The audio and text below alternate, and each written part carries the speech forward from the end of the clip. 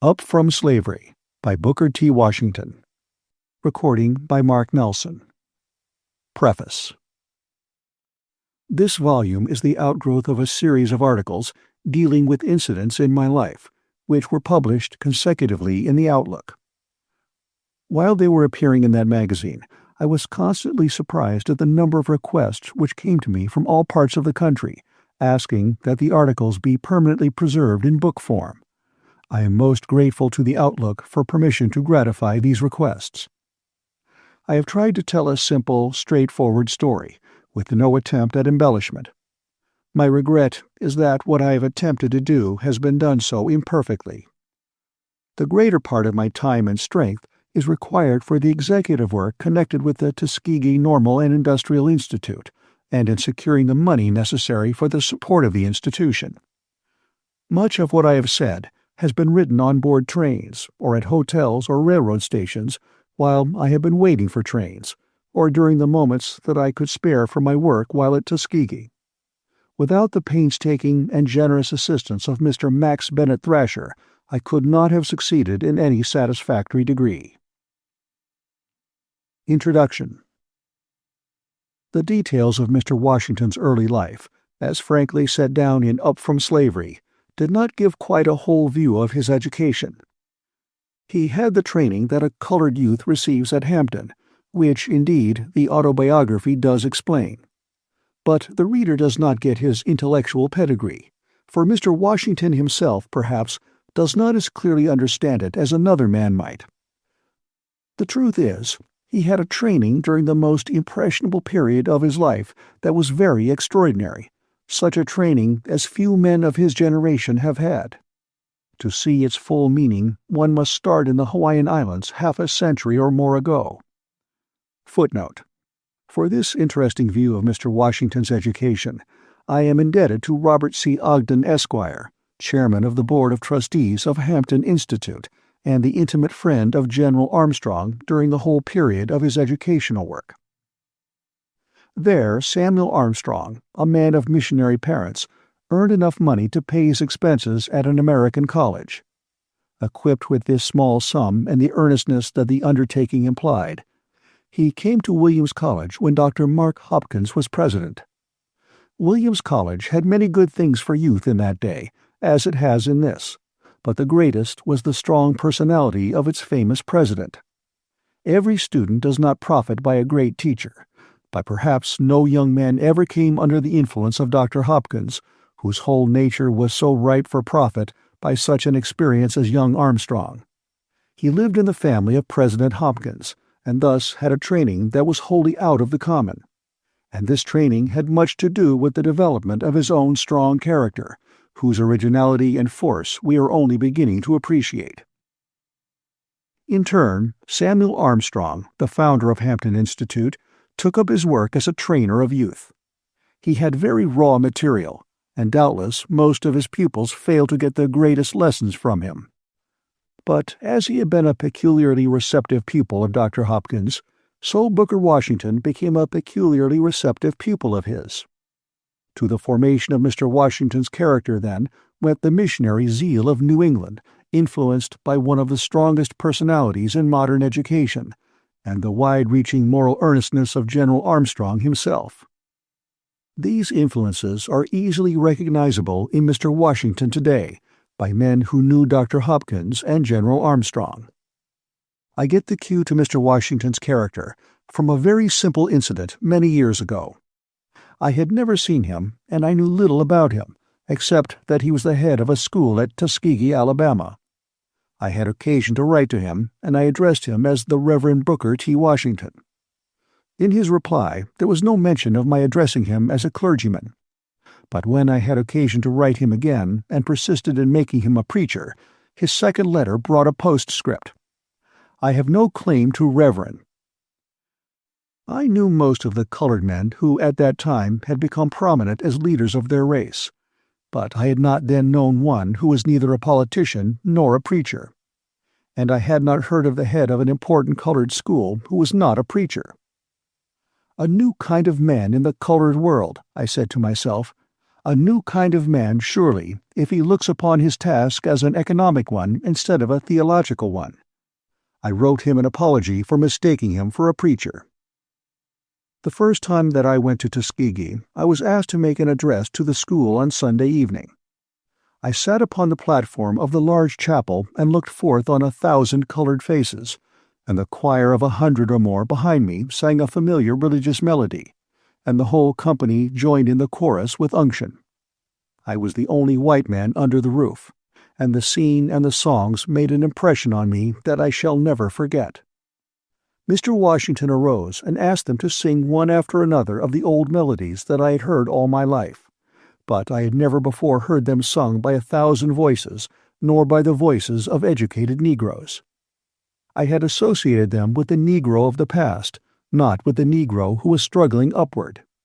They brought to my mind the plantation, the cabin, the slave, not the freedman in quest of education. But on the plantation and in the cabin they had never been sung as these 1,000 students sang them. I saw again all the old plantations that I had ever seen. The whole history of the Negro ran through my mind. And the inexpressible pathos of his life found expression in these songs as I had never before felt it. And the future? These were the ambitious youths of the race, at work with an earnestness that put to shame the conventional student life of most educational institutions. Another song rolled up along the rafters, and as soon as the silence came, I found myself in front of this extraordinary mass of faces, thinking not of them, but of that long and unhappy chapter in our country's history which followed the one great structural mistake of the fathers of the Republic. Thinking of the one continuous great problem that generations of statesmen had wrangled over, and 1,000,000 men fought about, and that had so dwarfed the mass of Englishmen in the southern states as to hold them back 100 years behind their fellows in every other part of the world, in England, in Australia, and in the northern and western states.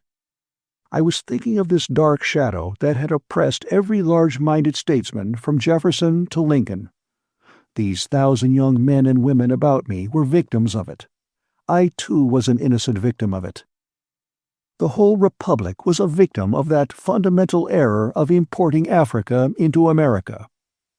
I held firmly to the first article of my faith that the Republic must stand fast by the principle of a fair ballot.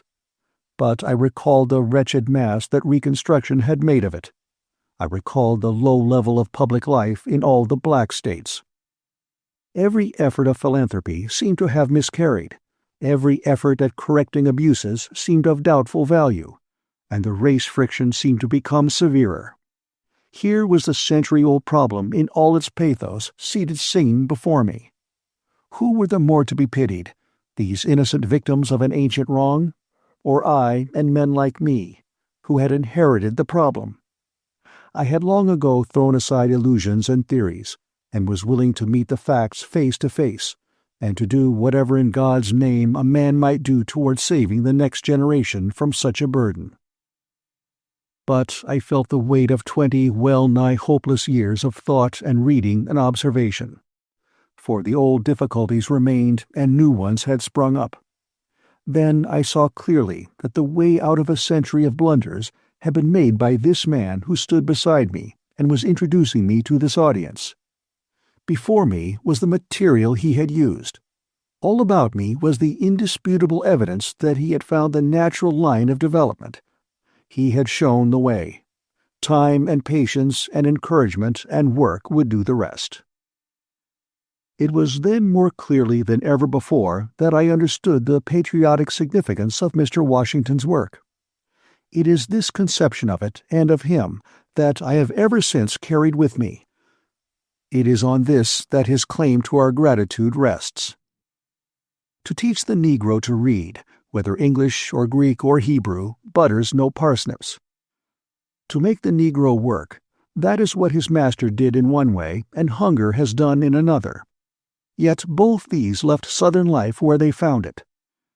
But to teach the Negro to do skillful work, as men of all the races that have risen have worked, responsible work, which is education and character, and most of all when Negroes so teach Negroes to do this that they will teach others with a missionary zeal that puts all ordinary philanthropic efforts to shame. This is to change the whole economic basis of life and the whole character of a people. The plan itself is not a new one. It was worked out at Hampton Institute, but it was done at Hampton by white men. The plan had, in fact, been many times theoretically laid down by thoughtful students of Southern life. Handicrafts were taught in the days of slavery on most well-managed plantations. But Tuskegee is nevertheless a brand-new chapter in the history of the Negro, and in the history of the knottiest problem we have ever faced. It not only makes a carpenter of a man, it makes a man of a carpenter. In one sense, therefore, it is of greater value than any other institution for the training of men and women that we have, from Cambridge to Palo Alto. It is almost the only one of which it may be said that it points the way to a new epoch in a large area of our national life. To work out the plan on paper, or at a distance, that is one thing. For a white man to work it out, that too is an easy thing.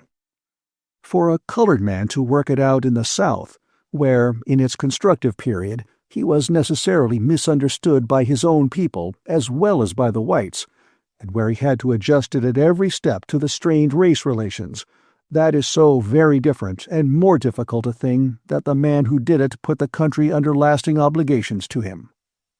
It was not and is not a mere educational task. Anybody could teach boys trades and give them an elementary education. Such tasks have been done since the beginning of civilization. But this task had to be done with the rawest of raw material, done within the civilization of the dominant race. And so done as not to run across race lines and social lines that are the strongest forces in the community. It had to be done for the benefit of the whole community. It had to be done, moreover, without local help, in the face of the direst poverty, done by begging, and done in spite of the ignorance of one race and the prejudice of the other. No man living had a harder task, and a task that called for more wisdom to do it right. The true measure of Mr. Washington's success is, then, not his teaching the pupils of Tuskegee, nor even gaining the support of philanthropic persons at a distance, but this, that every Southern white man of character and of wisdom has been won to a cordial recognition of the value of the work, even men who held and still hold to the conviction that a mere book education for the Southern blacks under present conditions is a positive evil. This is a demonstration of the efficiency of the Hampton-Tuskegee idea that stands like the demonstration of the value of democratic institutions themselves, a demonstration made so clear in spite of the greatest odds that it is no longer open to argument. Consider the change that has come in 20 years in the discussion of the Negro problem. 2 or 3 decades ago, social philosophers and statisticians and well-meaning philanthropists were still talking and writing about the deportation of the Negroes, or about their settlement within some restricted area, or about their settling in all parts of the Union, or about their decline through their neglect of their children, or about their rapid multiplication till they should expel the whites from the South, of every sort of nonsense under heaven. All this has given place to the simple plan of an indefinite extension among the neglected classes of both races of the Hampton-Tuskegee system of training. The problem, in one sense, has disappeared.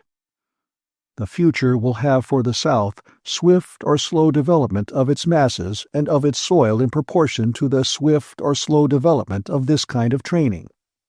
This change of view is a true measure of Mr. Washington's work. The literature of the Negro in America is colossal, from political oratory through abolitionism to Uncle Tom's Cabin and Cotton is King, a vast mass of books which many men have read to the waste of good years, and I among them. But the only books that I have read a second time or ever care again to read in the whole list, most of them by tiresome and unbalanced reformers, are Uncle Remus and Up from Slavery, for these are the great literature of the subject. One has all the best of the past, the other foreshadows a better future. and the men who wrote them are the only men who have written of the subject with that perfect frankness and perfect knowledge and perfect poise, whose other name is genius. Mr. Washington has won a worldwide fame at an early age. His story of his own life already has the distinction of translation into more languages, I think, than any other American book. And I suppose that he has as large a personal acquaintance among men of influence as any private citizen now living. His own teaching at Tuskegee is unique. He lectures to his advanced students on the art of right living, not out of textbooks, but straight out of life. Then he sends them into the country to visit Negro families. Such a student will come back with a minute report of the way in which the family that he has seen lives, what their earnings are, what they do well and what they do ill, and he will explain how they might live better.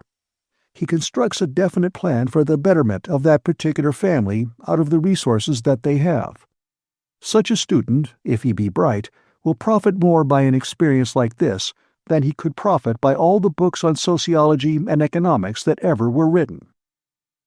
I talked with a boy at Tuskegee who had made such a study as this, and I could not keep from contrasting his knowledge and enthusiasm with what I heard in a classroom at a Negro university in one of the southern cities, which is conducted on the idea that a college course will save the soul. Here the class was reciting a lesson from an abstruse textbook on economics, reciting it by rote, with so obvious a failure to assimilate it that the waste of labor was pitiful. I asked Mr. Washington years ago what he regarded as the most important result of his work, and he replied, "I do not know which to put first, the effect of Tuskegee's work on the Negro or the effect on the attitude of the white man to the Negro." The race divergence under the system of miseducation was fast getting wider. Under the influence of the Hampton-Tuskegee idea, the races are coming into a closer sympathy and into an honorable and helpful relation. As the Negro becomes economically independent, he becomes a responsible part of the Southern life, and the whites so recognize him. And this must be so from the nature of things. There is nothing artificial about it. It is development in a perfectly natural way, and the Southern whites not only so recognize it, but they are imitating it in the teaching of the neglected masses of their own race. It has thus come about that the school is taking a more direct and helpful hold on life in the South than anywhere else in the country. Education is not a thing apart from life, not a system nor a philosophy. It is direct teaching how to live and how to work. To say that Mr. Washington has won the gratitude of all thoughtful Southern white men is to say that he has worked with the highest practical wisdom at a large constructive task. For no plan for the upbuilding of the freedmen could succeed that ran counter to Southern opinion. To win the support of Southern opinion and to shape it was a necessary part of the task. And in this he has so well succeeded that the South has a sincere and high regard for him. He once said to me that he recalled the day and remembered it thankfully when he grew large enough to regard a Southern white man as he regarded a Northern one. It is well for our common country that the day is come when he and his work are regarded as highly in the South as in any other part of the Union. I think that no man of our generation has a more noteworthy achievement to his credit than this, and it is an achievement of moral earnestness of the strong character of a man who has done a great national service. Walter H. Page. Chapter 1. A Slave Among Slaves. I was born a slave on a plantation in Franklin County, Virginia. I am not quite sure of the exact place or exact date of my birth, but at any rate, I suspect I must have been born somewhere and at some time. As nearly as I have been able to learn, I was born near a crossroads post office called Hales Ford, and the year was 1858 or 1859. I do not know the month or the day. The earliest impressions I can now recall are of the plantation and the slave quarters, the latter being the part of the plantation where the slaves had their cabins. My life had its beginning in the midst of the most miserable, desolate, and discouraging surroundings. This was so, however, not because my owners were especially cruel, for they were not, as compared with many others. I was born in a typical log cabin, about 14 by 16 feet square. In this cabin, I lived with my mother and a brother and a sister till after the Civil War, when we were all declared free.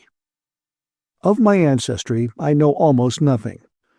In the slave quarters, and even later, I heard whispered conversations among the colored people of the tortures which the slaves, including, no doubt, my ancestors on my mother's side, suffered in the middle passage of the slave ship while being conveyed from Africa to America.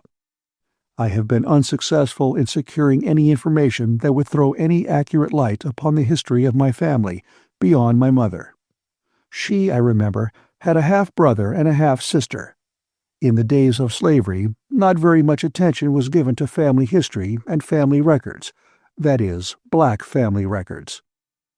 My mother, I suppose, attracted the attention of a purchaser who was afterward my owner and hers. Her addition to the slave family attracted about as much attention as the purchase of a new horse or cow. Of my father, I know even less than of my mother. I do not even know his name.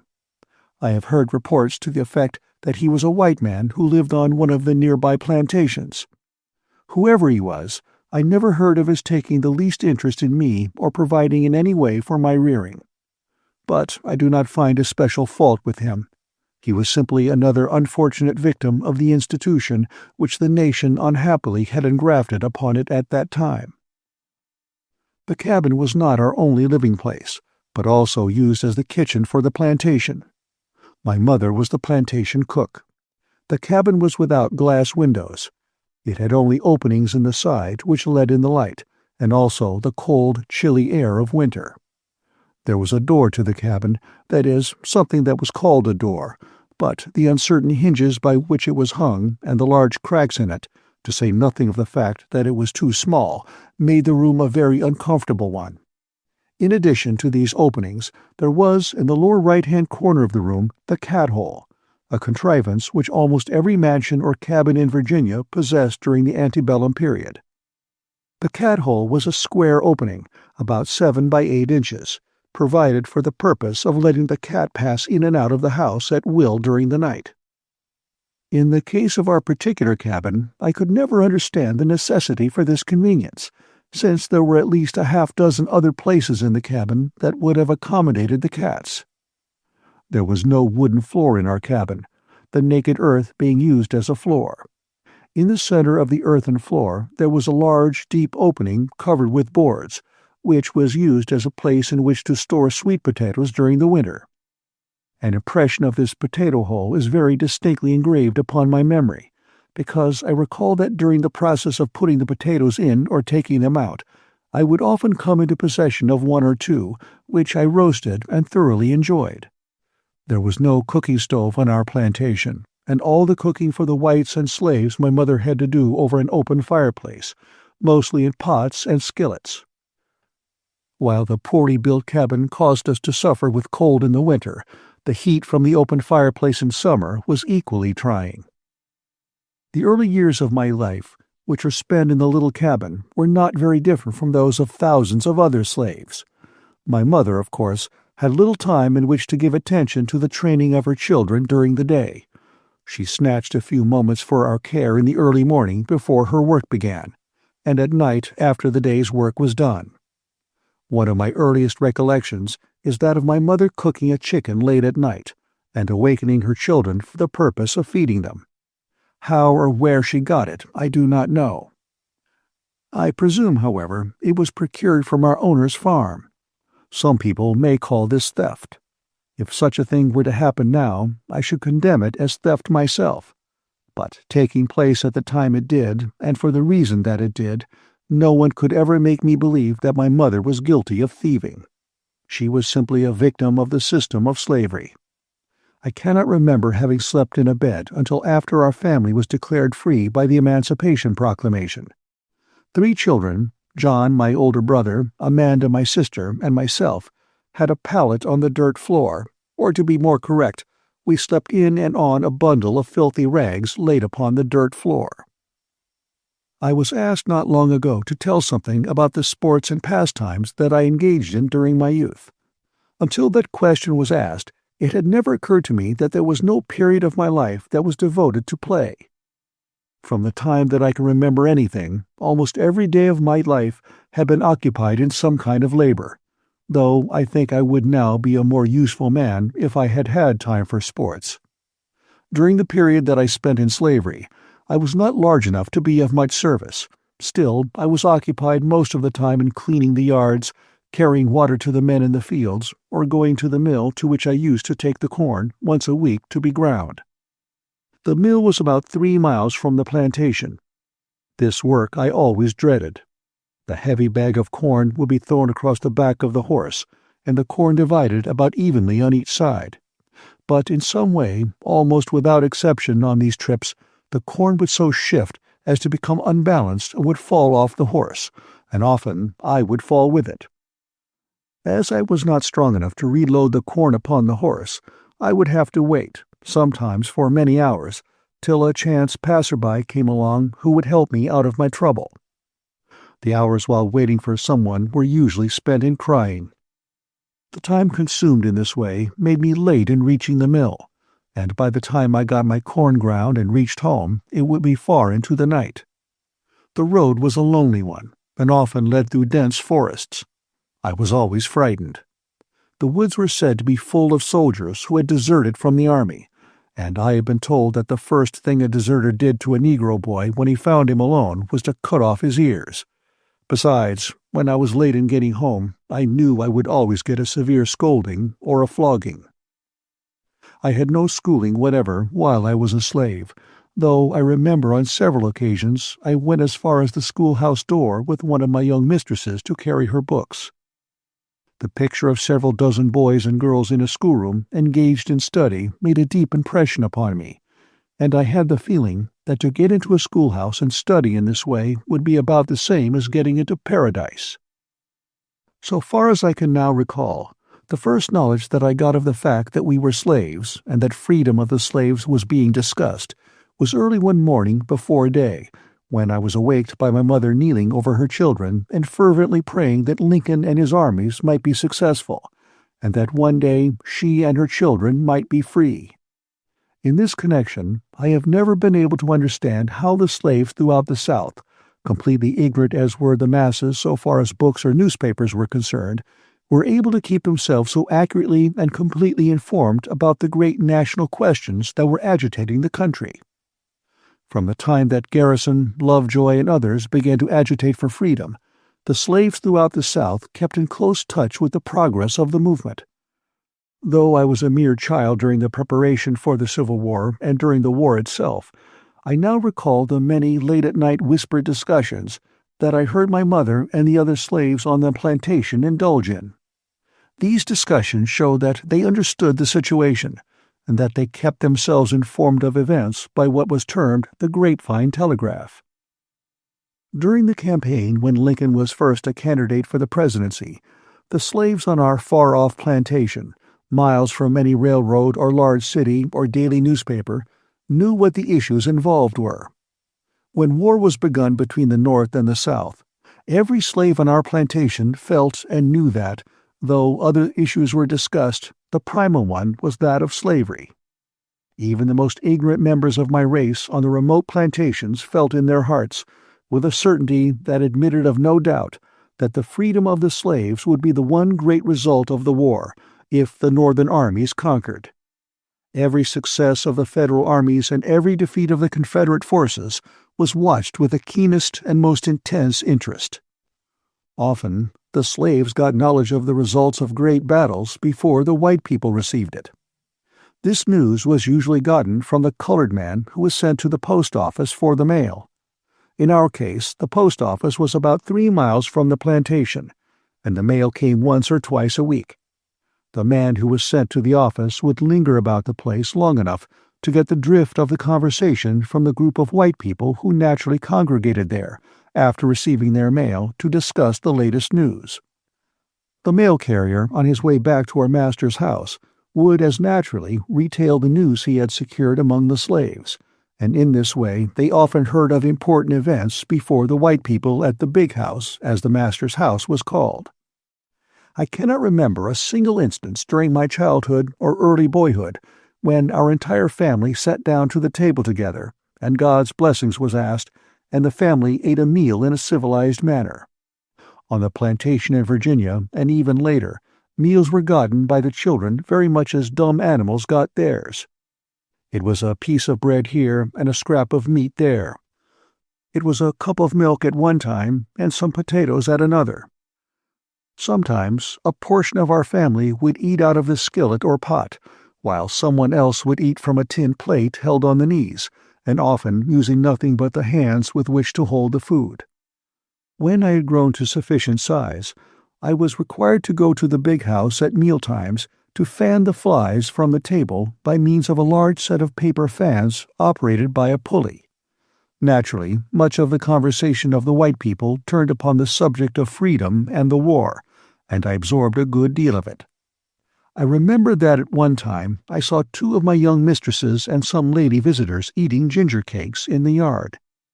At that time, those cakes seemed to me to be absolutely the most tempting and desirable things that I had ever seen.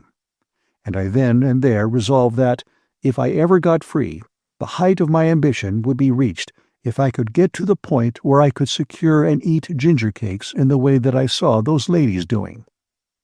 Of course, as the war was prolonged, the white people, in many cases, often found it difficult to secure food for themselves. I think the slaves felt the deprivation less than the whites, because the usual diet for slaves was corn, bread, and pork, and these could be raised on the plantation. But coffee, tea, sugar, and other articles which the whites had been accustomed to use could not be raised on the plantation, and the conditions brought about by the war frequently made it impossible to secure these things. The whites were often in great straits. Parched corn was used for coffee, and a kind of black molasses was used instead of sugar. Many times nothing was used to sweeten the so-called tea and coffee. The first pair of shoes that I recall wearing were wooden ones. They had rough leather on the top, but the bottoms, which were about an inch thick, were of wood. When I walked, they made a fearful noise, and besides this, they were very inconvenient, since there was no yielding to the natural pressure of the foot. In wearing them, one presented an exceedingly awkward appearance. The most trying ordeal that I was forced to endure as a slave boy, however, was the wearing of a flax shirt. In the portion of Virginia where I lived, it was common to use flax as a part of the clothing for the slaves. That part of the flax from which our clothing was made was largely the refuse, which of course was the cheapest and roughest part. I can scarcely imagine any torture, except perhaps the pulling of a tooth, that is equal to that caused by putting on a new flax shirt for the first time. It is almost equal to the feeling that one would experience if he had a dozen or more chestnut burrs or 100 small pinpoints in contact with his flesh. Even to this day, I can recall accurately the tortures that I underwent when putting on one of these garments. The fact that my flesh was soft and tender added to the pain. But I had no choice. I had to wear the flax shirt or none, and had it been left to me to choose, I should have chosen to wear no covering. In connection with the flax shirt, my brother John, who is several years older than I am, performed one of the most generous acts that I ever heard of one slave relative doing for another. On several occasions when I was being forced to wear a new flax shirt, he generously agreed to put it on in my stead and wear it for several days till it was broken in. Until I had grown to be quite a youth, this single garment was all that I wore. One may get the idea, from what I have said, that there was bitter feeling toward the white people on the part of my race, because of the fact that most of the white population was away fighting in a war which would result in keeping the Negro in slavery if the South was successful. In the case of the slaves on our place, this was not true, and it was not true of any large portion of the slave population in the South, where the Negro was treated with anything like decency. During the Civil War, one of my young masters was killed, and 2 were severely wounded. I recall the feeling of sorrow which existed among the slaves when they heard of the death of Mars Billy. It was no sham sorrow, but real. Some of the slaves had nursed Mars Billy, others had played with him when he was a child. Mars Billy had begged for mercy in the case of others when the overseer or master was thrashing them. The sorrow in the slave quarter was only second to that in the big house. When the two young masters were brought home wounded, the sympathy of the slaves was shown in many ways. They were just as anxious to assist in the nursing as the family relatives of the wounded. Some of the slaves would even beg for the privilege of sitting up at night to nurse their wounded masters. This tenderness and sympathy on the part of those held in bondage was a result of their kindly and generous nature.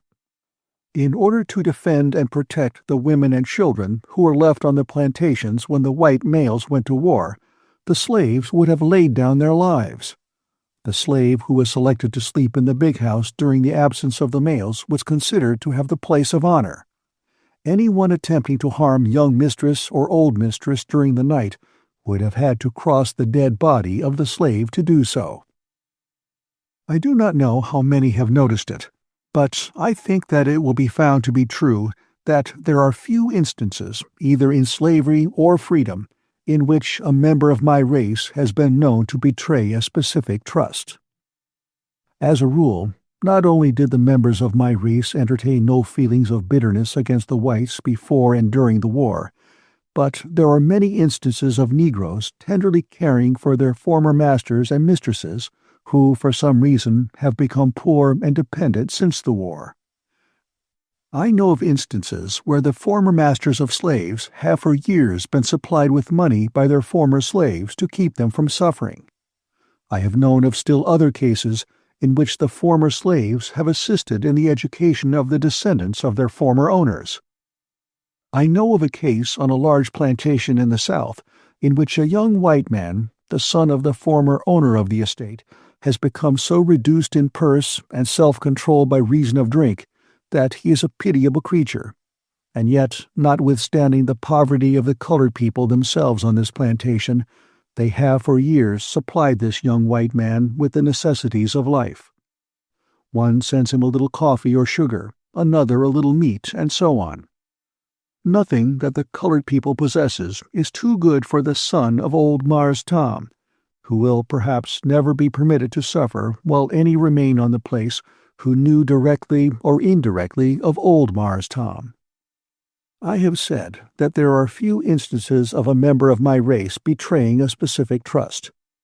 One of the best illustrations of this which I know of is in the case of an ex-slave from Virginia whom I met not long ago in a little town in the state of Ohio. I found that this man had made a contract with his master, 2 or 3 years previous to the Emancipation Proclamation, to the effect that the slave was to be permitted to buy himself by paying so much per year for his body, and while he was paying for himself, he was to be permitted to labor where and for whom he pleased. Finding that he could secure better wages in Ohio, he went there. When freedom came, he was still in debt to his master some $300.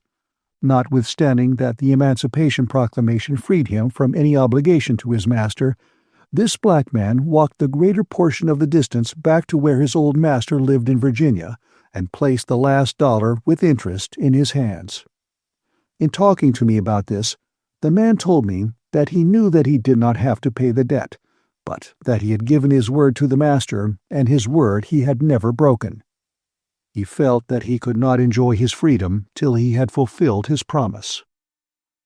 From some things that I have said, one may get the idea that some of the slaves did not want freedom. This is not true. I have never seen one who did not want to be free, or one who would return to slavery. I pity from the bottom of my heart any nation or body of people that is so unfortunate as to get entangled in the net of slavery. I have long since ceased to cherish any spirit of bitterness against the Southern white people on account of the enslavement of my race. No one section of our country was wholly responsible for its introduction, and besides, it was recognized and protected for years by the general government. Having once got its tentacles fastened onto the economic and social life of the Republic, it was no easy matter for the country to relieve itself of the institution. Then, when we rid ourselves of prejudice or racial feeling and look facts in the face, we must acknowledge that, notwithstanding the cruelty and moral wrong of slavery, the 10 million Negroes inhabiting this country, who themselves or whose ancestors went through the school of American slavery, are in a stronger and more hopeful condition, materially, intellectually, morally, and religiously, than is true of an equal number of black people in any other portion of the globe. This is so to such an extent that Negroes in this country, who themselves or whose forefathers went through the school of slavery, are constantly returning to Africa as missionaries to enlighten those who remained in the fatherland. This I say, not to justify slavery. On the other hand, I condemn it as an institution, as we all know that in America it was established for selfish and financial reasons, and not from a missionary motive, but to call attention to a fact, and to show how Providence so often uses men and institutions to accomplish a purpose. When persons ask me in these days how, in the midst of what sometimes seems hopelessly discouraging conditions, I can have such faith in the future of my race in this country, I remind them of the wilderness to which and out of which a good Providence has already led us. Ever since I have been old enough to think for myself, I have entertained the idea that, notwithstanding the cruel wrongs inflicted upon us, the black man got nearly as much out of slavery as the white man did. The hurtful influences of the institution were not by any means confined to the Negro. This was fully illustrated by the life upon our own plantation.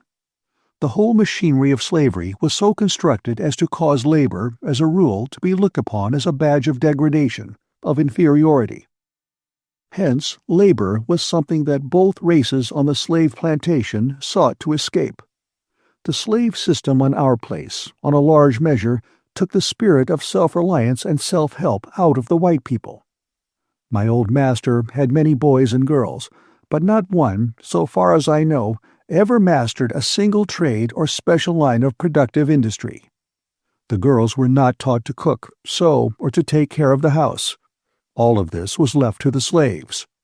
The slaves, of course, had little personal interest in the life of the plantation, and their ignorance prevented them from learning how to do things in the most improved and thorough manner. As a result of the system, fences were out of repair, gates were hanging half off the hinges, doors creaked, window panes were out, plastering had fallen but was not replaced, weeds grew in the yard. As a rule, there was food for whites and blacks, but inside the house and on the dining room table, there was wanting that delicacy and refinement of touch and finish which can make a home the most convenient, comfortable, and attractive place in the world. Withal, there was a waste of food and other materials which was sad. When freedom came, the slaves were almost as well fitted to begin life anew as the master, except in the matter of book learning and ownership of property. The slave owner and his sons had mastered no special industry. They unconsciously had imbibed the feeling that manual labor was not the proper thing for them. On the other hand, the slaves, in many cases, had mastered some handicraft, and none were ashamed and few unwilling to labor. Finally, the war closed, and the day of freedom came. It was a momentous and eventful day to all upon our plantation. We had been expecting it. Freedom was in the air, and had been for months. Deserting soldiers returning to their homes were to be seen every day. Others who had been discharged, or those regiments had been paroled, were constantly passing near our place. The grapevine telegraph was kept busy night and day. The news and mutterings of great events were swiftly carried from one plantation to another. In the fear of Yankee invasions, the silverware and other valuables were taken from the big house, buried in the woods, and guarded by trusted slaves. Woe be to anyone who would have attempted to disturb the buried treasure. The slaves would have given the Yankee soldiers food, drink, clothing, anything but that which had been specifically entrusted to their care and honor. As the great day drew nearer, there was more singing in the slave quarters than usual. It was bolder, had more ring, and lasted later into the night. Most of the verses of the plantation songs had some reference to freedom. True, they had sung those same verses before, but they had been careful to explain that the freedom in these songs referred to the next world and had no connection with life in this world. Now they gradually threw off the mask and were not afraid to let it be known that the freedom in their songs meant freedom of the body in this world. The night before the eventful day, word was sent to the slave quarters to the effect that something unusual was going to take place at the big house the next morning. There was little, if any, sleep that night, all as excitement and expectancy. Early the next morning, word was sent to all the slaves, old and young, to gather at the house. In company with my mother, brother, and sister, and a large number of other slaves, I went to the master's house. All of our master's family were either standing or seated on the veranda of the house, where they could see what was to take place and hear what was said. There was a feeling of deep interest, or perhaps sadness, on their faces, but not bitterness. As I now recall the impression they made upon me, they did not at the moment seem to be sad because of the loss of property, but rather because of parting with those whom they had reared and who were in many ways very close to them. The most distinct thing that I now recall in connection with the scene was that some man who seemed to be a stranger, a United States officer, I presume, made a little speech and then read a rather long paper, the Emancipation Proclamation, I think. After the reading, we were told that we were all free and could go when and where we pleased. My mother, who was standing by my side, leaned over and kissed her children, while tears of joy ran down her cheeks. She explained to us what it all meant, that this was the day for which she had been so long praying, but fearing that she would never live to see. For some minutes there was great rejoicing and thanksgiving and wild scenes of ecstasy. But there was no feeling of bitterness. In fact, there was pity among the slaves for our former owners. The wild rejoicing on the part of the emancipated colored people lasted but for a brief period, for I noticed that by the time they returned to their cabins there was a change in their feelings. The great responsibility of being free, of having charge of themselves, of having to think and plan for themselves and their children, seemed to take possession of them. It was very much like suddenly turning a youth of 10 or 12 years out into the world to provide for himself. In a few hours, the great questions with which the Anglo-Saxon race had been grappling for centuries had been thrown upon those to be solved. These were the questions of a home, a living, the rearing of children, education, citizenship, and the establishment and support of churches. Was it any wonder that within a few hours the wild rejoicing ceased, and a feeling of deep gloom seemed to pervade the slave quarters? To some it seemed that, now that they were in actual possession of it, freedom was a more serious thing than they had expected to find it. Some of the slaves were 70 or 80 years old. Their best days were gone. They had no strength with which to earn a living in a strange place and among strange people, even if they had been sure where to find a new place of abode. To this class the problem seemed especially hard. Besides, deep down in their hearts there was a strange and peculiar attachment to old Marster and old Mrs., and to their children, which they found it hard to think of breaking off. With these they had spent in some cases nearly a half-century, and it was no light thing to think of parting. Gradually, one by one, stealthily at first, the older slaves began to wander from the slave quarters back to the big house, to have a whispered conversation with their former owners as to the future. Chapter 2. Boyhood Days. After the coming of freedom, there were 2 points upon which practically all the people on our place were agreed, and I found that this was generally true throughout the South: that they must change their names, and that they must leave the old plantation for at least a few days or weeks in order that they might really feel sure that they were free. In some way, a feeling got among the colored people that it was far from proper for them to bear the surname of their former owners, and a great many of them took other surnames. This was one of the first signs of freedom. When they were slaves, a colored person was simply called John or Susan. There was seldom occasion for more than the use of the one name. If John or Susan belonged to a white man by the name of Hatcher, sometimes he was called John Hatcher, or as often Hatcher's John. But there was a feeling that John Hatcher or Hatcher's John was not the proper title by which to denote a freeman, and so in many cases John Hatcher was changed to John S. Lincoln or John S. Sherman, the initial S standing for no name, it being simply a part of what the colored man proudly called his entitles.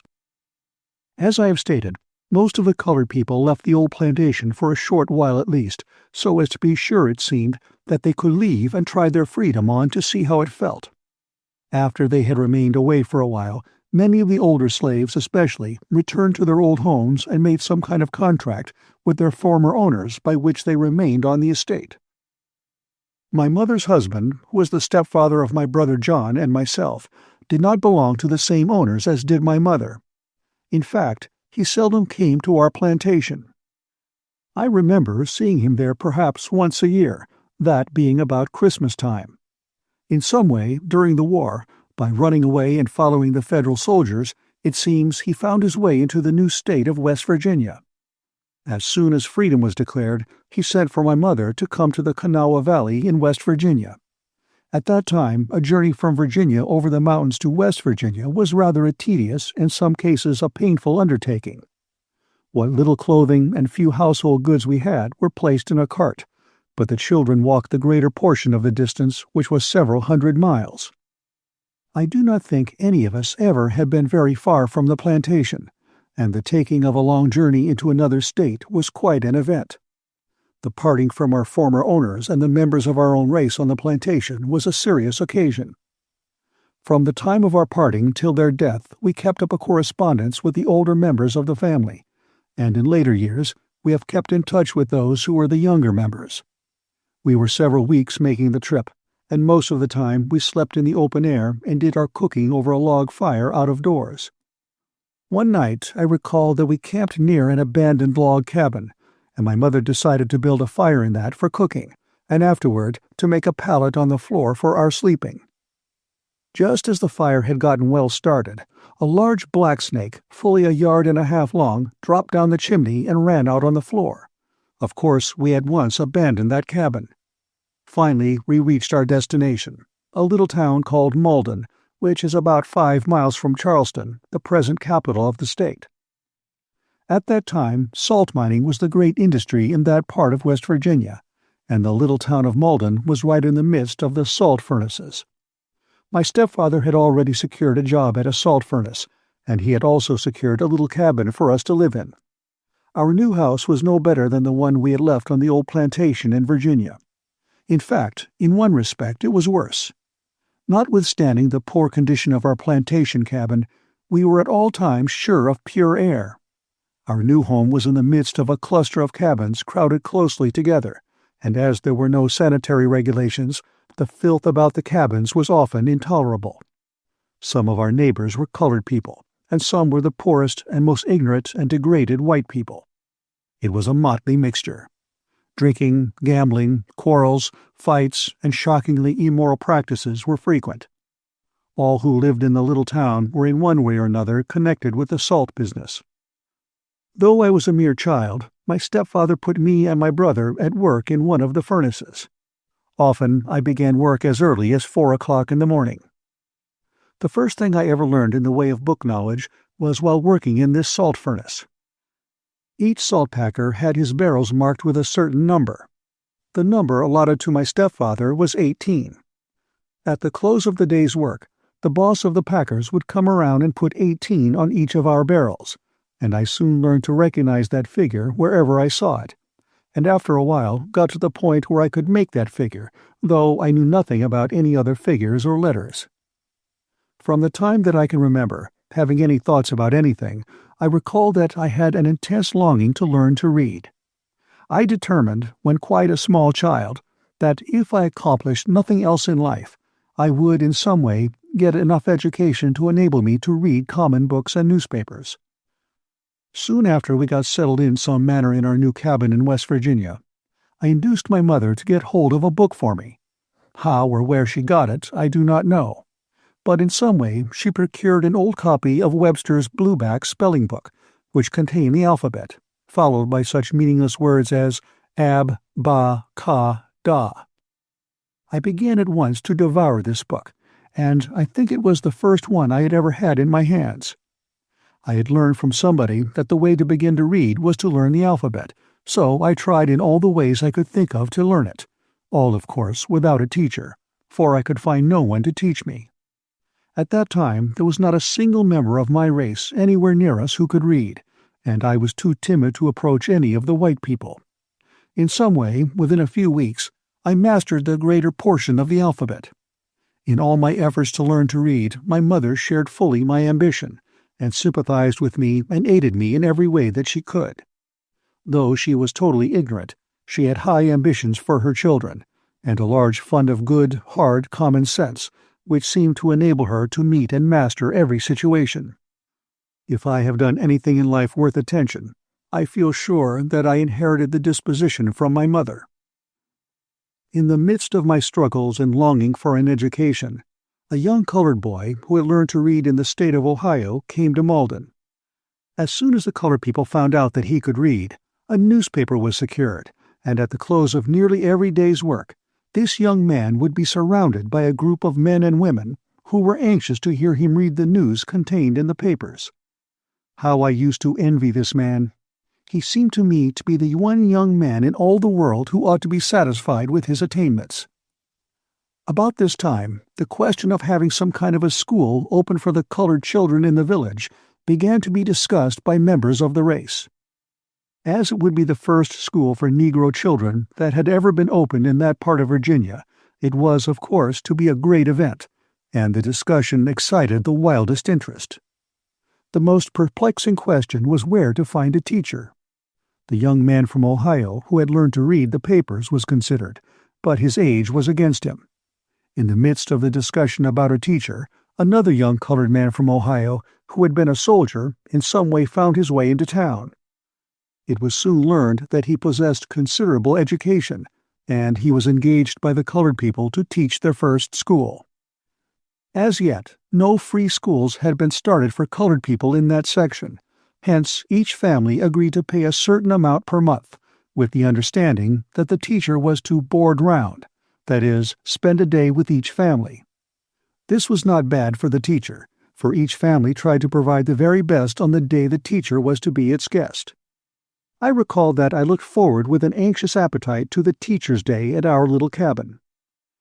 This experience of a whole race beginning to go to school for the first time presents one of the most interesting studies that has ever occurred in connection with the development of any race. Few people who are not right in the midst of the scenes can form any exact idea of the intense desire which the people of my race showed for an education. As I have stated, it was a whole race trying to go to school. Few were too young, and none too old, to make the attempt to learn. As fast as any kind of teachers could be secured, not only were day schools filled, but night schools as well. The great ambition of the older people was to try to learn to read the Bible before they died. With this end in view, men and women who were 50 or 75 years old would often be found in the night school. Some day schools were formed soon after freedom, but the principal book studied in the Sunday school was the spelling book. Day school, night school, Sunday school were always crowded, and often many had to be turned away for want of room. The opening of the school in the Kanawha Valley, however, brought to me one of the keenest disappointments that I ever experienced.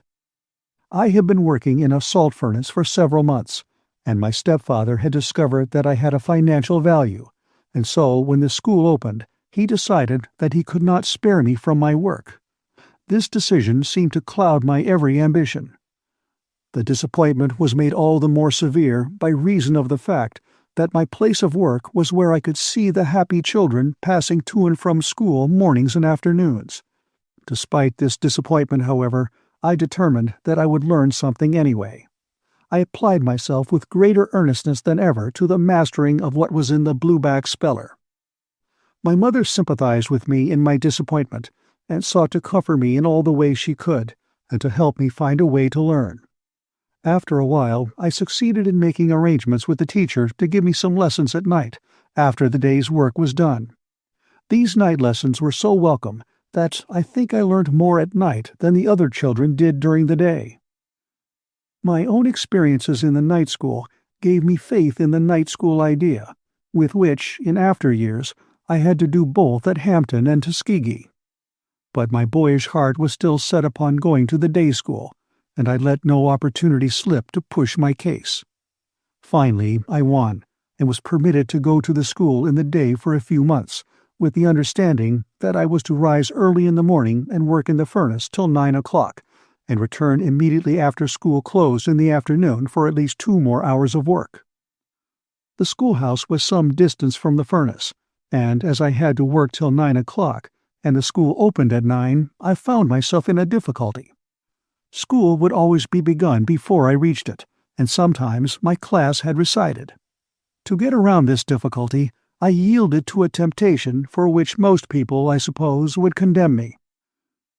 But since it is a fact, I might as well state it.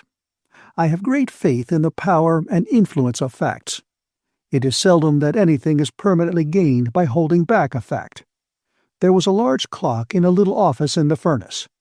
This clock, of course, all the 100 or more workmen depended upon to regulate their hours of beginning and ending the day's work. I got the idea that the way for me to reach school on time was to move the clock hands from 8:30 up to the 9 o'clock mark. This I found myself doing morning after morning, till the furnace boss discovered that something was wrong, and locked the clock in a case. I did not mean to inconvenience anybody. I simply meant to reach that schoolhouse in time. When, however, I found myself at the school for the first time, I also found myself confronted with 2 other difficulties. In the first place, I found that all the other children wore hats or caps on their heads, and I had neither hat nor cap. In fact, I do not remember that up to the time of going to school I had ever worn any kind of covering upon my head, nor do I recall that either I or anybody else had even thought anything about the need for covering for my head. But, of course, when I saw how all the other boys were dressed, I began to feel quite uncomfortable. As usual, I put the case before my mother, and she explained to me that she had no money with which to buy a store hat, which was a rather new institution at that time among the members of my race, and was considered quite the thing for young and old to own, but that she would find a way to help me out of the difficulty. She accordingly got 2 pieces of homespun, jeans, and sewed them together, and I was soon the proud possessor of my first cap. The lesson that my mother taught me in this has always remained with me, and I have tried as best as I could to teach it to others. I have always felt proud, whenever I think of the incident, that my mother had strength of character enough not to be led into the temptation of seeming to be that which she was not, of trying to impress my schoolmates and others with the fact that she was able to buy me a store hat when she was not. I have always felt proud that she refused to go into debt for that which she did not have the money to pay for. Since that time I have owned many kinds of caps and hats, but never one of which I have felt so proud as of the cap made of 2 pieces of cloth sewed together by my mother. I have noted the fact, but without satisfaction I need not add, that several of the boys who began their careers with store hats, and who were my schoolmates and used to join in the sport that was made of me because I had only a homespun cap, have ended their careers in the penitentiary, while others are not able now to buy any kind of hat. My second difficulty was with regard to my name, or rather a name. From the time when I could remember anything, I had been called simply Booker. Before going to school, it had never occurred to me that it was needful or appropriate to have an additional name. When I heard the school roll called, I noticed that all of the children had at least 2 names, and some of them indulged in what seemed to me the extravagance of having 3. I was in deep perplexity, because I knew that the teacher would demand of me at least 2 names, and I had only 1. By the time the occasion came for the enrolling of my name, an idea occurred to me which I thought would make me equal to the situation. And so, when the teacher asked me what my full name was, I calmly told him Booker Washington, as if I had been called by that name all my life. And by that name I have since been known. Later in my life, I found that my mother had given me the name of Booker Taliaferro soon after I was born, but in some way that part of my name seemed to disappear, and for a long while was forgotten, but as soon as I found out about it I revived it, and made my full name Booker Taliaferro Washington. I think there are not many men in our country who have had the privilege of naming themselves in the way that I have. More than once, I have tried to picture myself in the position of a boy or man with an honored and distinguished ancestry, which I could trace back through a period of hundreds of years, and who had not only inherited a name, but fortune and a proud family homestead. And yet I have sometimes had the feeling that if I had inherited those, and had been a member of a more popular race, I should have been inclined to yield to the temptation of depending upon my ancestry and my color to do that for me which I should do for myself. Years ago I resolved that because I had no ancestry myself, I would leave a record of which my children would be proud, and which might encourage them to still higher effort. The world should not pass judgment upon the Negro, and especially the Negro youth, too quickly or too harshly. The Negro boy has obstacles, discouragements, and temptations to battle with that are little known to those not situated as he is. When a white boy undertakes a task, it is taken for granted that he will succeed. On the other hand, people are usually surprised if the Negro boy does not fail. In a word, the Negro youth starts out with the presumption against him. The influence of ancestry, however, is important in helping forward any individual or race, if too much reliance is not placed upon it. Those who constantly direct attention to the Negro youth's moral weaknesses and compare his advancement with that of white youths do not consider the influence of the memories which cling about the old family homesteads. I have no idea, as I have stated elsewhere, who my grandmother was. I have, or have had, uncles and aunts and cousins, but I have no knowledge as to where most of them are. My case will illustrate that of hundreds of thousands of black people in every part of our country. The very fact that the white boy is conscious that, if he fails in life, he will disgrace the whole family record extending back through many generations is of tremendous value in helping him to resist temptations. The fact that the individual has behind and surrounding him proud family history and connection serves as a stimulus to help him to overcome obstacles when striving for success. The time that I was permitted to attend school during the day was short, and my attendance was irregular. It was not long before I had to stop attending day school altogether and devote all of my time again to work. I resorted to the night school again. In fact, the greater part of the education I secured in my boyhood was gathered through the night school after my day's work was done. I had difficulty often in securing a satisfactory teacher. Sometimes, after I had secured someone to teach me at night, I would find, much to my disappointment, that the teacher knew but little more than I did. Often I would have to walk several miles at night in order to recite my night school lessons. There was never a time in my youth, no matter how dark and discouraging the days might be, when one resolve did not continually remain with me, and that was a determination to secure an education at any cost. Soon after we moved to West Virginia, my mother adopted into our family, notwithstanding our poverty, an orphan boy, to whom afterward we gave the name of James B. Washington. He has ever since remained a member of the family. After I had worked in the salt furnace for some time, work was secured for me in a coal mine which was operated mainly for the purpose of securing fuel for the salt furnace. Work in the coal mine I always dreaded. One reason for this was that anyone who worked in a coal mine was always unclean, at least while at work, and it was a very hard job to get one's skin clean after the day's work was over. Then it was fully a mile from the opening of the coal mine to the face of the coal, and all, of course, was in the blackest darkness. I do not believe that one ever experiences anywhere else such darkness as he does in a coal mine. The mine was divided into a large number of different rooms or departments, and, as I was never able to learn the location of all these rooms, I many times found myself lost in the mine.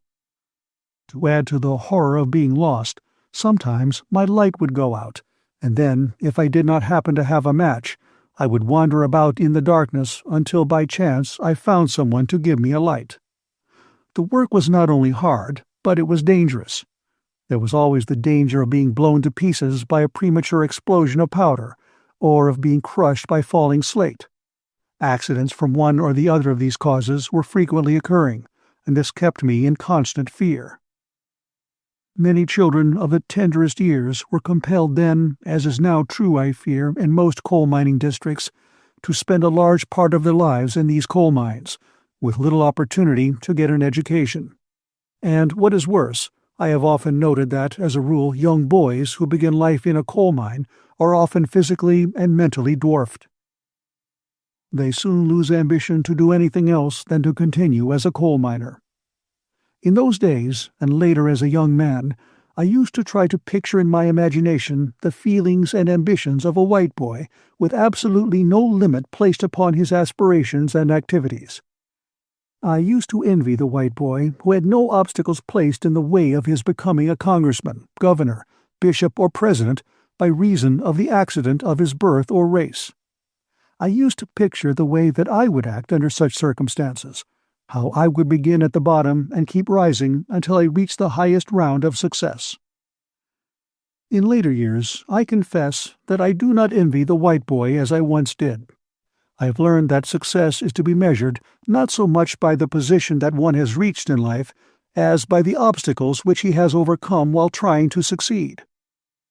Looked at from this standpoint, I almost reached the conclusion that often the Negro boy's birth and connection with an unpopular race is an advantage, so far as real life is concerned.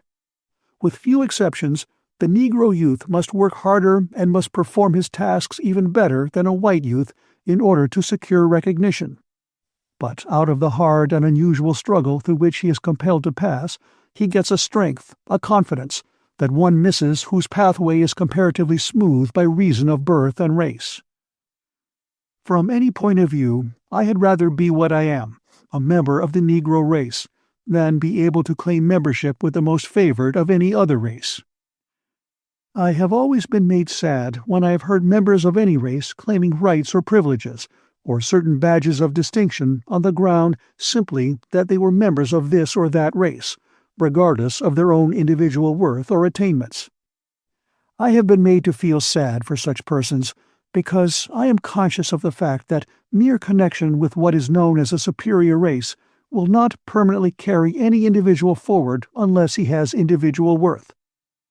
And mere connection with what is regarded as an inferior race will not finally hold an individual back if he possesses intrinsic individual merit. Every persecuted individual and race should get much consolation out of the great human law, which is universal and eternal, that merit, no matter under what skin found, is, in the long run, recognized and rewarded. This I have said here, not to call attention to myself as an individual, but to the race to which I am proud to belong. Chapter 3. The Struggle for an Education. One day, while at the work in the coal mine, I happened to overhear two miners talking about a great school for colored people somewhere in Virginia. This was the first time that I had ever heard anything about any kind of school or college that was more pretentious than the little colored school in our town. In the darkness of the mine, I noiselessly crept as close as I could to the two men who were talking. I heard one tell the other that not only was the school established for the members of any race, but the opportunities that it provided by which poor but worthy students could work out all or part of the cost of a board and at the same time be taught some trade or industry. As they went on describing the school, it seemed to me that it must be the greatest place on earth, and not even heaven presented more attractions for me at that time than did the Hampton Normal and Agricultural Institute in Virginia, about which these men were talking. I resolved at once to go to that school, although I had no idea where it was, or how many miles away, or how I was going to reach it. I remember only that I was on fire constantly with one ambition, and that was to go to Hampton. This thought was with me day and night. After hearing of the Hampton Institute, I continued to work for a few months longer in the coal mine. While at work there, I heard of a vacant position in the household of General Lewis Ruffner, the owner of the salt furnace and coal mine. Mrs. Viola Ruffner, the wife of General Ruffner, was a Yankee woman from Vermont. Mrs. Ruffner had a reputation all through the vicinity for being very strict with her servants, and especially with the boys who tried to serve her. Few of them remained with her more than 2 or 3 weeks. They all left with the same excuse: she was too strict. I decided, however, that I would rather try Mrs. Ruffner's house than remain in the coal mine, and so my mother applied to her for the vacant position. I was hired at a salary of $5 per month. I had heard so much about Mrs. Ruffner's severity that I was almost afraid to see her, and trembled when I went into her presence. I had not lived with her many weeks, however, before I began to understand her. I soon began to learn that, first of all, she wanted everything kept clean about her, that she wanted things done promptly and systematically, and that at the bottom of everything she wanted absolute honesty and frankness. Nothing must be sloven or slipshod. Every door, every fence must be kept in repair. I cannot now recall how long I lived with Mrs. Ruffner before going to Hampton, but I think it must have been a year and a half. At any rate, I here repeat what I have said more than once before, that the lessons that I learned in the home of Mrs. Ruffner were as valuable to me as any education I have ever gotten anywhere else. Even to this day, I never see bits of paper scattered around a house or in the street that I do not want to pick them up at once. I never see a filthy yard that I do not want to clean it, a peeling off of a fence that I do not want to put it on, an unpainted or unwhitewashed house that I do not want to paint or whitewash it, or a button off one's clothes, or a grease spot on them or on a floor that I do not want to call attention to it. From fearing Mrs. Ruffner, I soon learned to look upon her as one of my best friends. When she found out she could trust me, she did so implicitly. During the 1 or 2 winters that I was with her, she gave me an opportunity to go to school for an hour in the day during a portion of the winter months, but most of my studying was done at night, sometimes alone, sometimes under someone whom I could hire to teach me. Mrs. Ruffner always encouraged and sympathized with me in all my efforts to get an education. It was while living with her that I began to get together my first library. I secured a dry goods box, knocked out one side of it, put some shelves in it, and began putting into it every kind of book that I could get my hands upon, and called it my library. Notwithstanding my success at Mrs. Ruffner's, I did not give up the idea of going to the Hampton Institute. In the fall of 1872, I determined to make an effort to get there, although, as I have stated, I had no definite idea of the direction in which Hampton was, or of what it would cost to go there. I do not think that anyone thoroughly sympathized with me in my ambition to go to Hampton unless it was my mother, and she was troubled with a grave fear that I was starting out on a wild-goose chase. At any rate, I got only a half-hearted consent from her that I might start. The small amount of money that I had learned had been consumed by my stepfather and the remainder of the family, with the exception of a very few dollars, and so I had very little with which to buy clothes and pay my traveling expenses. My brother John helped me all that he could, but of course that was not a great deal, for his work was in the coal mine, where he did not earn much, and most of what he did earn went in the direction of paying the household expenses. Perhaps the thing that touched and pleased me most in connection with my starting for Hampton was the interest that many of the older colored people took in the matter. They had spent the best of their days in slavery, and hardly expected to live to see the time when they would see a member of their race leave home to attend a boarding school. Some of these older people would give me a nickel, others a quarter, or a handkerchief. Finally, the great day came, and I started for Hampton. I had only a small cheap satchel that contained a few articles of clothing I could get.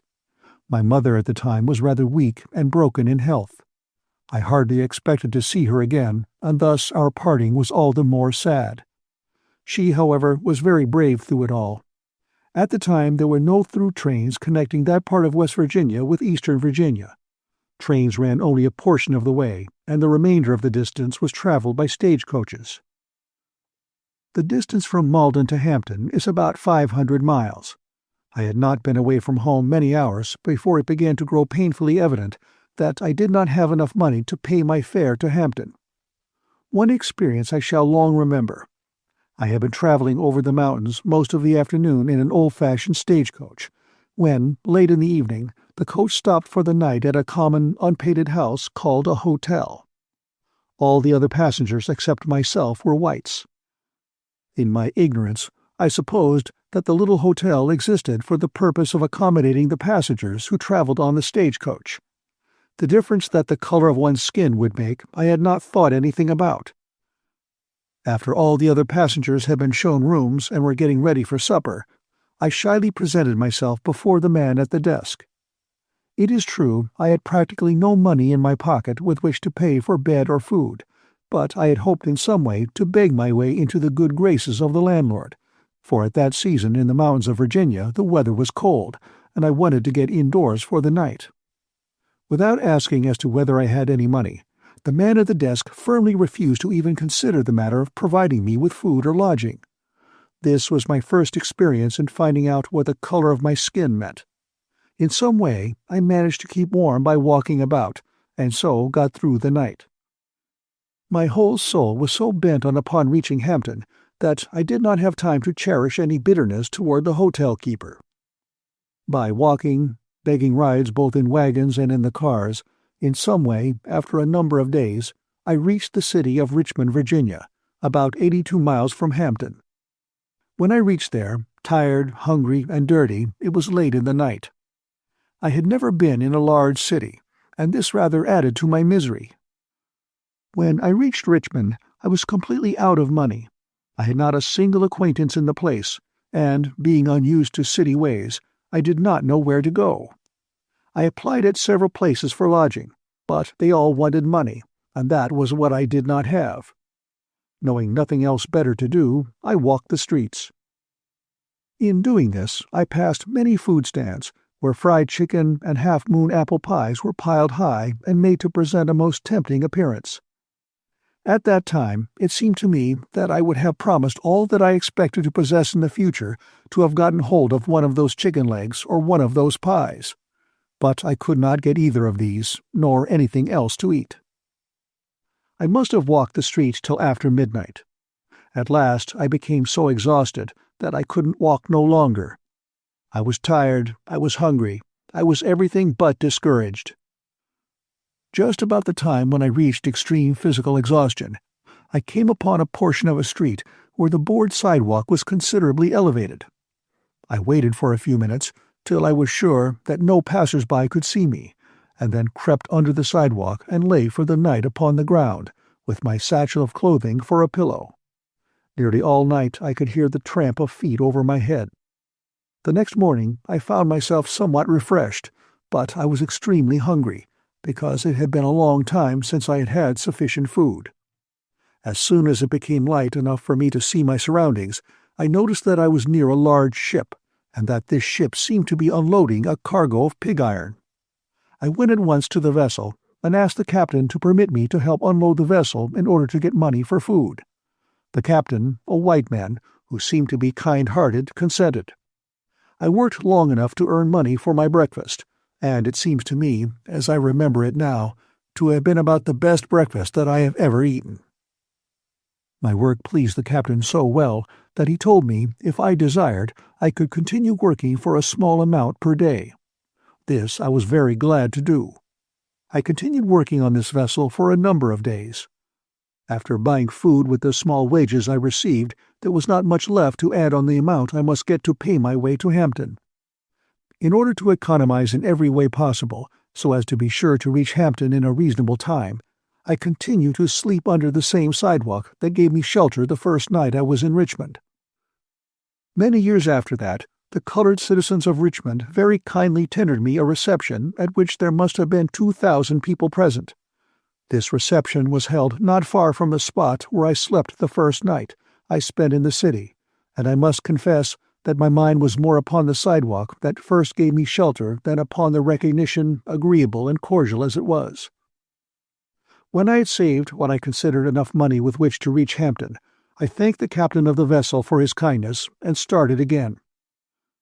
Without any unusual occurrence, I reached Hampton, with a surplus of exactly 50 cents with which to begin my education. To me, it had been a long, eventful journey, but the first sight of the large, 3-story brick school building seemed to have rewarded me for all that I had undergone in order to reach the place. If the people who gave the money to provide that building could appreciate the influence the sight of it had upon me, as well as upon thousands of other youths, they would feel all the more encouraged to make such gifts. It seemed to me to be the largest and most beautiful building I had ever seen. The sight of it seemed to give me new life. I felt that a new kind of existence had now begun, that life would now have a new meaning. I felt that I had reached the promised land, and I resolved to let no obstacle prevent me from putting forth the highest effort to fit myself to accomplish the most good in the world.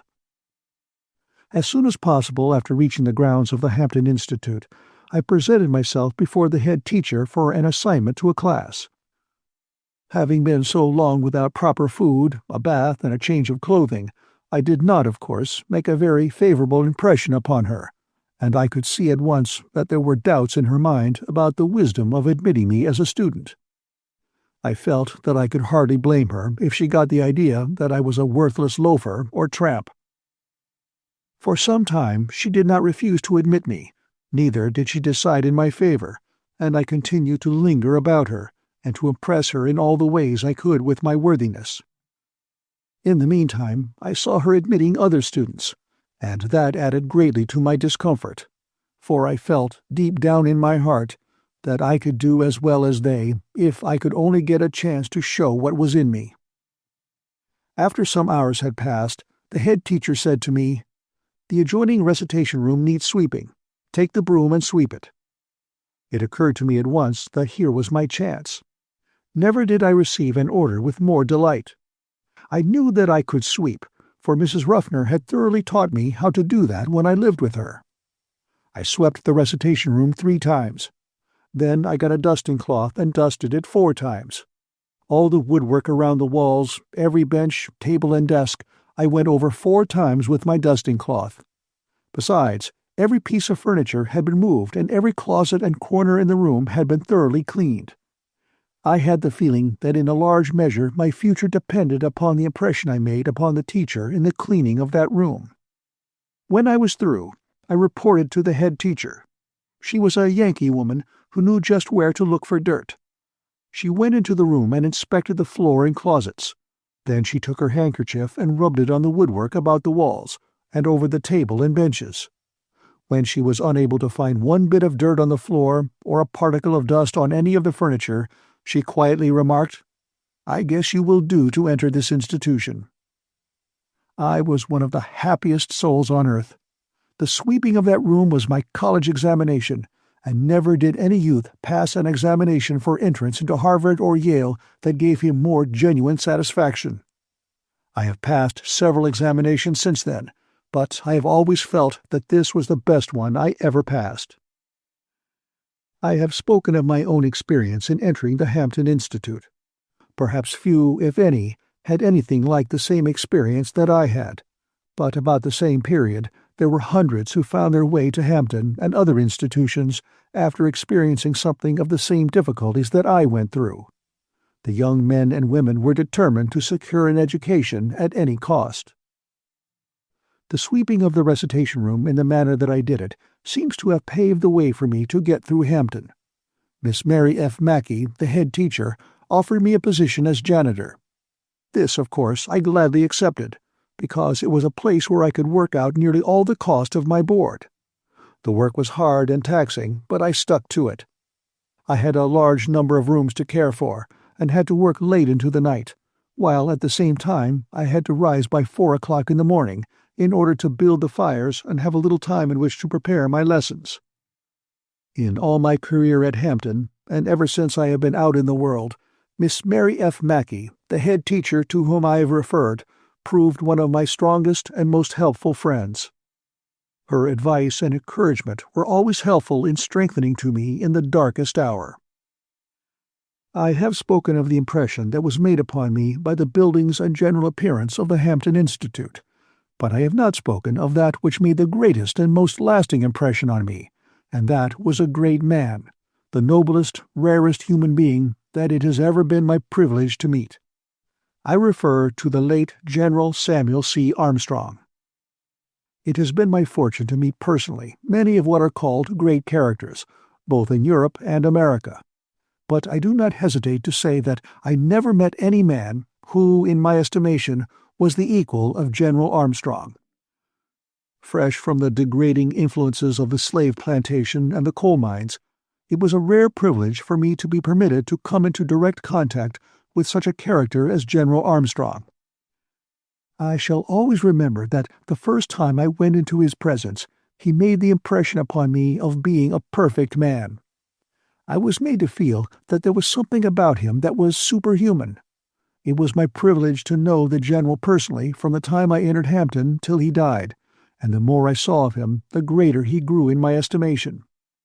One might have removed from Hampton all the buildings, classrooms, teachers, and industries, and given the men and women there the opportunity of coming into daily contact with General Armstrong, and that alone would have been a liberal education. The older I grow, the more I am convinced that there is no education which one can get from books and costly apparatus that is equal to that which can be gotten from contact with great men and women. Instead of studying books so constantly, how I wish that our schools and colleges might learn to study men and things. General Armstrong spent 2 of the last 6 months of his life in my home at Tuskegee. At that time he was paralyzed to the extent that he had lost control of his body and voice in a very large degree. Notwithstanding his affliction, he worked almost constantly night and day for the cause to which he had given his life. I never saw a man who so completely lost sight of himself. I do not believe he ever had a selfish thought. He was just as happy in trying to assist some other institution in the South as he was when working for Hampton. Although he fought the Southern white man in the Civil War, I never heard him utter a bitter word against him afterward. On the other hand, he was constantly seeking to find ways by which he could be of service to the Southern whites. It would be difficult to describe the hold that he had upon the students at Hampton, or the faith they had in him. In fact, he was worshipped by his students.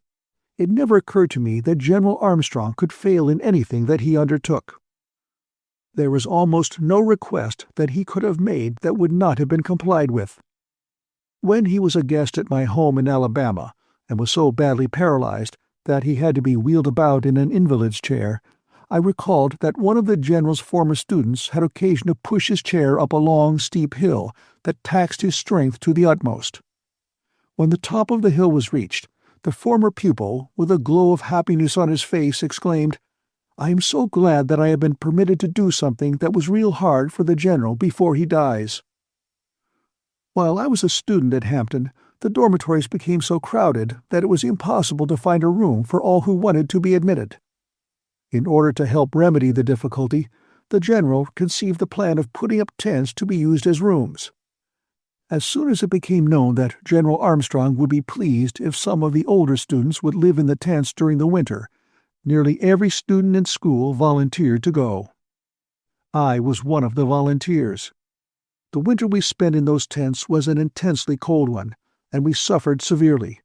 How much I am sure General Armstrong never knew, because we made no complaints. It was enough for us to know that we were pleasing General Armstrong, and that we were making it possible for an additional number of students to secure an education. More than once, during a cold night, when a stiff gale would be blowing, our tent was lifted bodily, and we would find ourselves in the open air. The General would usually pay a visit to the tents early in the morning, and his earnest, cheerful, encouraging voice would dispel any feeling of despondency. I have spoken of my admiration for General Armstrong, and yet he was but a type of that Christ-like body of men and women who went into the Negro schools at the close of the war by the hundreds to assist in lifting up my race. The history of the world fails to show a higher, purer, and more unselfish class of men and women than those who found their way into those Negro schools. Life at Hampton was a constant revelation to me, was constantly taking me into a new world. The matter of having meals at regular hours, of eating on a tablecloth, using a napkin, the use of the bathtub and of the toothbrush, as well as the use of sheets upon the bed, were all new to me. I sometimes feel that almost the most valuable lesson I got at the Hampton Institute was in the use and value of the bath. I learned there for the first time some of its value, not only in keeping the body healthy, but in inspiring self-respect and promoting virtue. In all my travels in the South and elsewhere since leaving Hampton, I have always in some way sought my daily bath. To get it sometimes when I have been the guest of my own people in a single-roomed cabin has not always been easy to do, except by slipping away to some stream in the woods. I have always tried to teach my people that some provision for bathing should be part of every house. For some time, while a student at Hampton, I possessed but a single pair of socks, but when I had worn these till they became soiled, I would wash them at night and hang them by the fire to dry, so that I might wear them again the next morning. The charge for my board at Hampton was $10 per month. I was expected to pay a part of this in cash and to work out the remainder. To meet this cash payment, as I have stated, I had just 50 cents when I reached the institution. Aside from a very few dollars that my brother John was able to send me once in a while, I had no money with which to pay my board. I was determined from the first to make my work as janitor so valuable that my services would be indispensable. This I succeeded in doing to such an extent that I was soon informed that I would be allowed the full cost of my board in return for my work. The cost of tuition was $70 a year. This, of course, was wholly beyond my ability to provide. If I had been compelled to pay the $70 for tuition, in addition to providing for my board, I would have been compelled to leave the Hampton School. General Armstrong, however, very kindly got Mr. S. Griffiths Morgan, of New Bedford, Massachusetts, to defray the cost of my tuition during the whole time that I was at Hampton. After I finished the course at Hampton and had entered upon my life work at Tuskegee, I had the pleasure of visiting Mr. Morgan several times. After having been for a while at Hampton, I found myself in difficulty because I did not have books and clothing. Usually, however, I got around the trouble about books by borrowing from those who were more fortunate than myself. As to clothes, when I reached Hampton, I had practically nothing. Everything that I possessed was in a small hand satchel. My anxiety about clothing was increased because of the fact that General Armstrong made a personal inspection of the young men in ranks to see that their clothes were clean. Shoes had to be polished. There must be no buttons off the clothing and no grease spots. To wear one suit of clothes continually while at work and in the schoolroom, and at the same time keep it clean, was rather a hard problem for me to solve. In some way I managed to get on till the teachers learned that I was in earnest and meant to succeed, and then some of them were kind enough to see that I was partly supplied with second-hand clothing that had been sent in barrels from the north. These barrels proved a blessing to hundreds of poor but deserving students. Without them, I question whether I should ever have gotten through Hampton. When I first went to Hampton, I do not recall that I had ever slept in a bed that had 2 sheets on it. In those days, there were not many buildings there, and room was very precious. There were 7 other boys in the same room with me. Most of them, however, students, had been there for some time. The sheets were quite a puzzle to me. The first night I slept under both of them, and the second night I slept on top of them. But by watching the other boys, I learned my lesson in this, and have been trying to follow it ever since and to teach it to others. I was among the youngest of the students who were in Hampton at the time. Most of the students were men and women, some as old as 40 years of age. As I now recall the scene of my first year, I do not believe that one often has the opportunity of coming into contact with 300 or 400 men and women who were so tremendously in earnest as these men and women were. Every hour was occupied in study or work. Nearly all had had enough actual contact with the world to teach them the need of education. Many of the older ones were, of course, too old to master the textbooks very thoroughly, and it was often sad to watch their struggles. But they made up in earnest much of what they lacked in books. Many of them were as poor as I was, and besides, having to wrestle with their books, they had to struggle with a poverty which prevented their having the necessities of life. Many of them had aged parents who were dependent upon them, and some of them were men who had wives whose support in some way they had to provide for. The great and prevailing idea that seemed to take possession of everyone was to prepare himself to lift up the people at his home. No one seemed to think of himself, and the officers and teachers, what a rare set of human beings they were. They worked for the students night and day, in seasons and out of season. They seemed happy only when they were helping the students in some manner. Whenever it is written, and I hope it will be, the part that the Yankee teachers played in the education of the Negroes immediately after the war, will make one of the most thrilling parts of the history of this country. The time is not far distant when the whole South will appreciate this service in a way that it has not yet been able to do. Chapter 4. Helping Others.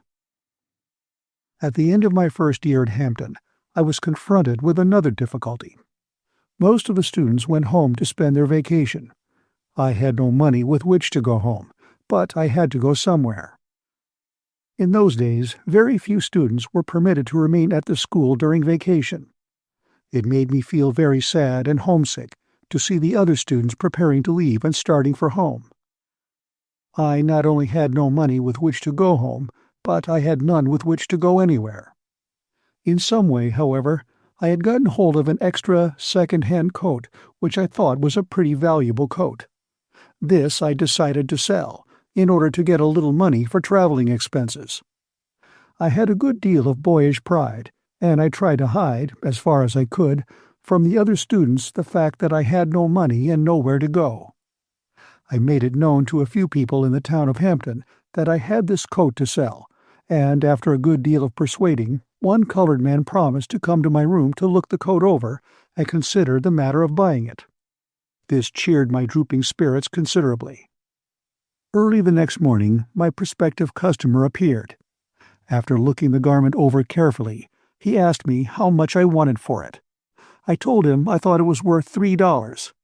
He seemed to agree with me as to price, but remarked in the most matter-of-fact way, "I tell you what I will do. I will take the coat and will pay you 5 cents cash down, and pay you the rest of the money just as soon as I can get it." It is not hard to imagine what my feelings were at the time. With this disappointment, I gave up all hope of getting out of the town of Hampton for my vacation work. I wanted very much to go where I might secure work that would at least pay me enough to purchase some much-needed clothing and other necessities. In a few days, practically all the students and teachers had left for their homes, and this served to depress my spirits even more. After trying for several days in and near the town of Hampton, I finally secured work in a restaurant at Fortress Monroe. The wages, however, were very little more than my board. At night and between meals, I found considerable time for study and reading, and in this direction I improved myself very much during the summer. When I left school at the end of my first year, I owed the institution $16 that I had not been able to work out. It was my greatest ambition during the summer to save enough money with which to pay this debt. I felt that this was a debt of honor, and that I could hardly bring myself to the point of even trying to enter school again till it was paid.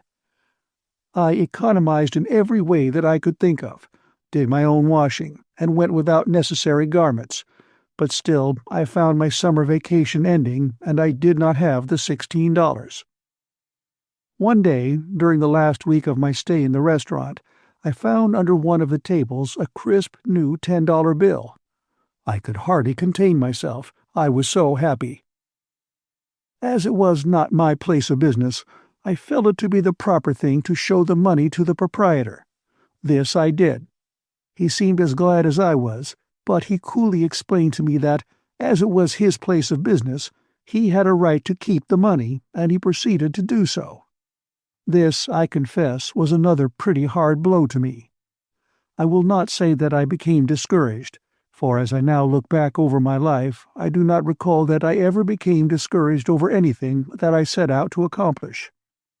I have begun everything with the idea that I could succeed, and I never had much patience with the multitudes of people who are always ready to explain why one cannot succeed. I determined to face the situation just as it was. At the end of the week, I went to the treasurer of the Hampton Institute, General J.F.B. Marshall, and told him frankly my condition. To my gratification, he told me that I could re-enter the institution, and that he would trust me to pay the debt when I could. During the second year, I continued to work as a janitor. The education that I received at Hampton out of the textbooks was but a small part of what I learned there. One of the things that impressed itself upon me deeply the second year was the unselfishness of the teachers. It was hard for me to understand how any individuals could bring themselves to the point where they could be so happy in working for others.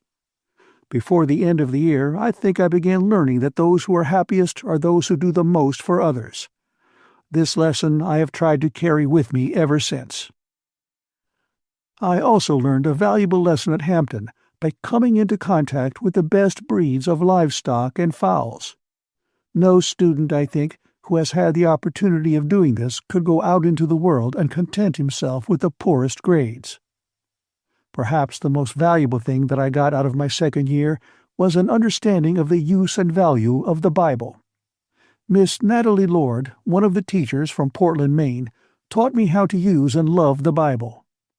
Before this, I had never cared a great deal about it, but now I learned to love to read the Bible, not only for the spiritual help which it gives, but on account of it as literature. The lessons taught me in this respect took such a hold upon me that at the present time, when I am at home, no matter how busy I am, I always make it a rule to read a chapter or a portion of a chapter in the morning before beginning the work of the day. Whatever ability I may have as a public speaker, I owe in a measure to Miss Lord. When she found out that I had some inclination in this direction, she gave me private lessons in the matter of breathing, emphasis, and articulation. Simply to be able to talk in public for the sake of talking has never had the least attraction to me. In fact, I consider that there is nothing so empty and unsatisfactory as mere abstract public speaking. But from my early childhood, I have had a desire to do something to make the world better, and then to be able to speak to the world about that thing. The debating societies at Hampton were a constant source of delight to me. These were held on Saturday evening, and during my whole life at Hampton, I do not recall that I missed a single meeting. I not only attended the weekly debating society, but was instrumental in organizing an additional society.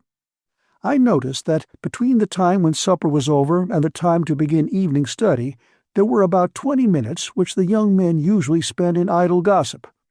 About 20 of us formed a society for the purpose of utilizing this time in debate or in practice in public speaking. Few persons ever derived more happiness or benefit from the use of 20 minutes of time than we did in this way.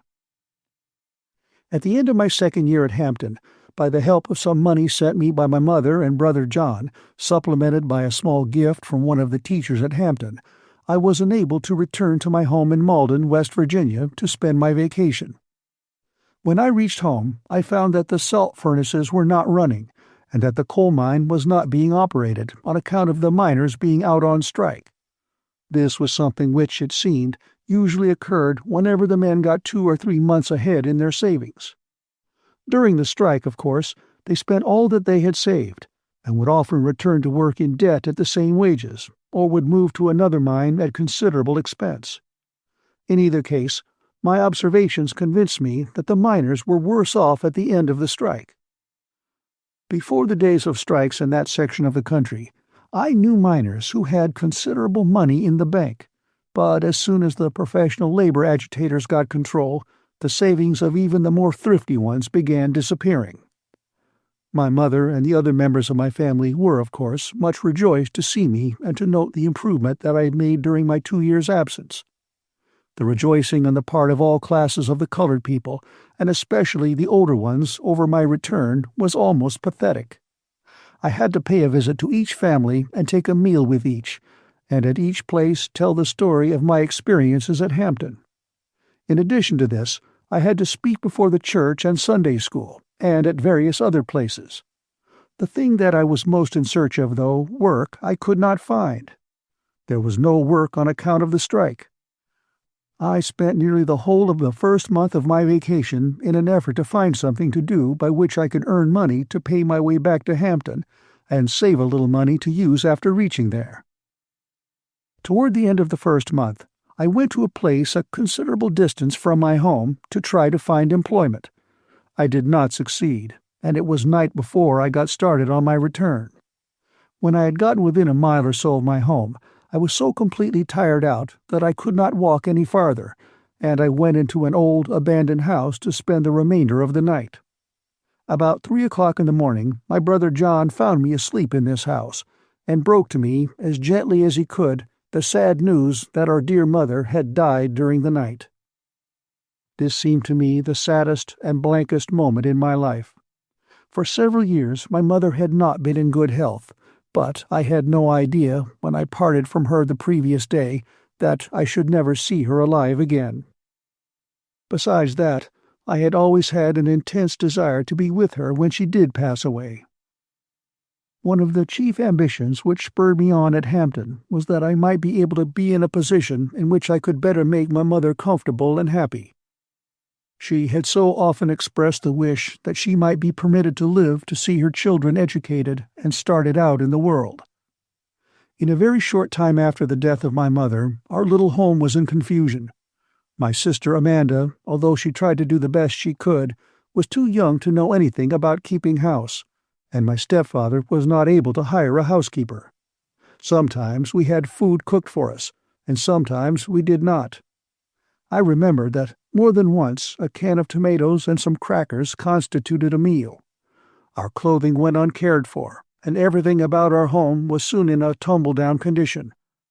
It seems to me that this was the most dismal period of my life. My good friend, Mrs. Ruffner, to whom I have already referred, always made me welcome at her home, and assisted me in many ways during this trying period. Before the end of the vacation, she gave me some work, and this, together with work in a coal mine at some distance from my home, enabled me to earn a little money.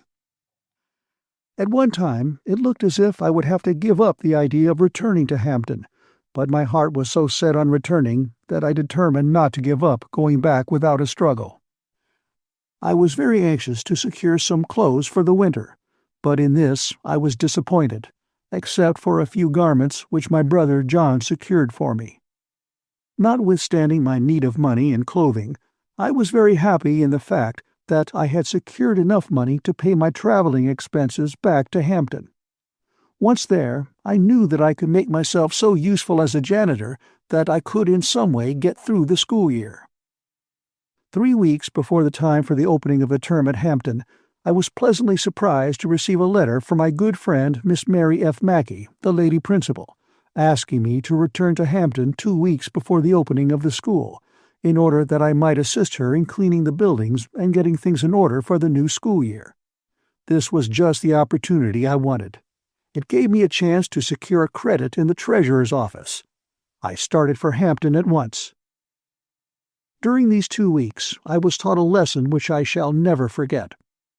Miss Mackey was a member of one of the oldest and most cultured families of the North, and yet for 2 weeks she worked by my side cleaning windows, dusting rooms, putting beds in order, and what not.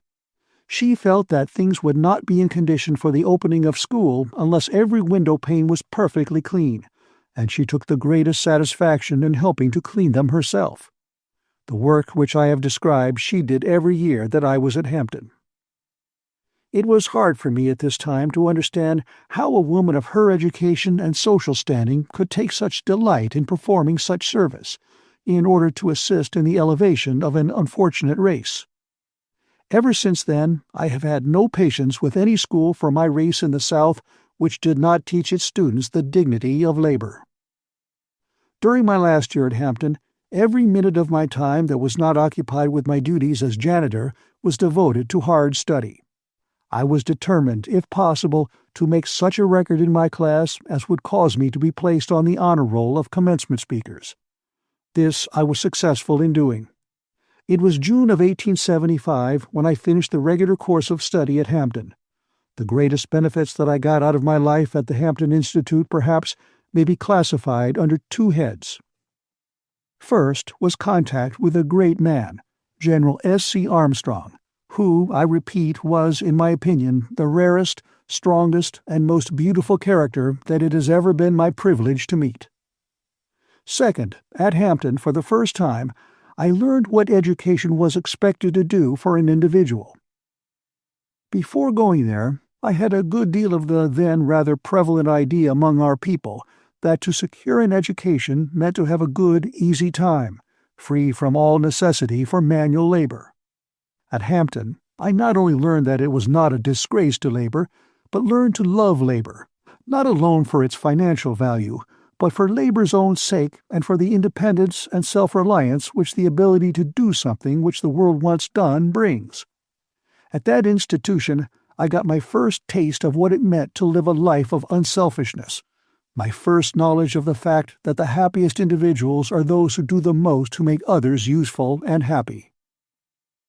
I was completely out of money when I graduated. In company with other Hampton students, I secured a place as a table waiter in a summer hotel in Connecticut and managed to borrow enough money with which to get there. I had not been in this hotel long before I found out that I knew practically nothing about waiting on a hotel table.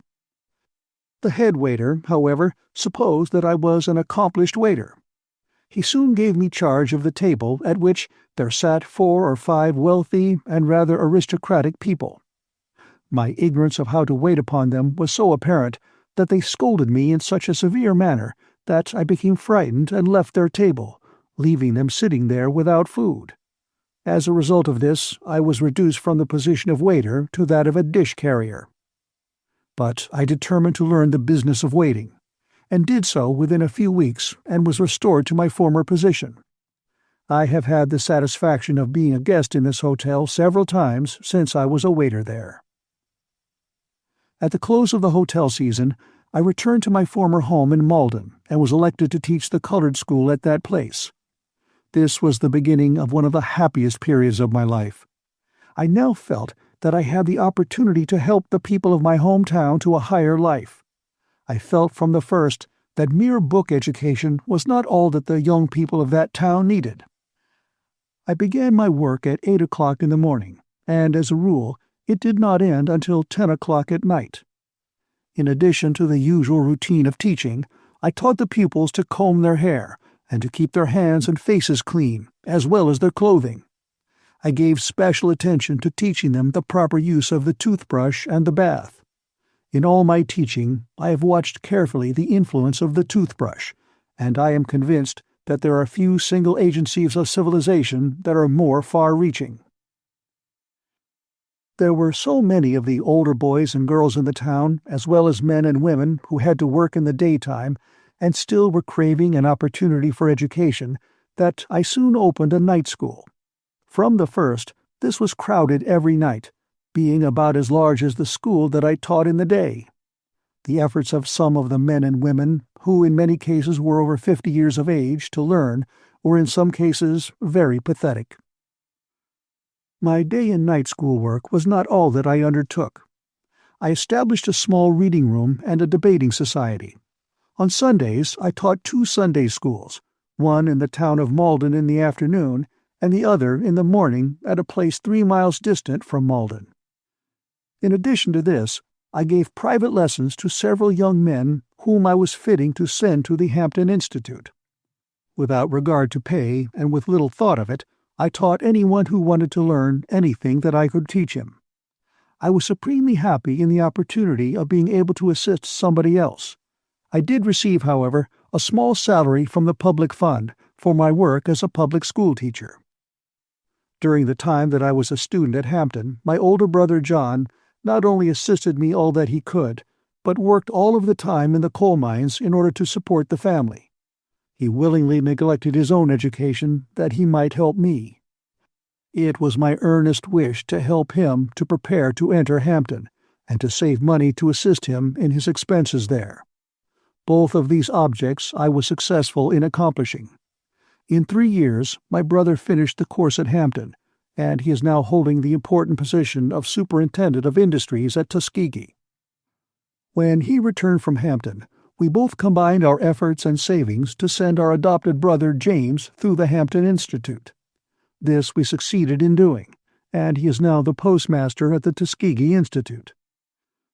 The year 1877, which was my second year of teaching in Malden, I spent very much as I did the first. It was while my home was at Malden that what was known as the Ku Klux Klan was in the height of its activity. The Ku Klux were bands of men who had joined themselves together for the purpose of regulating the conduct of the colored people, especially with the object of preventing the members of the race from exercising any influence in politics. They corresponded somewhat to the patrollers, of whom I used to hear a great deal during the days of slavery when I was a small boy.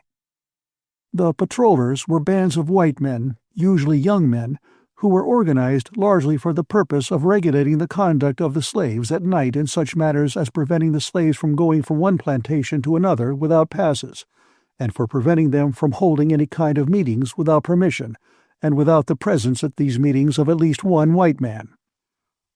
Like the patrollers, the Ku Klux operated almost wholly at night. They were, however, more cruel than the patrollers. Their objects, in the main, were to crush out the political aspirations of the Negroes, but they did not confine themselves to this, because schoolhouses as well as churches were burned by them, and many innocent persons were made to suffer. During this period, not a few colored people lost their lives. As a young man, the acts of these lawless bands made a great impression upon me. I saw one open battle take place at Malden between some of the colored and white people. There must have been not far from 100 persons engaged on each side. Many on both sides were seriously injured, among them General Lewis Ruffner, the husband of my friend Mrs. Viola Ruffner. General Ruffner tried to defend the colored people, and for this he was knocked down and so seriously wounded that he never completely recovered. It seemed to me, as I watched this struggle between members of the two races, that there was no hope for our people in this country. The Ku Klux period was, I think, the darkest part of the Reconstruction days.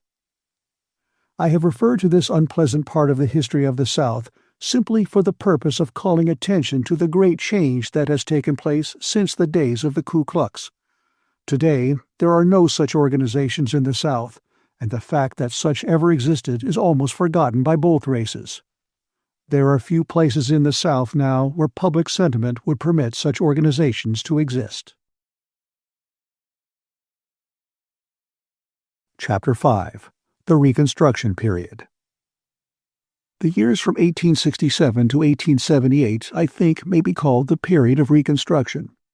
This included the time that I spent as a student at Hampton and as a teacher in West Virginia.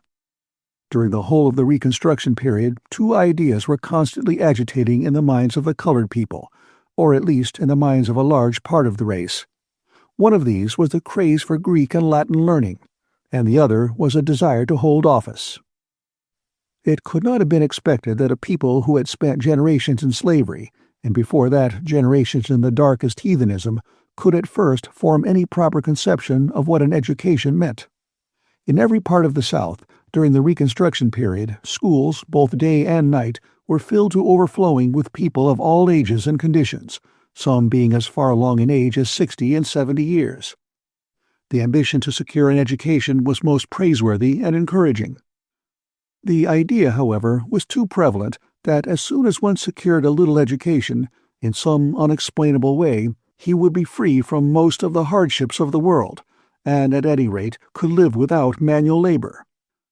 There was a further feeling that a knowledge, however little, of the Greek and Latin languages would make one a very superior human being, something bordering almost on the supernatural. I remember that the first colored man whom I saw who knew something about foreign languages impressed me at the time as being a man of all others to be envied. Naturally, most of our people who received some little education became teachers or preachers. While among those two classes there were many capable, earnest, godly men and women, still a large proportion took up teaching or preaching as an easy way to make a living. Many became teachers who could do little more than write their names. I remember there came into our neighborhood one of this class, who was in search of a school to teach, and the question arose while he was there as to the shape of the earth and how he could teach the children concerning the subject. He explained his position in the matter by saying that he was prepared to teach that the earth was either flat or round according to the preference of a majority of his patrons. The ministry was the profession that suffered most, and still suffers, though there has been great improvement, on account of not only ignorant, but in many cases immoral men who claimed that they were called to preach. In the early days of freedom, almost every colored man who learned to read would receive a call to preach within a few days after he began reading.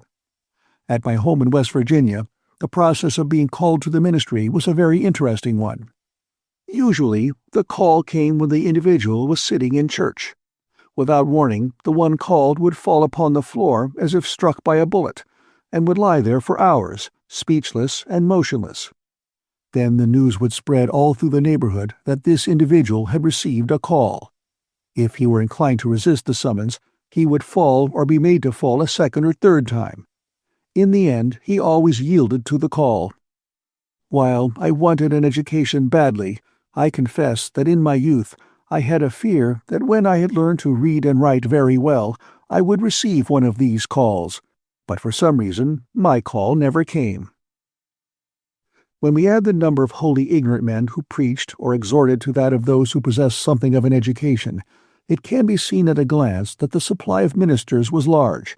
In fact, some time ago I knew a certain church that had a total membership of about 200, and 18 of that number were ministers. But I repeat, in many communities in the South, the character of the minister is being improved, and I believe that within the next 2 or 3 decades, a very large proportion of the unworthy ones will have disappeared. The calls to preach, I am glad to say, are not nearly so numerous now as they were formerly, and the calls to some industrial occupation are growing more numerous. The improvement that has taken place in the character of the teachers is even more marked than in the case of the ministers. During the whole of the Reconstruction period, our people throughout the South looked to the federal government for everything, very much as a child looks to its mother. This was not unnatural. The central government gave them freedom, and the whole nation had been enriched for more than 2 centuries by the labor of the Negro. Even as a youth, and later in manhood, I had the feeling that it was cruelly wrong in the central government, at the beginning of our freedom, to fail to make some provision for the general education of our people, in addition to what the states might do, so that the people would be the better prepared for the duties of citizenship.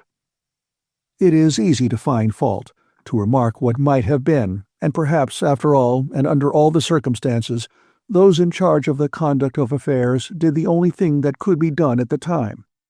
Still, as I look back now over the entire period of our freedom, I cannot help feeling that it would have been wiser if some plan could have been put in operation which would have made the possession of a certain amount of education or property or both a test for the exercise of the franchise, and a way provided by which this test could be made to apply honestly and squarely to both the white and black races. Though I was but little more than a youth during the period of Reconstruction, I had the feeling that mistakes were being made, and that things could not remain in the condition that they were in then very long. I felt that the Reconstruction period, as far as it related to my race, was in a large measure on a false foundation, was artificial and forced. In many cases, it seemed to me that the ignorance of my race was being used as a tool with which to help white men into office, and that there was an element in the North which wanted to punish the Southern white men by forcing the Negro into positions over the heads of the Southern whites. I felt that the Negro would be the one to suffer for this in the end. Besides, the general political agitation drew the attention of our people away from the more fundamental matters of perfecting themselves in the industries at their doors and in securing property. The temptations to enter political life were so alluring that I came very near yielding to them at one time, but I was kept from doing so by the feeling that I would be helping in a more substantial way by assisting in the laying of the foundation of the race through a generous education of the hand, head, and heart. I saw colored men who were members of the state legislatures and county officers, who, in some cases, could not read or write, and whose morals were as weak as their education. Not long ago, when passing through the streets of a certain city in the South, I heard some brick masons calling out, from the top of a 2-story brick building on which they were working, for the governor to hurry up and bring some more bricks. Several times I heard the command, "Hurry up, Governor! Hurry up, Governor!" My curiosity was aroused to such an extent that I made inquiry as to who the governor was, and soon found that he was a colored man who at one time had held the position of lieutenant governor of his state. But not all the colored people who were in office during Reconstruction were unworthy of their positions by any means. Some of them, like the late Senator B.K. Bruce, Governor Pinchback, and many others, were strong, upright, useful men.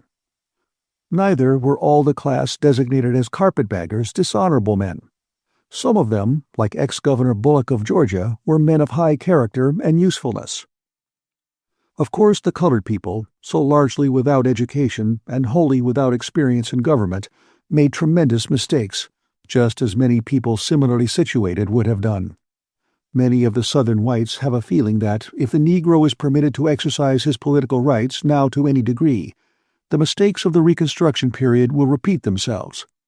I do not think this would be true, because the Negro is a much stronger and wiser man than he was 35 years ago, and he is fast learning the lesson that he cannot afford to act in a manner that will alienate his Southern white neighbors from him. More and more, I am convinced that the final solution of the political end of our race problem will be for each state that finds it necessary to change the law bearing upon the franchise to make the law apply with absolute honesty, and without opportunity for double-dealing or evasion to both races alike. Any other course my daily observation in the South convinces me will be unjust to the Negro, unjust to the white man, and unfair to the rest of the state in the Union, and will be, like slavery, a sin that at some time we shall have to pay for.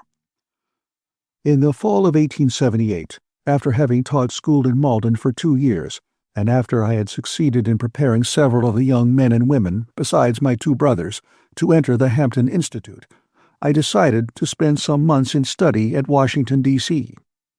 I remained there for 8 months. I derived a great deal of benefit from the studies which I pursued, and I came into contact with some strong men and women.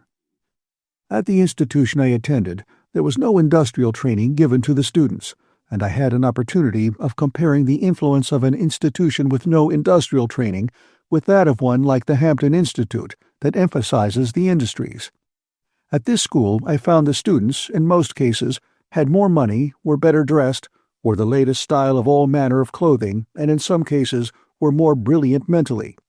At Hampton, it was a standing rule that, while the institution would be responsible for securing someone to pay the tuition for the students, the men and women themselves must provide for their own board, books, clothing, and room wholly by work, or partly by work and partly in cash. At the institution at which I now was, I found that a large portion of the students by some means had their personal expenses paid for them. At Hampton, the student was constantly making the effort through the industries to help himself, and that very effort was of immense value in character building. The students at the other school seemed to be less self-dependent. They seemed to give more attention to mere outward appearances. In a word, they did not appear to me to be beginning at the bottom, on a real, solid foundation, to the extent that they were at Hampton. They knew more about Latin and Greek when they left school, but they seemed to know less about life and its conditions as they would meet it at their homes. Having lived for a number of years in the midst of comfortable surroundings, they were not as much inclined as the Hampton students to go into the country districts of the South, where there was little of comfort, to take up work for our people, and they were more inclined to yield to the temptation to become hotel waiters and Pullman car porters as their life work. During the time I was a student at Washington, the city was crowded with colored people, many of whom had recently come from the South. A large proportion of these people had been drawn to Washington because they felt they could lead a life of ease there. Others had secured minor government positions, and still another large class was there in the hope of securing federal positions. A number of colored men, some of them very strong and brilliant, were in the House of Representatives at that time, and one, the Honorable B.K. Bruce, was in the Senate. All this tended to make Washington an attractive place for members of the colored race. Then, too, they knew that at all times they could have the protection of the law in the District of Columbia. The public schools in Washington for colored people were better then than they were elsewhere. I took great interest in studying the life of our people there closely at that time. I found that while among them there was a large element of substantial, worthy citizens, there was also a superficiality about the life of a large class that greatly alarmed me. I saw young colored men, who were not earning more than $4 a week, spend $2 or more for a buggy on Sunday to ride up and down Pennsylvania Avenue in order that they might try to convince the world that they were worth thousands. I saw other young men who received $75 or $100 per month from the government, who were in debt at the end of every month. I saw men who but a few months previous were members of Congress, then without employment and in poverty. Among a large class, there seemed to be a dependence upon the government for every conceivable thing. The members of this class had little ambition to create a position for themselves, but wanted the federal officials to create one for them.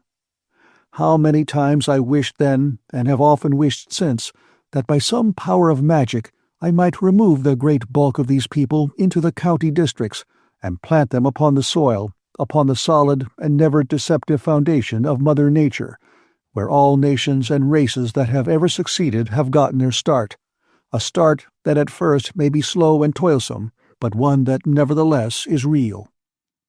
In Washington, I saw girls whose mothers were earning their living by laundrying. These girls were taught by their mothers, in a rather crude way it is true, the industry of laundrying. Later, these girls entered the public schools and remained there perhaps 6 or 8 years. When the public school course was finally finished, they wanted more costly dresses, more costly hats and shoes. In a word, while their wants had been increased, their ability to supply their wants had not been increased in the same degree. On the other hand, their 6 or 8 years of book education had weaned them away from the occupation of their mothers. The result of this was in too many cases that the girls went to the bad. I often thought how much wiser it would have been to give these girls the same amount of maternal training, and I favor any kind of training, whether in the languages or mathematics, that gives strength and culture to the mind, but at the same time to give them the most thorough training in the latest and best methods of laundrying and other kindred occupations. Chapter 6. Black Race and Red Race. During the year that I spent in Washington, and for some little time before this, there had been considerable agitation in the state of West Virginia over the question of moving the capital of the state from Wheeling to some other central point. As a result of this, the legislature designated 3 cities to be voted upon by the citizens of the state as the permanent seat of government. Among these cities was Charleston, only 5 miles from Malden, my home. At the close of my school year in Washington, I was very pleasantly surprised to receive, from a committee of 3 white people in Charleston, an invitation to canvass the state in the interests of that city. This invitation I accepted, and spent nearly 3 months in speaking in various parts of the state. Charleston was successful in winning the prize, and is now the permanent seat of government. The reputation that I made as a speaker during this campaign induced a number of persons to make an earnest effort to get me to enter political life, but I refused, still believing that I could find other service which would prove of more permanent value to my race. Even then, I had a strong feeling that what our people most needed was to get a foundation in education, industry, and property, and for this I felt that they could better afford to strive than for political preferment. As for my individual self, it appeared to me to be reasonably certain that I could succeed in political life, but I had a feeling that it would be a rather selfish kind of success, individual success at the cost of failing to do my duty in assisting in laying a foundation for the masses. At this period in the progress of our race, a very large proportion of the young men who went to school or to college did so with the express determination to prepare themselves to be great lawyers or congressmen, and many of the women planned to become music teachers. But I had a reasonably fixed idea, even at that early period in my life, that there was a need for something to be done to prepare the way for successful lawyers, congressmen, and music teachers. I felt that the conditions were a good deal like those of an old colored man during the days of slavery, who wanted to learn how to play on the guitar. In his desire to take guitar lessons, he applied to one of his young masters to teach him, but the young man, not having much faith in the ability of the slave to master the guitar at his age, sought to discourage him by telling him, "Uncle Jake, I will give you guitar lessons, but Jake, I will have to charge you $3 for the first lesson, $2 for the second lesson, and $1 for the third lesson. But I will charge you only 25 cents for the last lesson." Uncle Jake answered, "All right, boss, I hires you on dem terms, but boss, I want you to be sure and give me dat last lesson first." Soon after my work in connection with the removal of the capital was finished, I received an invitation which gave me great joy and which, at the same time, was a very pleasant surprise. This was a letter from General Armstrong, inviting me to return to Hampton at the next commencement to deliver what was called the postgraduate address. This was an honor which I had not dreamed of receiving. With much care, I prepared the best address that I was capable of. I chose for my subject, "The Force That Wins." As I returned to Hampton for the purpose of delivering this address, I went over much of the same ground, now, however, covered entirely by railroad, that I had traversed nearly 6 years before, when I first sought entrance into Hampton Institute as a student. Now I was able to ride the whole distance in the train. I was constantly contrasting this with my first journey to Hampton. I think I may say, without seeming egotism, that it is seldom that 5 years have wrought such a change in the life and aspirations of an individual. At Hampton, I received a warm welcome from teachers and students. I found that during my absence from Hampton, the Institute each year had been getting closer to the real needs and conditions of our people, that the industrial teaching, as well as that of the academic department, had greatly improved. The plan of the school was not modeled after that of any other institution then in existence, but every improvement was made under the magnificent leadership of General Armstrong, solely with the view of meeting and helping the needs of our people as they presented themselves at the time. Too often, it seems to me, in missionary and educational work among underdeveloped races, people yield to the temptation of doing that which was done 100 years before, or is being done in other communities 1,000 miles away. The temptation often is to run each individual through a certain educational mold, regardless of the condition of the subjects or the end to be accomplished. This was not so at Hampton Institute. The address which I delivered on commencement day seems to have pleased everyone, and many kind and encouraging words were spoken to me regarding it. Soon after my return to my home in West Virginia, where I had planned to continue teaching, I was again surprised to receive a letter from General Armstrong, asking me to return to Hampton partly as a teacher and partly to pursue some supplementary studies. This was in the summer of 1879. Soon after I began my first teaching in West Virginia, I had picked out 4 of the brightest and most promising of my pupils, in addition to my 2 brothers, to whom I have already referred, and had given them special attention with the view of having them go to Hampton. They had gone there, and in each case the teachers had found them so well prepared that they entered advanced classes. This fact, it seems, led to my being called back to Hampton as a teacher. One of the young men that I sent to Hampton in this way is now Dr. Samuel E. Courtney, a successful physician in Boston, and a member of the school board of that city. About this time, the experiment was being tried for the first time by General Armstrong of educating Indians at Hampton. Few people then had any confidence in the ability of the Indians to receive education and to profit by it. General Armstrong was anxious to try the experiment systematically on a large scale.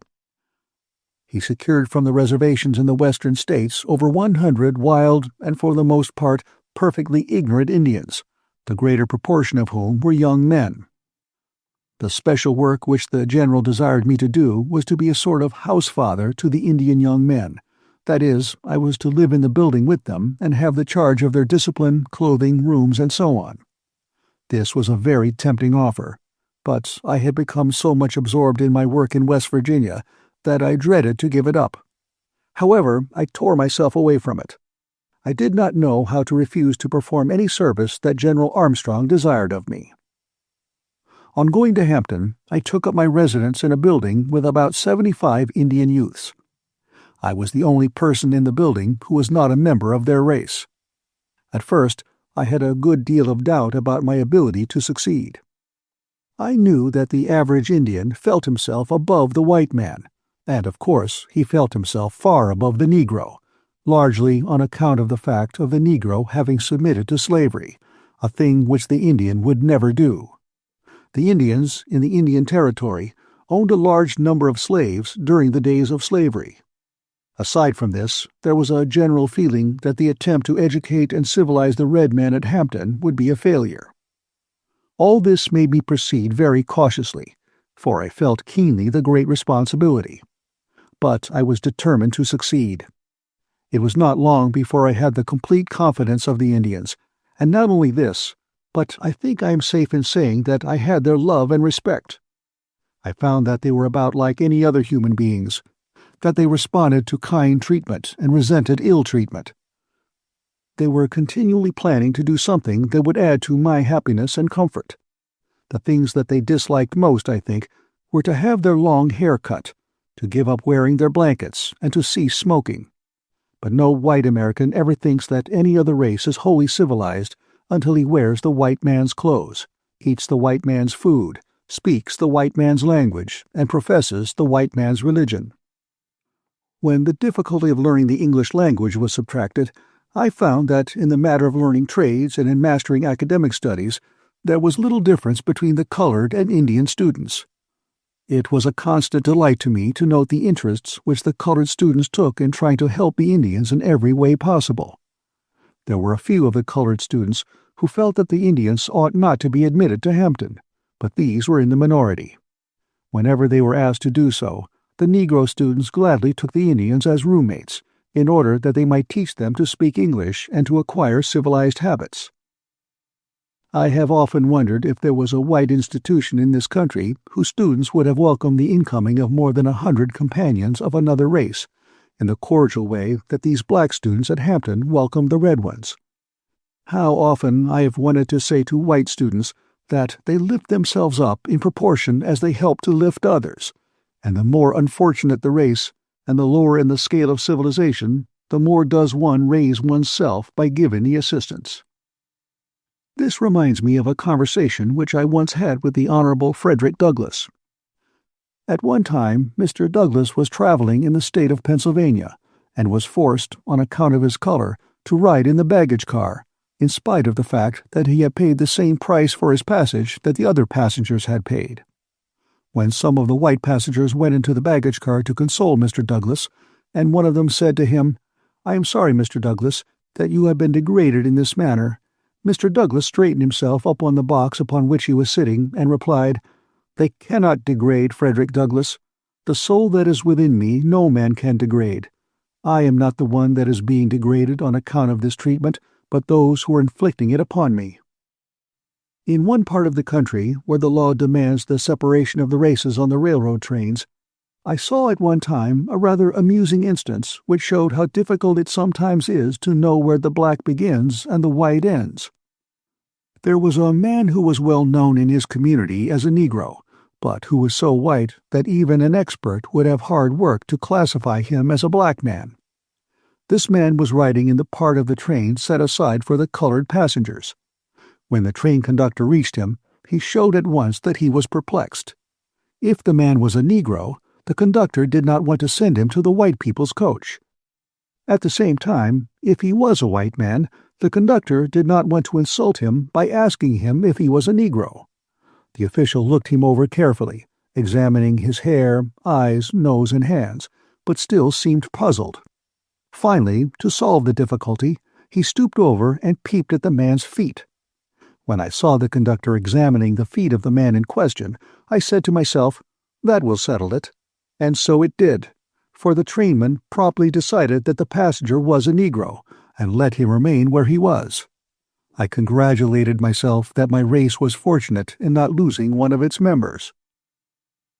My experience has been that the time to test a true gentleman is to observe him when he is in contact with individuals of a race that is less fortunate than his own. This is illustrated in no better way than by observing the conduct of the old-school type of Southern gentleman when he is in contact with his former slaves or their descendants. An example of what I mean is shown in a story told of George Washington, who, meeting a colored man in the road once, who politely lifted his hat, lifted his own in return. Some of his white friends who saw the incident criticized Washington for his action. In reply to their criticism, George Washington said, "Do you suppose that I am going to permit a poor, ignorant colored man to be more polite than I am?" While I was in charge of the Indian boys at Hampton, I had one or two experiences which illustrate the curious workings of caste in America.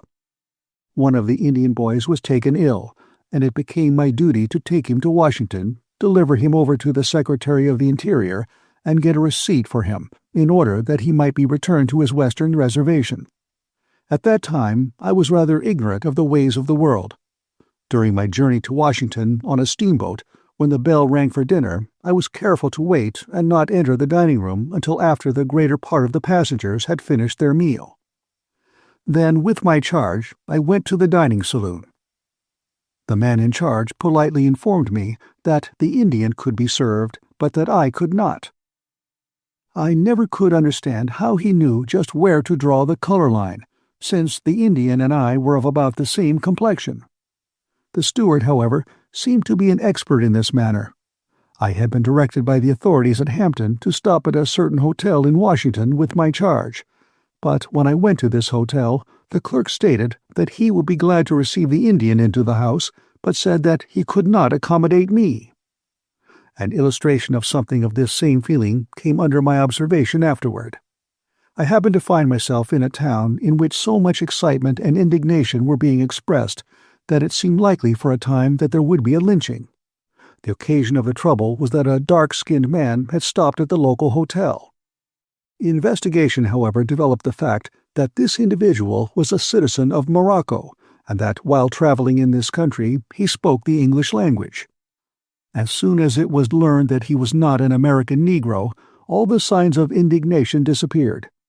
The man who was the innocent cause of the excitement, though, found it prudent after that not to speak English. At the end of my first year with the Indians, there came another opening for me at Hampton, which, as I look back over my life now, seems to have come providentially, to help to prepare me for my work at Tuskegee later. General Armstrong had found out that there was quite a number of young colored men and women who were intensely in earnest in wishing to get an education, but who were prevented from entering Hampton Institute because they were too poor to be able to pay any portion of the cost of their board, or even to supply themselves with books. He conceived the idea of starting a night school in connection with the Institute, into which a limited number of the most promising of these young men and women would be received, on condition that they were to work for 10 hours during the day and attend school for 2 hours at night. They were to be paid something above the cost of their board for their work. The greater part of their earnings was to be reserved in the school's treasury as a fund to be drawn on to pay their board when they had become students in the day school, after they had spent 1 or 2 years in the night school. In this way, they would obtain a start in their books and a knowledge of some trade or industry, in addition to the other far-reaching benefits of the institution. General Armstrong asked me to take charge of the night school, and I did so. At the beginning of this school, there were about 12 strong, earnest men and women who entered the class. During the day, the greater part of the young men worked in the school's sawmill, and the young women worked in the laundry. The work was not easy in either place, but in all my teaching I never taught pupils who gave me much genuine satisfaction as these did.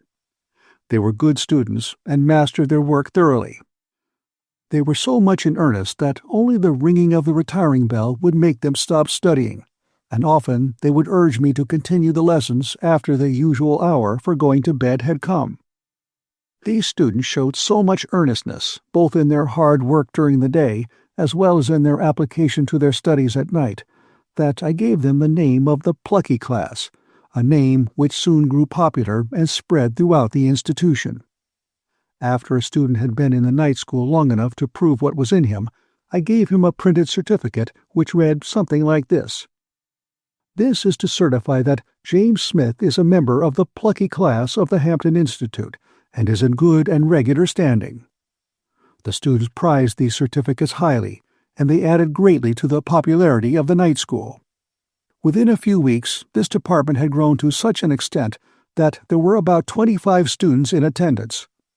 I have followed the course of many of these 25 men and women ever since then, and they are now holding important and useful positions in nearly every part of the South.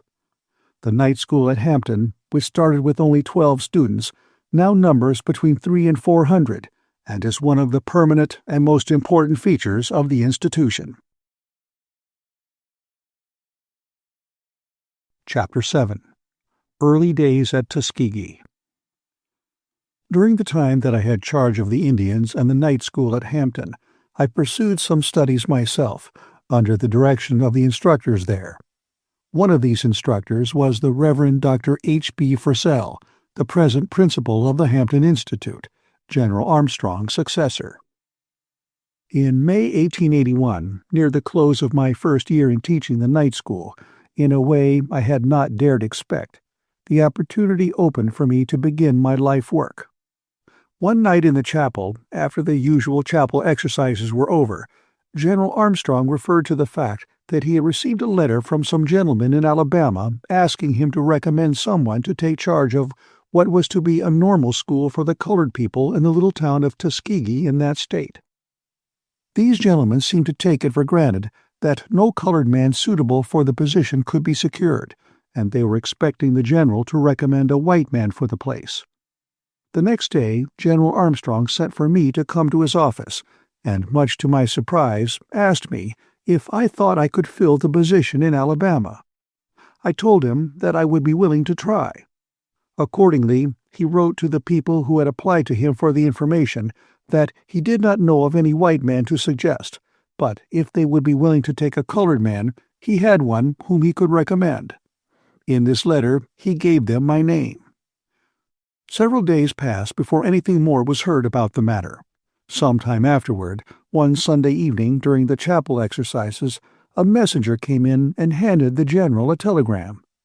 At the end of the exercises, he read the telegram to the school. In substance, these were its words: "Booker T. Washington will suit us. Send him at once." There was a great deal of joy expressed among the students and teachers, and I received very hearty congratulations. I began to get ready at once to go to Tuskegee.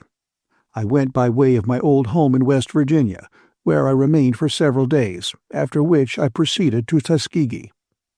I found Tuskegee to be a town of about 2,000 inhabitants, nearly one-half of whom were colored. It was in what was known as the Black Belt of the South. In the county in which Tuskegee is situated, the colored people outnumbered the whites by about 3-to-1. In some of the adjoining and nearby counties, the proportion was not far from 6 colored persons to 1 white.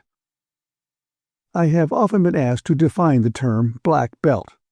So far as I can learn, the term was first used to designate a part of the country which was distinguished by the color of the soil. The part of the country possessing this thick, dark, and naturally rich soil was, of course, the part of the South where the slaves were most profitable, and consequently they were taken there in the largest numbers. Later, and especially since the war, the term seems to be used wholly in a political sense, that is, to designate the counties where the black people outnumber the white. Before going to Tuskegee, I had expected to find there a building and all the necessary apparatus ready for me to begin teaching. To my disappointment, I found nothing of the kind. I did find, though, that which no costly building and apparatus can supply: hundreds of hungry, earnest souls who wanted to secure knowledge. Tuskegee seemed an ideal place for the school.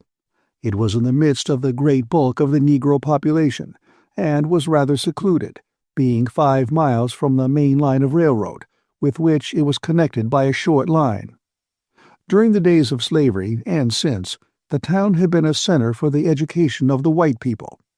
This was an added advantage, for the reason that I found the white people possessing a degree of culture and education that is not surpassed by many localities. While the colored people were ignorant, they had not, as a rule, degraded and weakened their bodies by vices such as are common to the lower classes of people in the large cities. In general, I found the relations between the two races pleasant. For example, the largest, and I think at the time the only hardware store in the town, was owned and operated jointly by a colored man and a white man. This co-partnership continued until the death of the white partner. I found that about a year previous to my going to Tuskegee, some of the colored people who had heard something of the work of education being done at Hampton had applied to the state legislature, through their representatives, for a small appropriation to be used in starting a normal school in Tuskegee. This request the legislature had complied with to the extent of granting an annual appropriation of $2,000. I soon learned, however, that this money could be used only for the payment of the salaries of the instructors, and that there was no provision for securing land, buildings, or apparatus. The task before me did not seem a very encouraging one. It seemed much like making bricks without straw. The colored people were overjoyed and were constantly offering their services in any way which they could be of assistance in getting the school started. My first task was to find a place in which to open the school. After looking the town over with some care, the most suitable place that could be secured seemed to be a rather dilapidated shanty near the colored Methodist church, together with the church itself as a sort of assembly room. Both the church and the shanty were in about as bad condition as was possible. I recall that during the first months of school that I taught in this building, it was in such poor repair that whenever it rained, one of the older students would very kindly leave his lessons and hold an umbrella over me while I heard the recitations of the others. I remember also that on more than one occasion my landlady held an umbrella over me while I ate breakfast. At the time I went to Alabama, the colored people were taking considerable interest in politics, and they were very anxious that I should become one of them politically in every respect. They seemed to have a little distrust of strangers in this regard.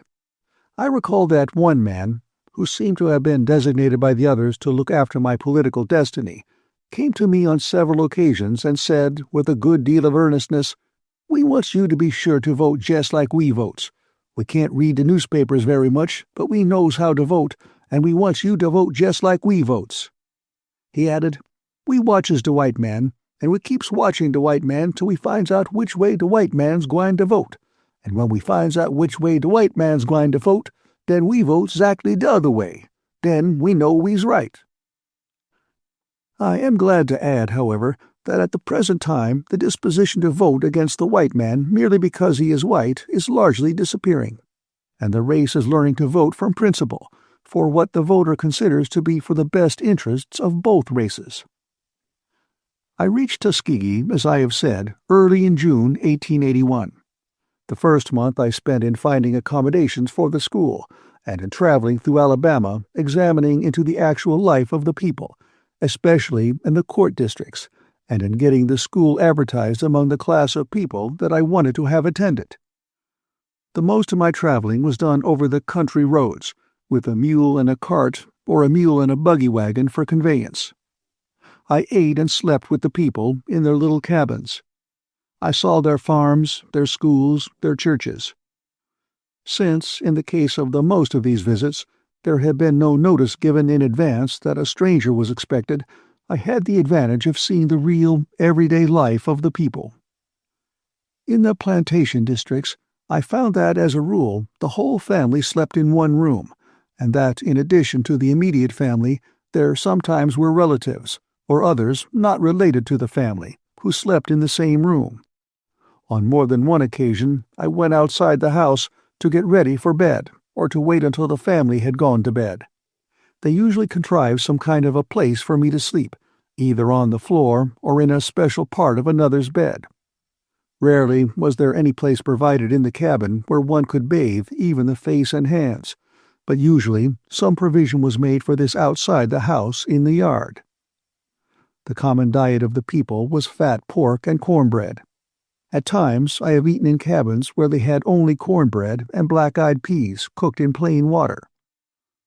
The people seemed to have no other idea than to live on this fat meat and cornbread, the meat and the meal of which the bread was made having been bought at a high price at a store in town, notwithstanding the fact that the land all about the cabin homes could easily have been made to produce nearly every kind of garden vegetable that is raised anywhere in the country.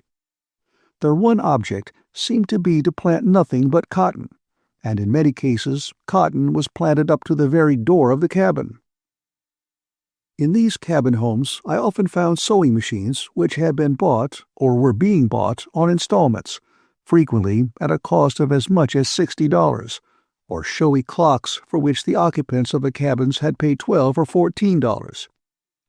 I remember that on one occasion, when I went into one of these cabins for dinner, when I sat down to the table for a meal with the 4 members of the family, I noticed that, while there were 5 of us at the table, there was but 1 fork for the 5 of us to use. Naturally, there was an awkward pause on my part. On the opposite corner of that same cabin was an organ for which the people told me they were paying $60 in monthly installments. 1 fork and a $60 organ. In most cases, the sewing machine was not used. The clocks were so worthless that they did not keep correct time, and if they had, in 9 cases out of 10, there would have been no one in the family who could have told the time of day, while the organ, of course, was rarely used for want of a person who could play upon it. In the case to which I have referred, where the family sat down to the table for the meal at which I was their guest, I could see plainly that this was an awkward and unusual proceeding, and was done in my honor. In most cases, when the family got up in the morning, for example, the wife would put a piece of meat in a frying pan and put a lump of dough in a skillet, as they called it. These utensils would be placed on the fire, and in 10 or 15 minutes breakfast would be ready. Frequently, the husband would take his bread and meat in his hand and start for the field, eating as he walked. The mother would sit down in a corner and eat her breakfast, perhaps from a plate, and perhaps directly from the skillet or frying pan, while the children would eat their portion of the bread and meat while running about the yard. At certain seasons of the year, when the meat was scarce, it was rarely that the children who were not old enough or strong enough to work in the fields would have the luxury of meat. The breakfast over, and with practically no attention given to the house, the whole family would, as a general thing, proceed to the cotton field. Every child that was large enough to carry a hoe was put to work, and the baby, for usually there was at least one baby, would be laid down at the end of the cotton row, so that its mother could give it a certain amount of attention when she had finished chopping her row. The noon meal and the supper were taken in much the same way as the breakfast. All the days of the family would be spent after much this same routine, except Saturday and Sunday. On Saturday, the whole family would spend at least half a day, and often a whole day, in town. The idea in going to town was, I suppose, to do shopping, but all the shopping that the whole family had money for could have been attended to in 10 minutes by one person. Still, the whole family remained in town for most of the day, spending the greater part of the time in standing on the streets, the women too often sitting about somewhere smoking or dipping snuff. Sunday was usually spent in going to some big meeting. With few exceptions, I found that the crops were mortgaged in the counties where I went, and that most of the colored farmers were in debt. The state had not been able to build schoolhouses in the country districts, and as a rule, the schools were taught in churches or in log cabins. More than once, while on my journeys, I found that there was no provision made in the house used for school purpose for heating the building during the winter, and consequently a fire had to be built in the yard, and teacher and pupils passed in and out of the house as they got cold or warm. With few exceptions, I found the teachers in these country schools to be miserably poor in preparation for their work, and poor in moral character. The schools were in session from 3 to 5 months. There was practically no apparatus in the schoolhouses, except that occasionally there was a rough blackboard. I recall that one day I went into a schoolhouse, or rather into an abandoned log cabin that was being used as a schoolhouse, and found 5 pupils who were studying a lesson from one book. 2 of these, on the front seat, were using the book between them. Behind these were 2 others peeping over the shoulders of the first 2, and behind the 4 was a 5th little fellow who was peeping over the shoulders of all 4. What I have said concerning the character of the schoolhouses and teachers will also apply quite accurately as a description of the church buildings and the ministers. I met some very interesting characters during my travels. As illustrating the peculiar mental processes of the country people, I remember that I asked one colored man, who was about 60 years old, to tell me something of his history. He said that he had been born in Virginia and sold into Alabama in 1845. I asked him how many were sold at the same time. He said, "There were 5 of us, myself and brother and 3 mules." In giving all these descriptions of what I saw during my month of travel in the country around Tuskegee, I wish my readers to keep in mind the fact that there were many encouraging exceptions to the conditions which I have described. I have stated in such plain words what I saw, mainly for the reason that later I want to emphasize the encouraging changes that have taken place in the community, not wholly by the work of the Tuskegee School, but by that of other institutions as well.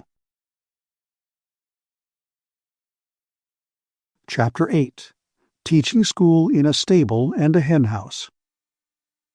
I confess that what I saw during my month of travel and investigation left me with a very heavy heart. The work to be done in order to lift these people up seemed almost beyond accomplishing. I was only one person, and it seemed to me that the little effort which I could put forth could go such a short distance toward bringing about results. I wondered if I could accomplish anything, and if it were worthwhile for me to try.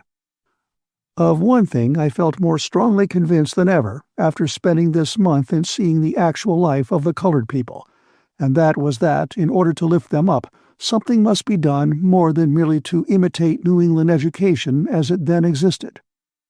I saw more clearly than ever the wisdom of the system which General Armstrong had inaugurated at Hampton.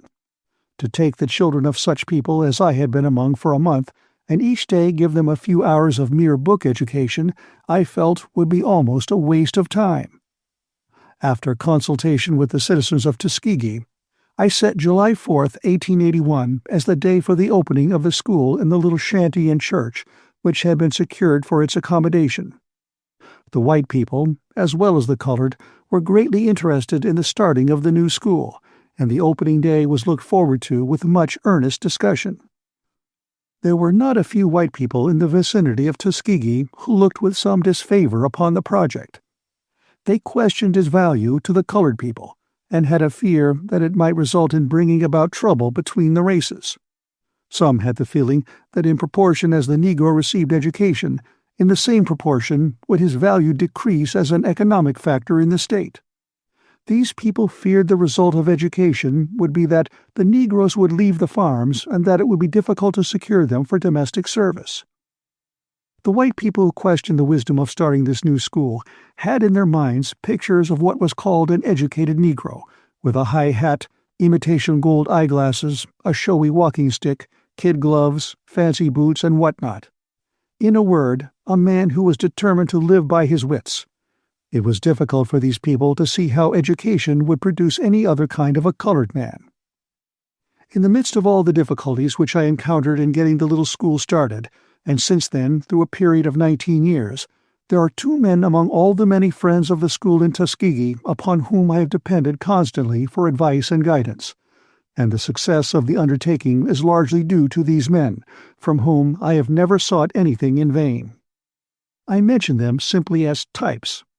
One is a white man and an ex-slaveholder, Mr. George W. Campbell.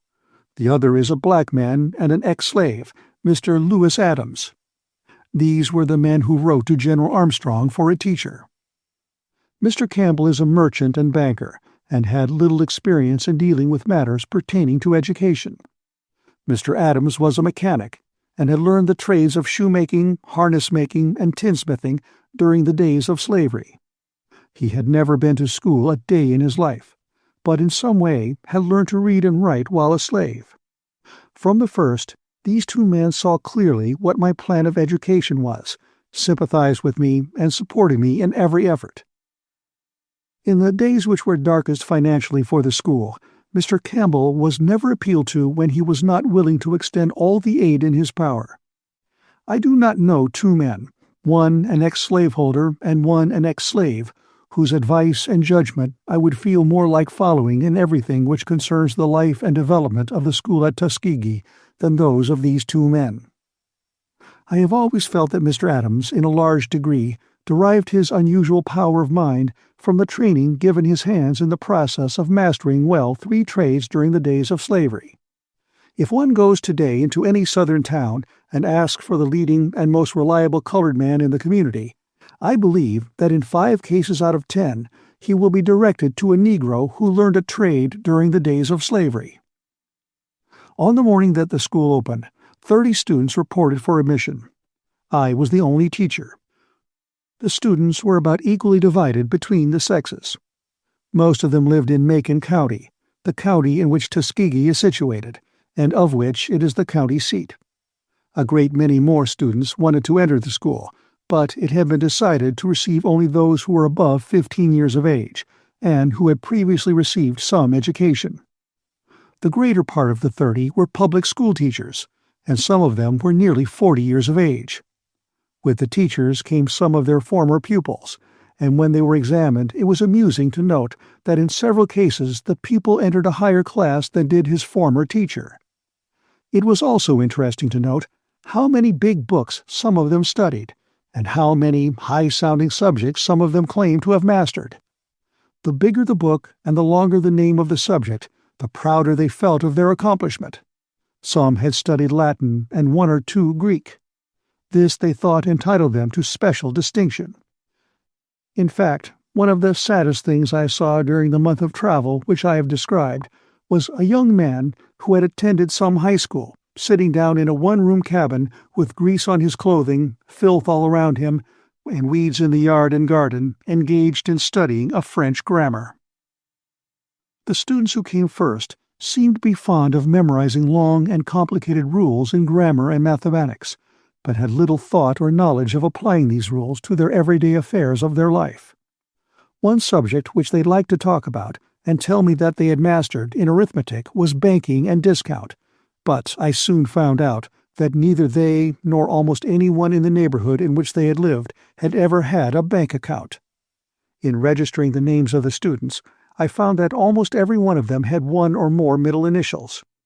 When I asked what the J stood for in the name of John J. Jones, it was explained to me that this was a part of his entitles. Most of the students wanted to get an education because they thought it would enable them to earn more money as schoolteachers. Notwithstanding what I have said about them in these respects, I have never seen a more earnest and willing company of young men and women than these students were. They were all willing to learn the right thing as soon as it was shown them what was right. I was determined to start them off on a solid and thorough foundation, so far as their books were concerned. I soon learned that most of them had the merest smattering of the high-sounding things that they had studied. While they could locate the desert of Sahara or the capital of China on an artificial globe, I found out that the girls could not locate the proper places for the knives and forks on an actual dinner table, or the places on which the bread and meat should be set. I had to summon a good deal of courage to take a student who had been studying cube root and banking and discount and explain to him that the wisest thing for him to do first was thoroughly master the multiplication table. The number of pupils increased each week, until by the end of the first month there were nearly 50. Many of them, however, said that, as they could remain only for 2 or 3 months, they wanted to enter a high class and get a diploma the first year if possible. At the end of the first 6 weeks, a new and rare face entered the school as a co-teacher. This was Miss Olivia A. Davidson, who later became my wife. Miss Davidson was born in Ohio and received her preparatory education in the public schools of that state. When little more than a girl, she heard of the need of teachers in the South. She went to the state of Mississippi and began teaching there. Later, she taught in the city of Memphis. While teaching in Mississippi, one of her pupils became ill with smallpox. Everyone in the community was so frightened that no one would nurse the boy. Miss Davidson closed her school and remained by the bedside of the boy night and day until he recovered. While she was at her Ohio home on her vacation, the worst epidemic of yellow fever broke out in Memphis, Tennessee, that perhaps has ever occurred in the South. When she heard of this, she at once telegraphed the mayor of Memphis, offering her services as a yellow fever nurse, although she had never had the disease. Miss Davidson's experience in the South showed her that the people needed something more than mere book learning. She heard of the Hampton system of education and decided that this was what she wanted in order to prepare herself for better work in the South. The attention of Mrs. Mary Hemingway of Boston was attracted to her rare ability. Through Mrs. Hemingway's kindness and generosity, Miss Davidson, after graduating at Hampton, received an opportunity to complete a 2 years course of training at the Massachusetts State Normal School at Framingham. Before she went to Framingham, someone suggested to Miss Davidson that, since she was so very light in color, she might find it more comfortable not to be known as a colored woman in this school in Massachusetts. She at once replied that under no circumstances and for no considerations would she consent to deceive anyone in regard to her racial identity. Soon after her graduation from the Framingham institution, Miss Davidson came to Tuskegee, bringing into the school many valuable and fresh ideas as to the best methods of teaching, as well as a rare moral character and a life of unselfishness that I think has seldom been equaled. No single individual did more toward laying the foundations of the Tuskegee Institute so as to ensure the successful work that has been done there than Olivia A. Davidson. Miss Davidson and I began consulting as to the future of the school from the first. The students were making progress in learning books and in developing their minds, but it became apparent at once that if we were to make any permanent impression upon those who had come to us for training, we must do something besides teach them mere books. The students had come from homes where they had had no opportunities for lessons which would teach them how to care for their bodies. With few exceptions, the homes in Tuskegee in which the students boarded were but little improvement over those from which they had come. We wanted to teach the students how to bathe, how to care for their teeth and clothing. We wanted to teach them what to eat, and how to eat it properly, and how to care for their rooms. Aside from this, we wanted to give them such a practical knowledge of some one industry, together with the spirit of industry, thrift, and economy, that they would be sure of knowing how to make a living after they had left us. We wanted to teach them to study actual things instead of mere books alone. We found that the most of our students came from the country districts, where agriculture in some form or other was the main dependence of the people. We learned that about 85% of the colored people in the Gulf states depended upon agriculture for their living. Since this was true, we wanted to be careful not to educate our students out of sympathy with agricultural life, so that they would be attracted from the country to the cities and yield to the temptation of trying to live by their wits. We wanted to give them such an education as would fit a large proportion of them to be teachers, and at the same time cause them to return to the plantation districts and show the people there how to put new energy and new ideas into farming, as well as into the intellectual and moral and religious life of the people. All these ideas and needs crowded themselves upon us with a seriousness that seemed well nigh overwhelming. What were we to do? We had only the little old shanty and the abandoned church which the good colored people of the town of Tuskegee had kindly loaned us for the accommodation of the classes. The number of students was increasing daily. The more we saw of them, and the more we traveled through the country districts, the more we saw that our efforts were reaching, to only a partial degree, the actual needs of the people whom we wanted to lift up through the medium of the students whom we should educate and send out as leaders. The more we talked with the students, who were then coming to us from several parts of the state, the more we found that the chief ambition among a large proportion of them was to get an education so that they would not have to work any longer with their hands. This is illustrated by a story told of a colored man in Alabama, who, one hot day in July, when he was at work in a cotton field, suddenly stopped, and, looking toward the sky, said, "Oh, Lord, the cotton am so grassy, the work am so hard, and the sun am so hot that I believe dis darky am called to preach."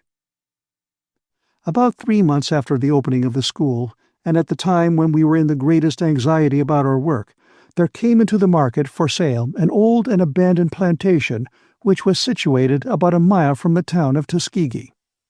The mansion house, or big house as it would have been called, which had been occupied by the owners during slavery, had been burned. After making a careful examination of the place, it seemed to be just the location that we wanted in order to make our work effective and permanent. But how were we to get it? The price asked for was very little, only $500, but we had no money, and we were strangers in the town and had no credit. The owner of the land agreed to let us occupy the place if we could make a payment of $250 down, with the understanding that the remaining $250 must be paid within a year.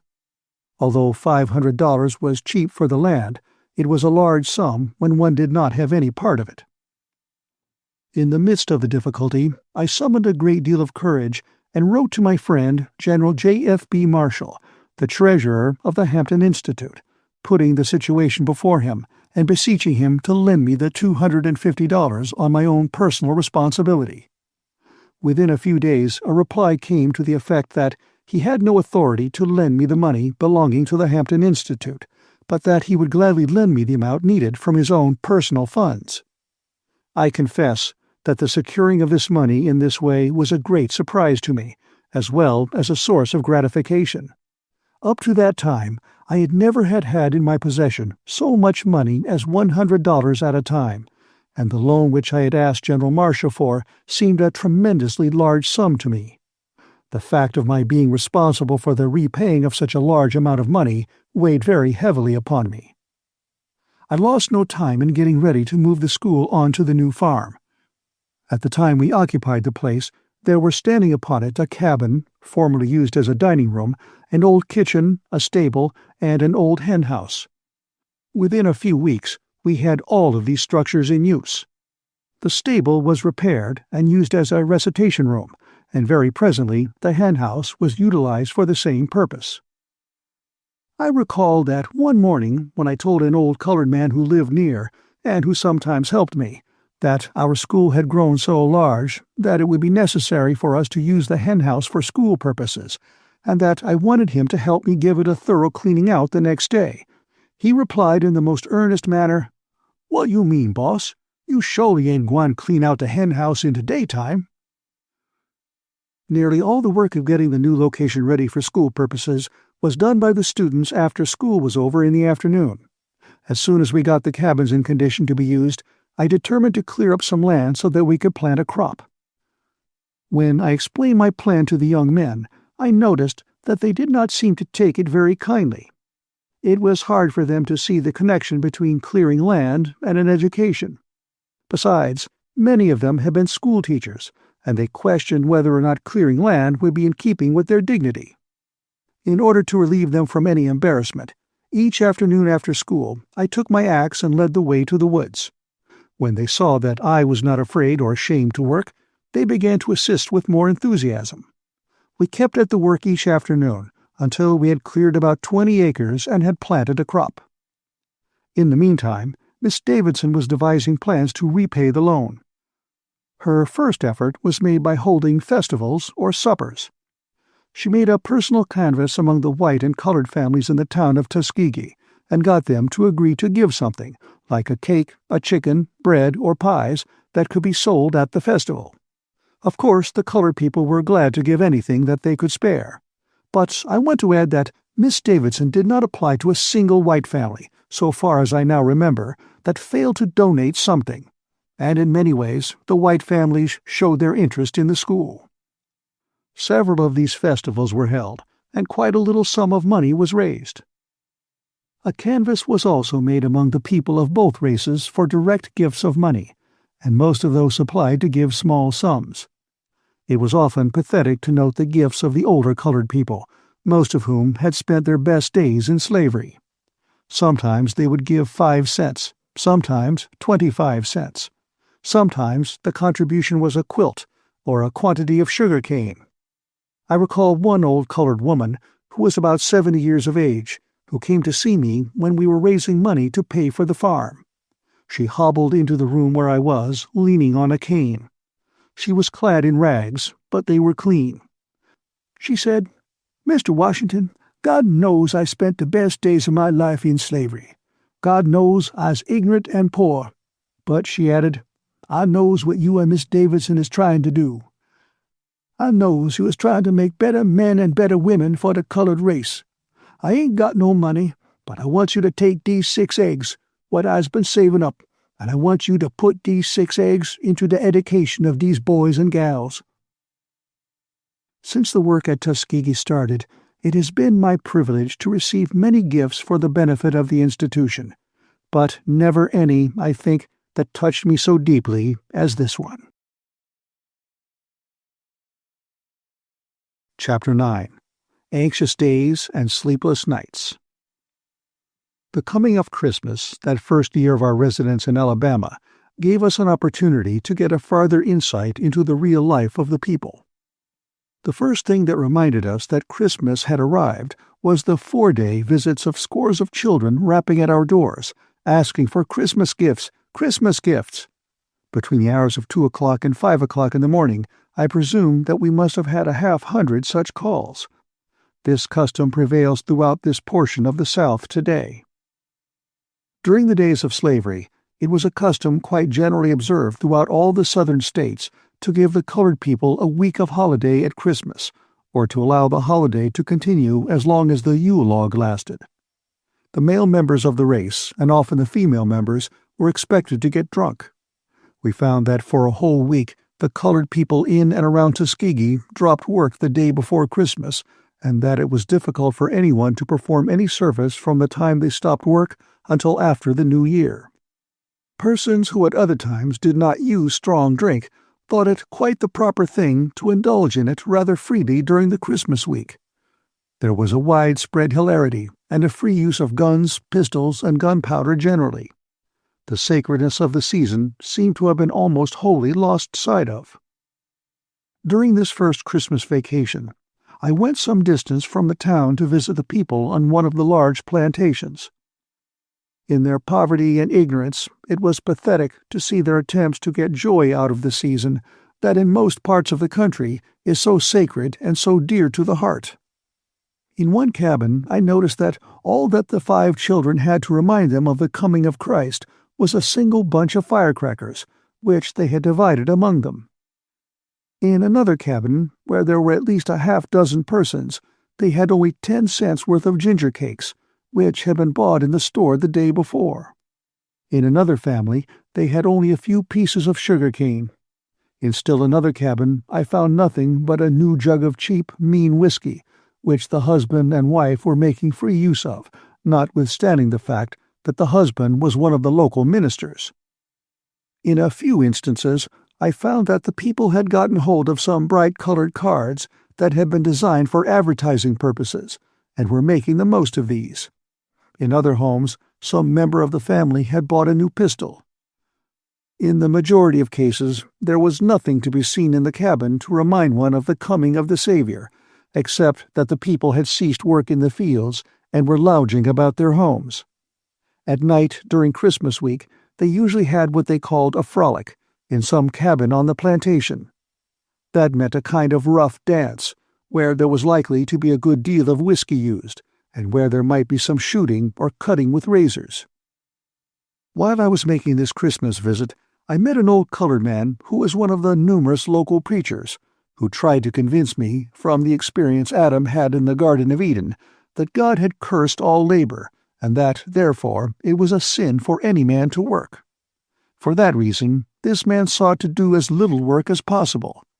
He seemed at the time to be supremely happy, because he was living, as he expressed it, through 1 week that was free from sin. In the school we made a special effort to teach our students the meaning of Christmas, and to give them lessons in its proper observance. In this we have been successful to a degree that makes me feel safe in saying that the season now has a new meaning, not only through all that immediate region, but in a measure wherever our graduates have gone. At the present time, one of the most satisfactory features of the Christmas and Thanksgiving season at Tuskegee is the unselfish and beautiful way in which our graduates and students spend their time in administering to the comfort and happiness of others, especially the unfortunate. Not long ago, some of our young men spent a holiday in rebuilding a cabin for a helpless colored woman who was about 75 years old. At another time, I remember that I made it known in chapel one night that a very poor student was suffering from cold because he needed a coat. The next morning, 2 coats were sent to my office for him. I have referred to the disposition on the part of the white people in the town of Tuskegee and vicinity to help the school. From the first, I resolved to make the school a real part of the community in which it was located. I was determined that no one should have the feeling that it was a foreign institution, dropped down in the midst of the people, for which they had no responsibility and which they had no interest. I noticed that the very fact that they had been asking to contribute toward the purchase of the land made them begin to feel as if it was going to be their school to a large degree. I noted that just in proportion as we made the white people feel that the institution was a part of the life of the community, and that while we wanted to make friends in Boston, for example, we also wanted to make white friends in Tuskegee, and that we wanted to make the school of real service to all the people, their attitude toward the school became favorable. Perhaps I might add right here what I hope to demonstrate later, that, so far as I know, the Tuskegee School at the present time has no warmer and more enthusiastic friends anywhere than it has among the white citizens of Tuskegee and throughout the state of Alabama and the entire South. From the first, I have advised our people in the South to make friends in every straightforward, manly way with their next-door neighbor, whether he be a black man or a white man. I have also advised them, where no principle is at stake, to consult the interests of their local communities and to advise with their friends in regard to their voting. For several months, the work of securing the money with which to pay for the farm went on without ceasing.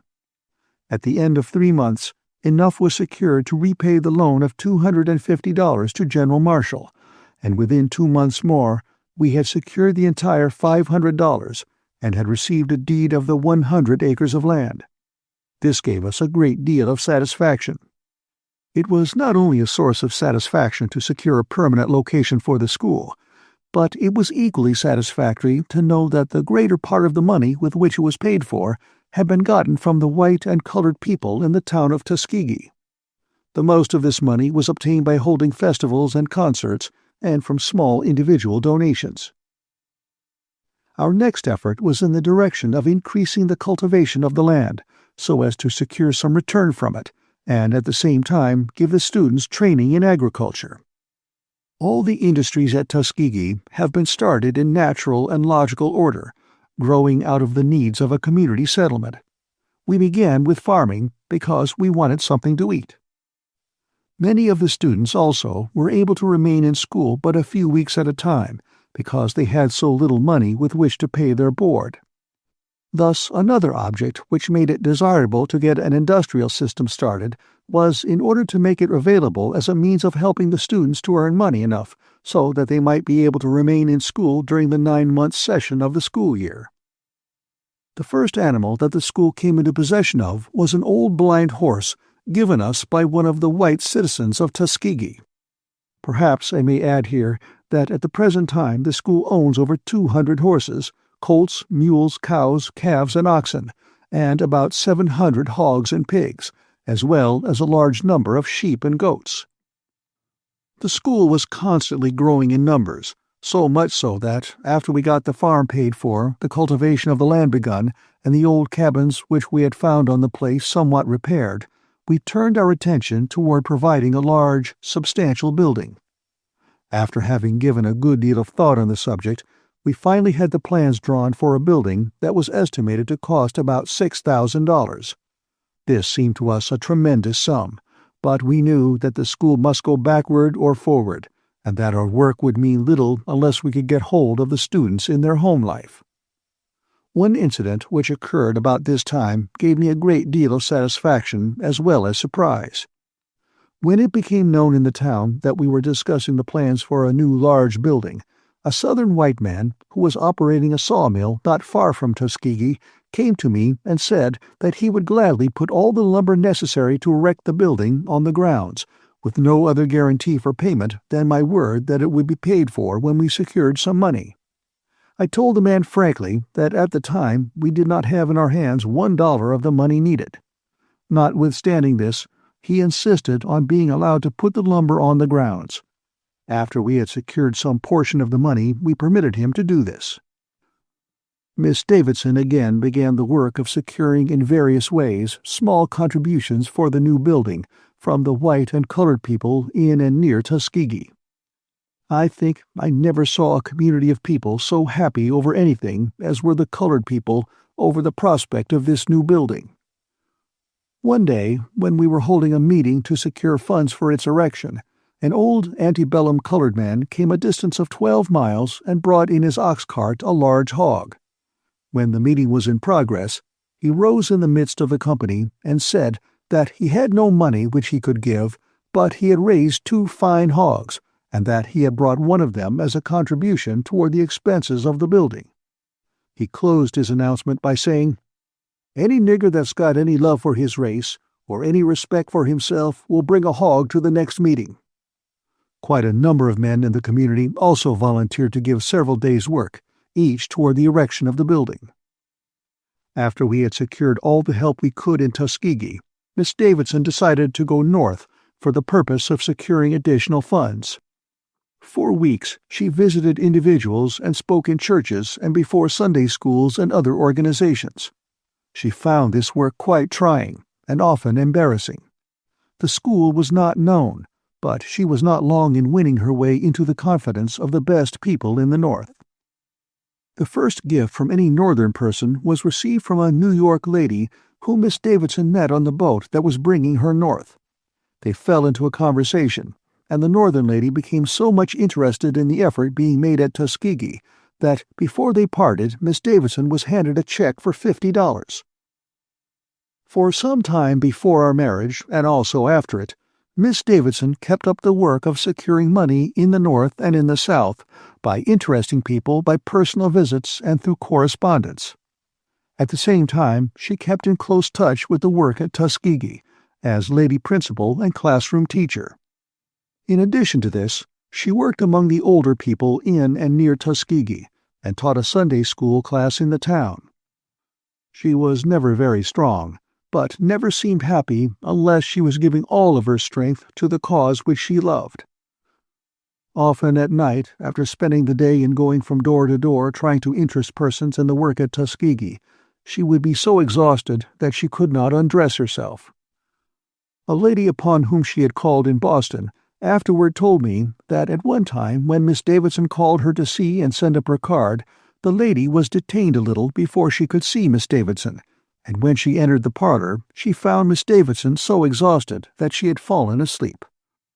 While putting up our first building, which was named Porter Hall after Mr. A. H. Porter of Brooklyn, New York, who gave a generous sum toward its erection, the need for money became acute.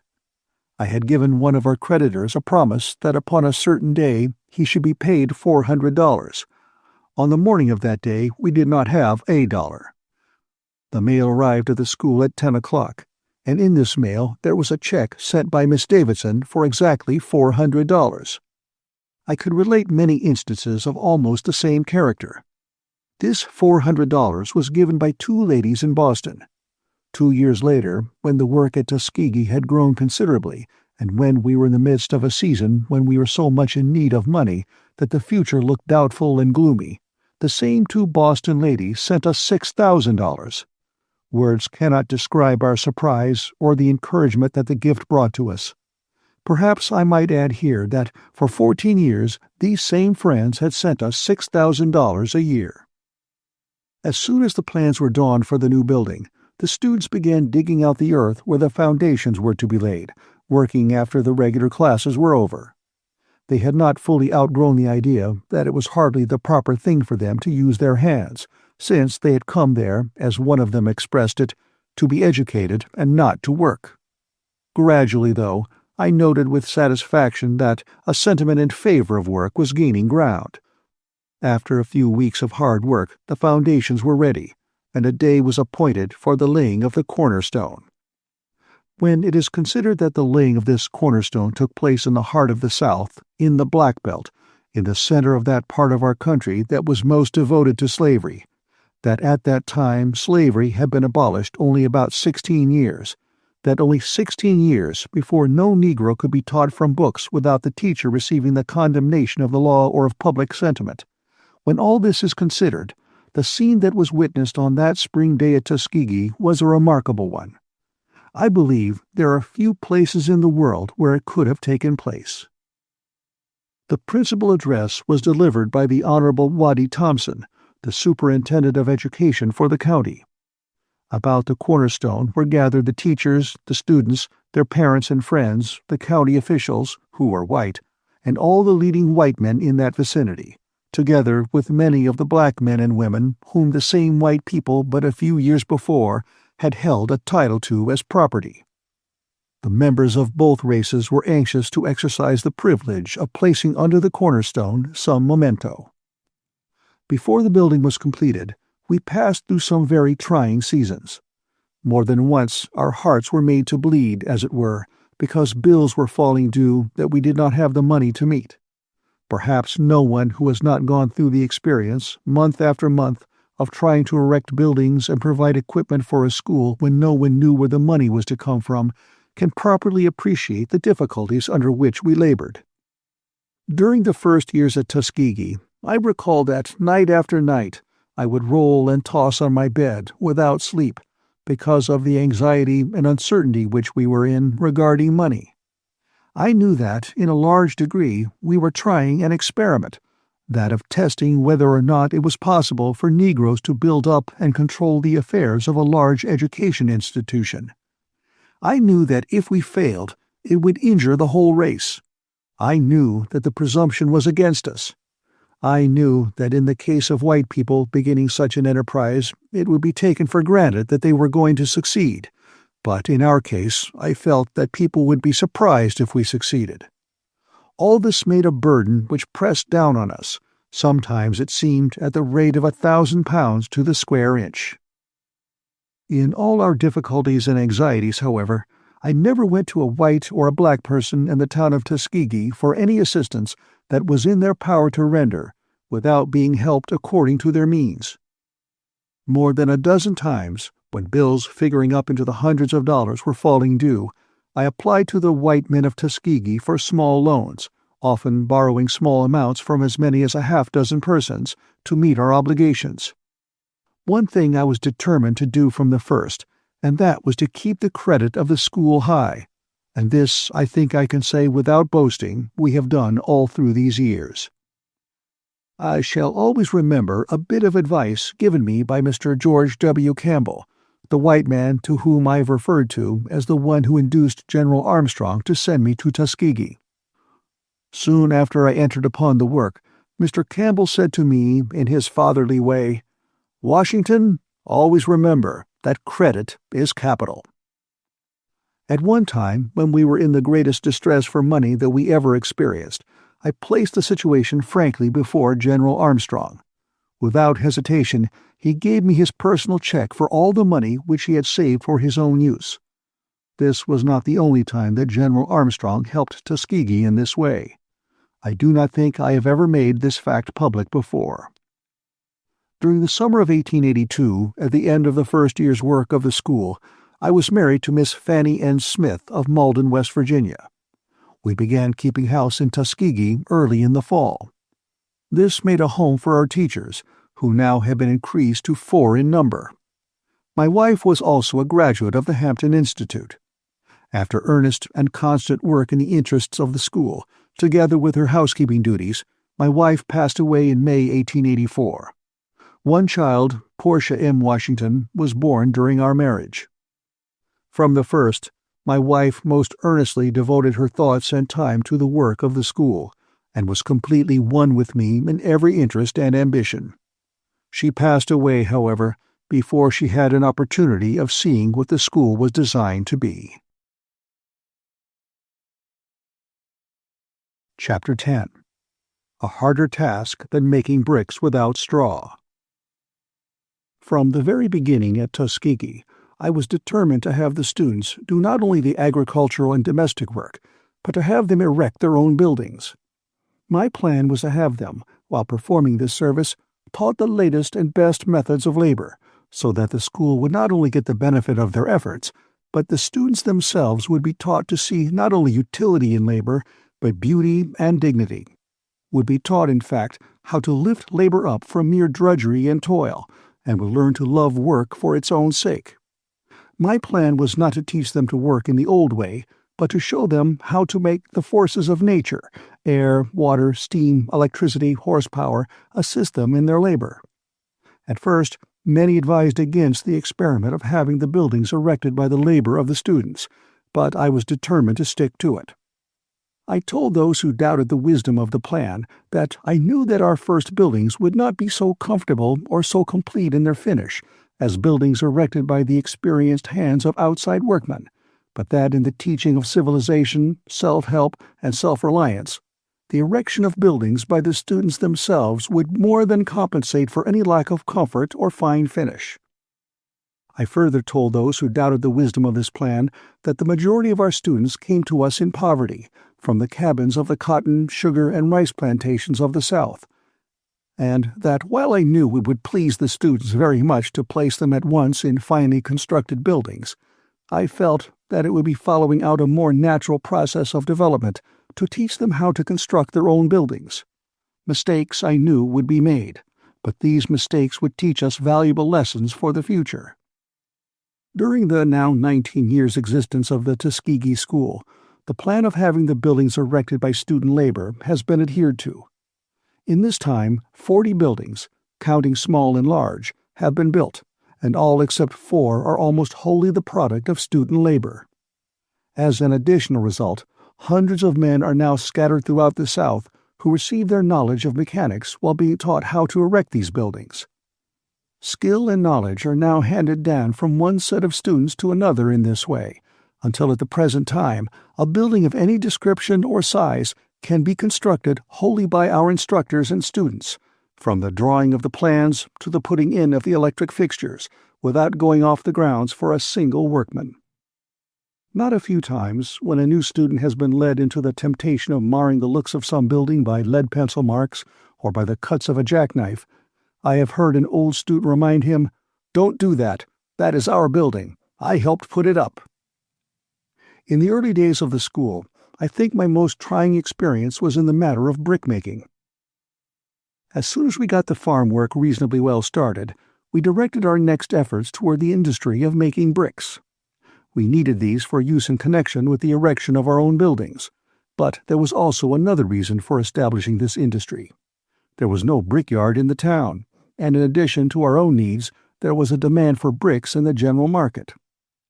I had always sympathized with the children of Israel in their task of making bricks without straw, but ours was the task of making bricks with no money and no experience. In the first place, the work was hard and dirty, and it was difficult to get the students to help. When it came to brickmaking, their distaste for manual labor in connection with book education became especially manifest. It was not a pleasant task for one to stand in the mud pit for hours, with mud up to his knees. More than one man became disgusted and left the school. We tried several locations before we opened up a pit that furnished brick clay. I had always supposed that brickmaking was very simple, but I soon found out by bitter experience that it required special skill and knowledge, particularly in the burning of the bricks. After a good deal of effort, we molded about 25,000 bricks and put them into a kiln to be burned. This kiln turned out to be a failure, because it was not properly constructed or properly burned. We began at once, however, on a second kiln. This, for some reason, also proved a failure. The failure of this kiln made it still more difficult to get the students to take part in the work. Several of the teachers, however, who had been trained in the industries at Hampton, volunteered their services, and in some way we succeeded in getting a third kiln ready for burning. The burning of a kiln required about a week. Toward the latter part of the week, when it seemed as if we were going to have a good many thousand bricks in a few hours, in the middle of the night the kiln fell.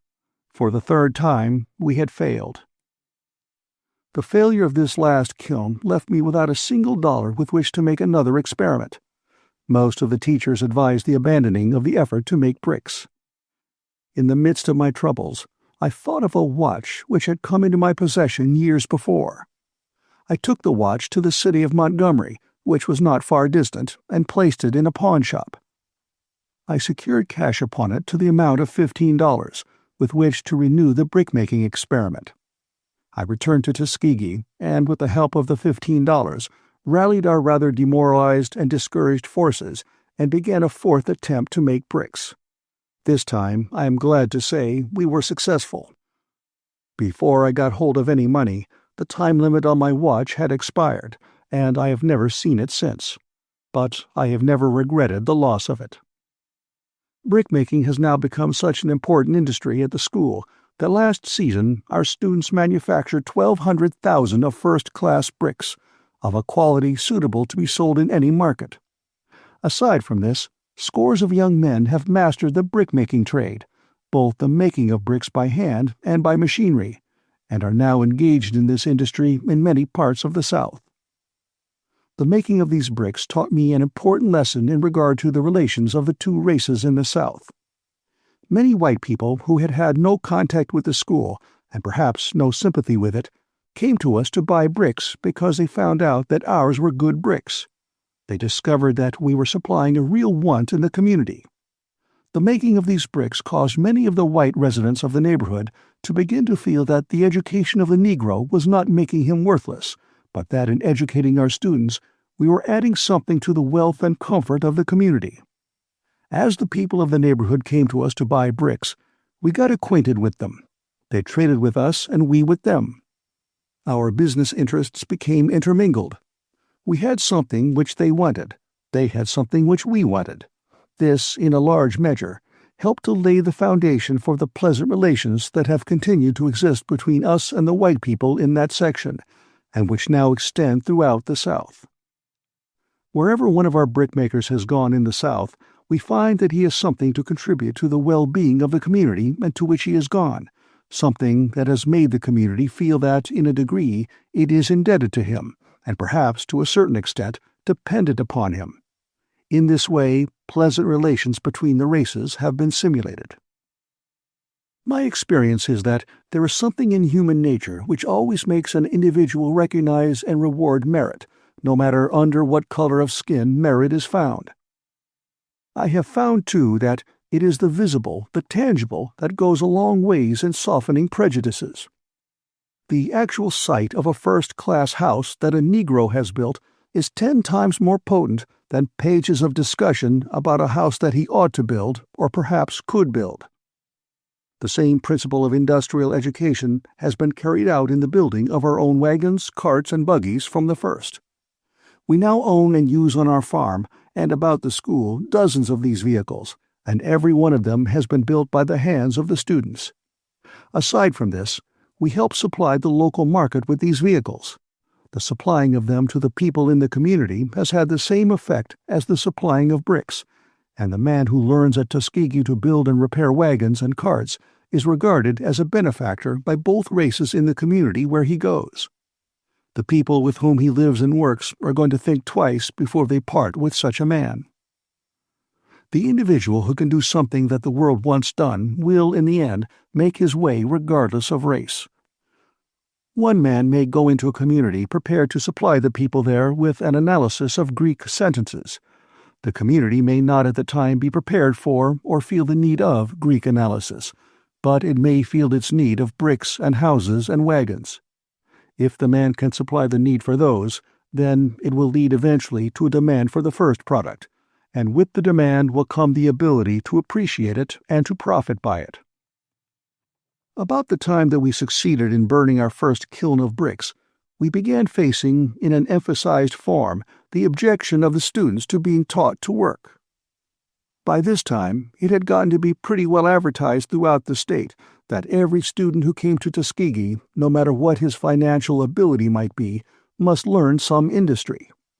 Quite a number of letters came from parents protesting against their children engaging in labor while they were in the school. Other parents came to the school to protest in person. Most of the new students brought a written or verbal request from their parents to the effect that they wanted their children taught nothing but books. The more books, the larger they were, and the longer the titles printed upon them, the better pleased the students and their parents seemed to be. I gave little heed to these protests, except that I lost no opportunity to go into as many parts of the state as I could, for the purpose of speaking to the parents and showing them the value of industrial education.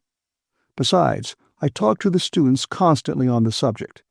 Notwithstanding the unpopularity of industrial work, the school continued to increase in numbers to such an extent that by the middle of the second year there was an attendance of about 150, representing almost all parts of the state of Alabama, and including a few from other states.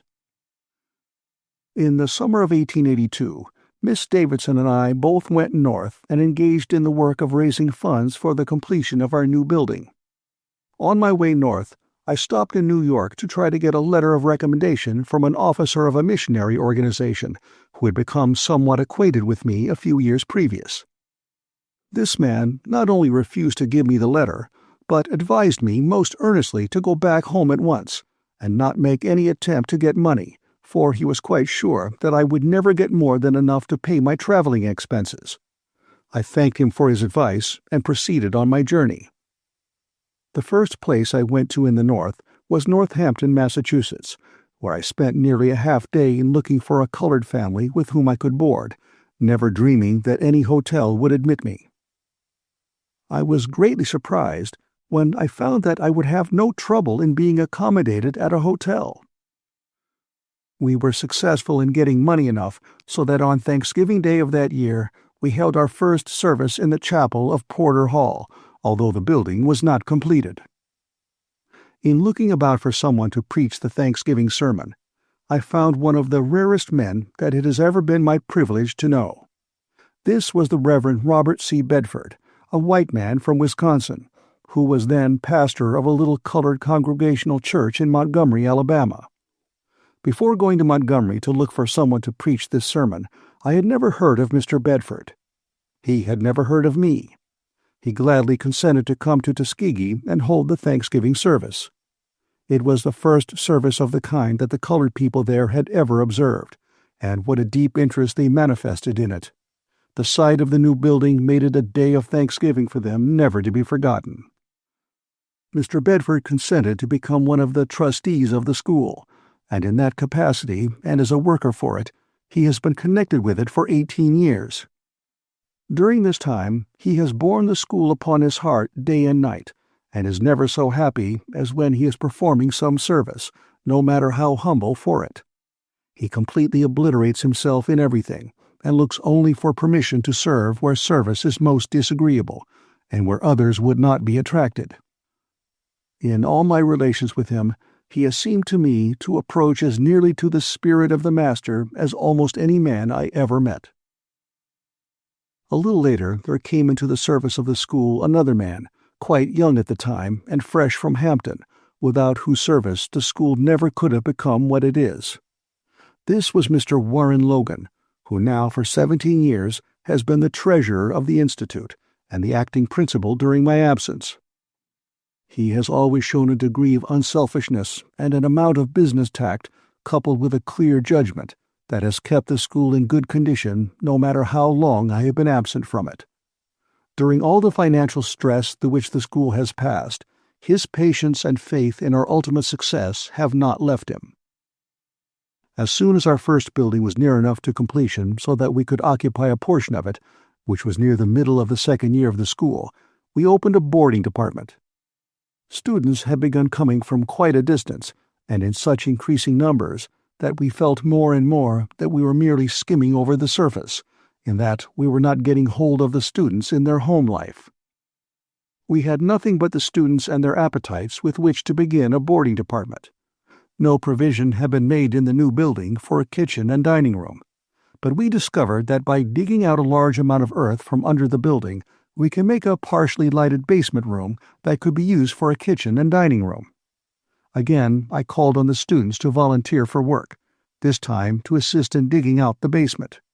This they did, and in a few weeks we had a place to cook and eat in, although it was very rough and uncomfortable. Anyone seeing the place now would never believe it was once used for a dining room.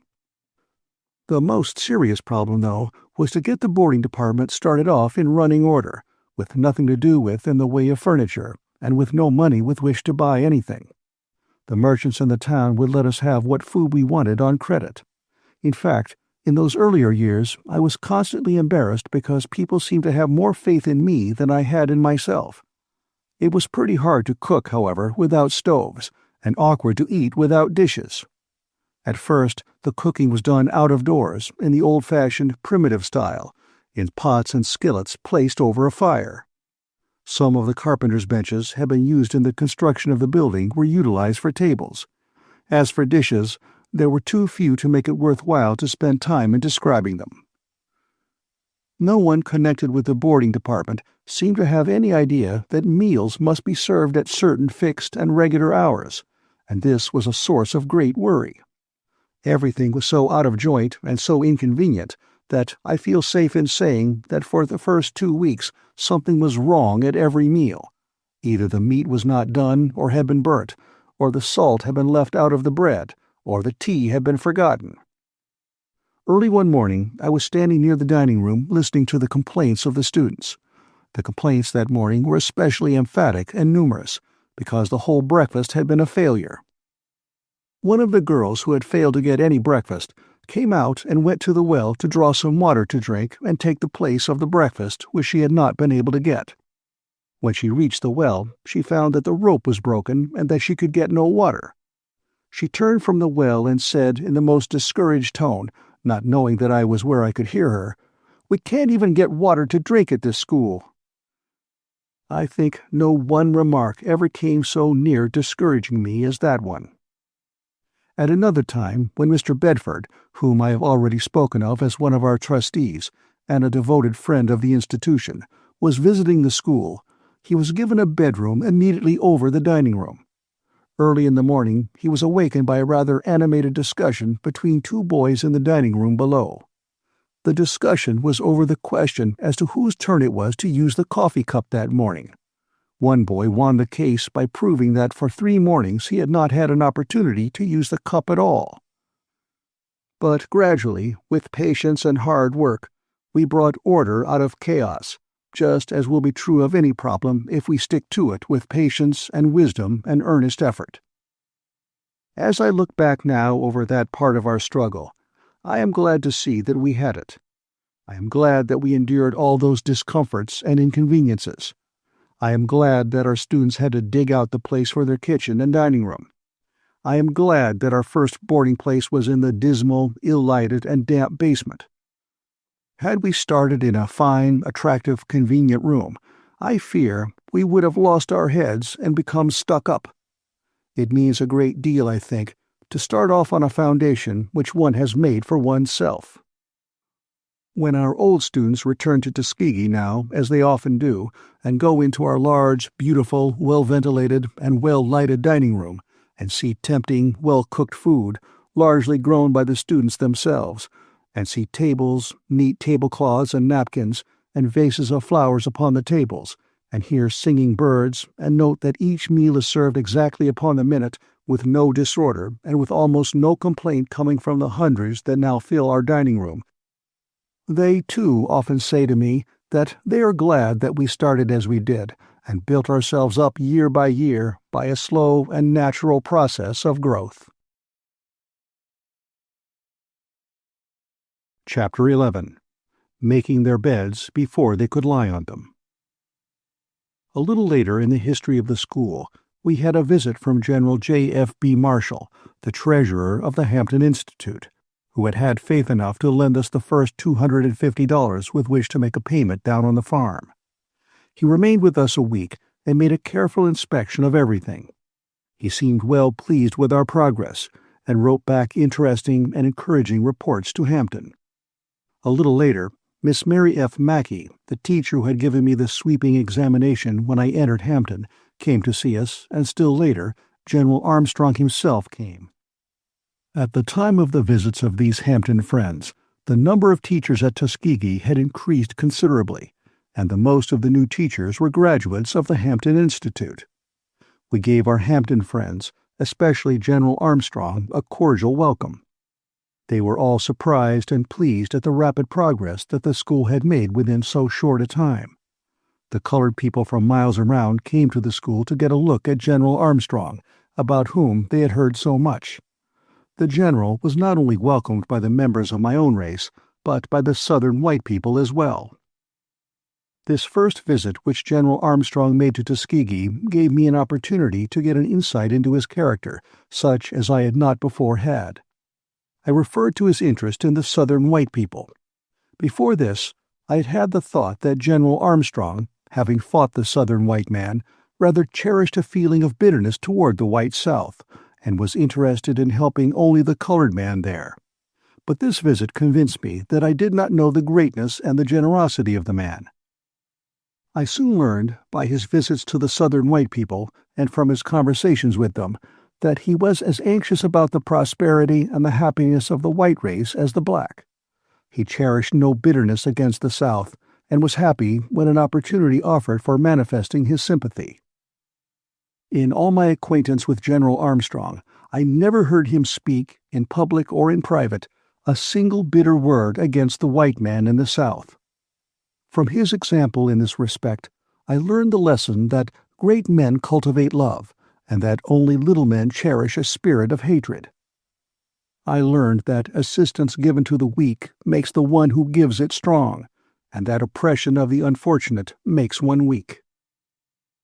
It is now long ago that I learned this lesson from General Armstrong, and resolved that I would permit no man, no matter what his color might be, to narrow and degrade my soul by making me hate him.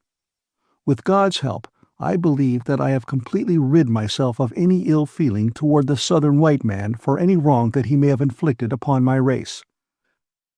I am made to feel just as happy now when I am rendering service to Southern white men as when the service is rendered to a member of my own race. I pity from the bottom of my heart any individual who is so unfortunate as to get into the habit of holding race prejudice. The more I consider the subject, the more strongly I am convinced that the most harmful effect of the practice to which the people in certain sections of the South have felt themselves compelled to resort in order to get rid of the force of the Negro's ballot is not wholly in the wrong done to the Negro, but in the permanent injury to the morals of the white man.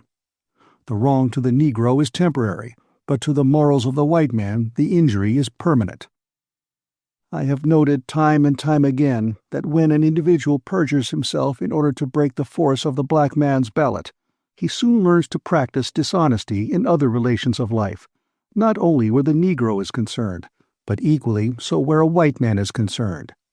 The white man who begins by cheating a Negro usually ends by cheating a white man. The white man who begins to break the law by lynching a Negro soon yields to the temptation to lynch a white man. All this, it seems to me, makes it important that the whole nation lend a hand in trying to lift the burden of ignorance from the South. Another thing that is becoming more apparent each year in the development of education in the South is the influence of General Armstrong's idea of education, and this not upon the blacks alone, but upon the whites also. At the present time, there is almost no Southern state that is not putting forth efforts in the direction of securing industrial education for its white boys and girls, and in most cases it is easy to trace the history of these efforts back to General Armstrong. Soon after the opening of our humble boarding department, students began coming to us in still larger numbers. For weeks we not only had to contend with the difficulty of providing board, with no money, but also with that of providing sleeping accommodations. For this purpose, we rented a number of cabins near the school. These cabins were in a dilapidated condition, and during the winter months the students who occupied them necessarily suffered from the cold. We charged the students $8 a month, all they were able to pay, for their board. This included, besides board, room, fuel, and washing. We also gave the students credit on their board bills for all the work which they did for the school which was of any value to the institution. The cost of tuition, which was $50 a year for each student, we had to secure then as now wherever we could. This small charge in cash gave us no capital with which to start a boarding department. The weather during the second winter of our work was very cold. We were not able to provide enough bedclothes to keep the students warm. In fact, for some time we were not able to provide, except in a few cases, bedsteads and mattresses of any kind. During the coldest nights I was so troubled about the discomfort of the students that I could not sleep myself. I recall that on several occasions I went in the middle of the night to the shanties occupied by the young men for the purpose of confronting them. Often I found some of them sitting huddled around a fire, with the one blanket which we had been able to provide wrapped around them, trying in this way to keep warm. During the whole night, some of them did not attempt to lie down. One morning, when the night previous had been unusually cold, I asked those of the students in the chapel who thought that they had been frostbitten during the night to raise their hands. 3 hands went up. Notwithstanding these experiences, there was almost no complaining on the part of the students. They knew that we were doing the best that we could for them. They were happy in the privilege of being permitted to enjoy any kind of opportunity that would enable them to improve their condition. They were constantly asking what they might do to lighten the burdens of the teachers. I have heard it stated more than once, both in the North and in the South, that colored people would not obey and respect each other when one member of the race is placed in a position of authority over others. In regard to this general belief and these statements, I can say that during the 19 years of my experience at Tuskegee, I never, either by word or act, have been treated with disrespect by any student or officer connected with the institution. On the other hand, I am constantly embarrassed by the many acts of thoughtful kindness. The students do not seem to want to see me carry a large book or a satchel or any kind of a burden through the grounds. In such cases, more than one always offers to relieve me. I almost never go out of my office when the rain is falling that some student does not come to my side with an umbrella and ask to be allowed to hold it over me. While writing upon this subject, it is a pleasure for me to add that, in all my contact with the white people of the South, I have never received a single personal insult. The white people in and near Tuskegee, to an especial degree, seem to count it as a privilege to show me all the respect within their power, and often go out of their way to do this. Not very long ago, I was making a journey between Dallas, Texas, and Houston. In some way, it became known in advance that I was on the train. At nearly every station at which the train stopped, numbers of white people, including in most cases of the officials of the town, came aboard and introduced themselves and thanked me heartily for the work that I was trying to do for the South. On another occasion, when I was making a trip from Augusta, Georgia to Atlanta, being rather tired from much travel, I rode in a Pullman sleeper. When I went into the car, I found there two ladies from Boston whom I knew well. These good ladies were perfectly ignorant, it seems, of the customs of the South, and in the goodness of their hearts insisted that I take a seat with them in their section. After some hesitation, I consented. I had been there but a few minutes when one of them, without my knowledge, ordered supper to be served for the three of us. This embarrassed me still further. The car was full of Southern white men, most of whom had their eyes on our party. When I found that supper had been ordered, I tried to contrive some excuse that would permit me to leave the section, but the ladies insisted that I must eat with them. I finally settled back in my seat with a sigh and said to myself, I am in for it now, sure. To add further to the embarrassment of the situation, soon after the supper was placed on the table, one of the ladies remembered that she had in her satchel a special kind of tea which she wished served, and as she said she felt quite sure the porter did not know how to brew it properly, she insisted upon getting up and preparing and serving it herself. At last the meal was over, and it seemed the longest one that I had ever eaten. When we were through, I decided to get myself out of the embarrassing situation and go to the smoking room, where most of the men were by that time, to see how the land lay. In the meantime, however, it had become known in some way throughout the car who I was. When I went into the smoking room, I was never more surprised in my life than when each man, nearly every one of them a citizen of Georgia, came up and introduced himself to me and thanked me earnestly for the work that I was trying to do for the whole South. This was not flattery, because each one of these individuals knew that he had nothing to gain by trying to flatter me.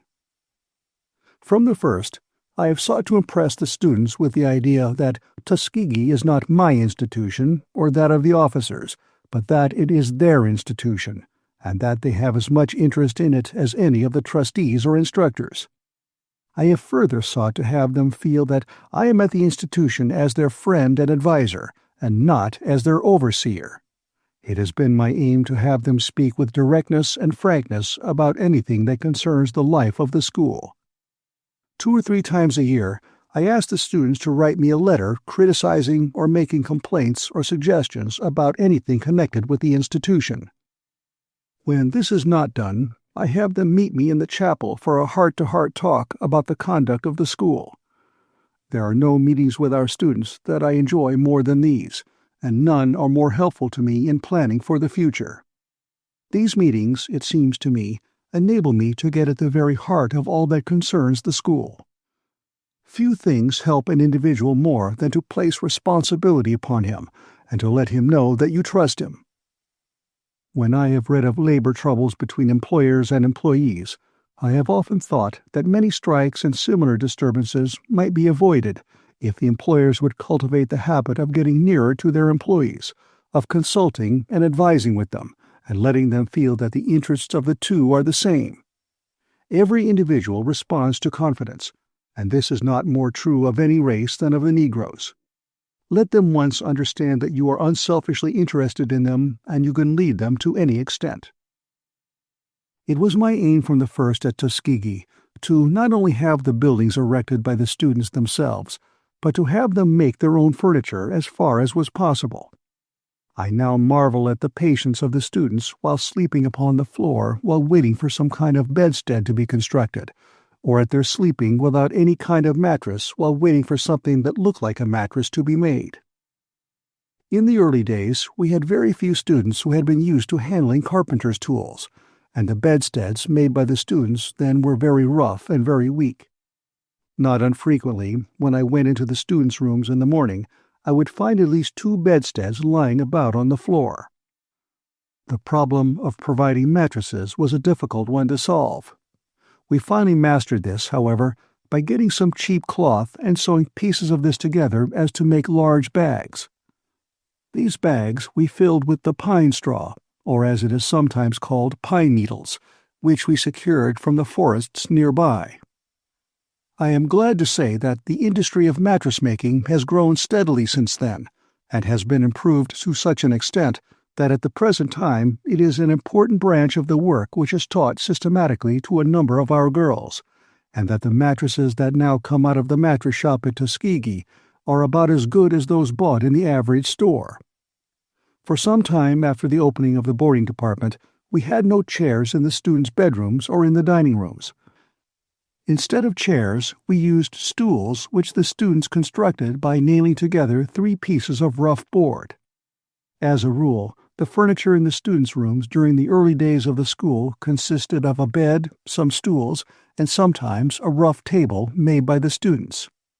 The plan of having the students make the furniture is still followed, but the number of pieces in a room has been increased, and the workmanship has so improved that little fault can be found in the articles now.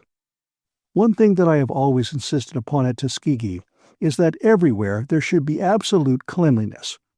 Over and over again, the students were reminded in those first years, and are reminded now, that people would excuse us for our poverty, for our lack of comforts and conveniences, but that they would not excuse us for dirt. Another thing that has been insisted upon at the school is the use of the toothbrush. The gospel of the toothbrush, as General Armstrong used to call it, is part of our creed at Tuskegee. No student is permitted to retain who does not keep and use a toothbrush. Several times in recent years, students have come to us who brought with them almost no other article except a toothbrush. They had heard from the lips of other students about our insisting upon the use of this, and so, to make a good impression, they brought at least a toothbrush with them. I remember that one morning, not long ago, I went with the lady principal on her usual morning tour of inspection of the girls' rooms. We found one room that contained 3 girls who had recently arrived at the school. When I asked them if they had toothbrushes, one of the girls replied, pointing to a brush, "Yes, sir, that is our brush. We bought it together yesterday." It did not take them long to learn a different lesson. It has been interesting to note the effect that the use of the toothbrush has had in bringing about a higher degree of civilization among the students. With few exceptions, I have noticed that, if we can get a student to the point where, when the first or second toothbrush disappears, he of his own motion buys another, I have not been disappointed in the future of that individual. Absolute cleanliness of the body has been insisted upon from the first. The students have been taught to bathe as regularly as to take their meals. This lesson we began teaching before we had anything in the shape of a bathhouse. Most of the students came from plantation districts, and often we had to teach them how to sleep at night, that is, whether between the 2 sheets, after we got to the point where we could provide them 2 sheets, or under both of them. Naturally, I found it difficult to teach them to sleep between 2 sheets when we were able to supply but one. The importance of the use of the nightgown received the same attention. For a long time, one of the most difficult tasks was to teach the students that all the buttons were to be kept on their clothes, and that there must be no torn places or grease spots. This lesson, I am pleased to be able to say, has been so thoroughly learned and so faithfully handed down from year to year by one set of students to another, that often at the present time, when the students march out of the chapel in the evening and their dress is inspected, as it is every night, not one button is found to be missing. Chapter 12. Raising Money. When we opened our boarding department, we provided rooms in the attic of Porter Hall, our first building, for a number of girls, but the number of students, of both sexes, continued to increase. We could find rooms outside the school grounds for many of the young men, but the girls we did not care to expose in this way. Very soon the problem of providing more rooms for the girls, as well as a larger boarding department for all the students, grew serious. As a result, we finally decided to undertake the construction of a still larger building, a building that would contain rooms for the girls and boarding accommodations for all. After having a preliminary sketch of the needed building made, we found that it would cost about $10,000. We had no money whatever with which to begin. Still, we decided to give the needed building a name.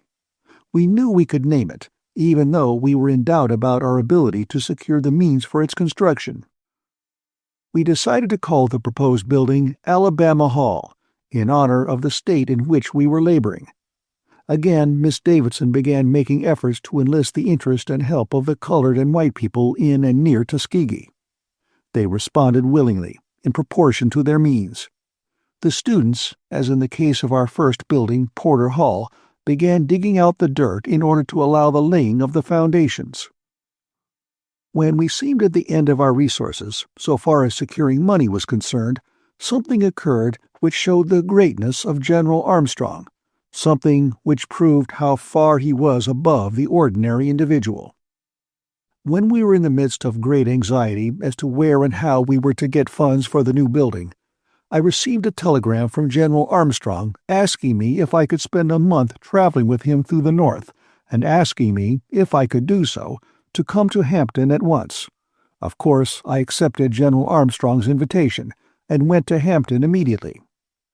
On arriving there, I found that the General had decided to take a quartet of singers through the North, and hold meetings for a month in important cities, at which meetings he and I were to speak. Imagine my surprise when the General told me further that these meetings were to be held not in the interests of Hampton, but in the interests of Tuskegee, and that the Hampton Institute was to be responsible for all the expenses. Although he never told me in so many words, I found that General Armstrong took this method of introducing me to the people of the North as well as for the sake of securing some immediate funds to be used in the erection of Alabama Hall. A weak and narrow man would have reasoned that all the money which came to Tuskegee in this way would be just so much taken from the Hampton Institute.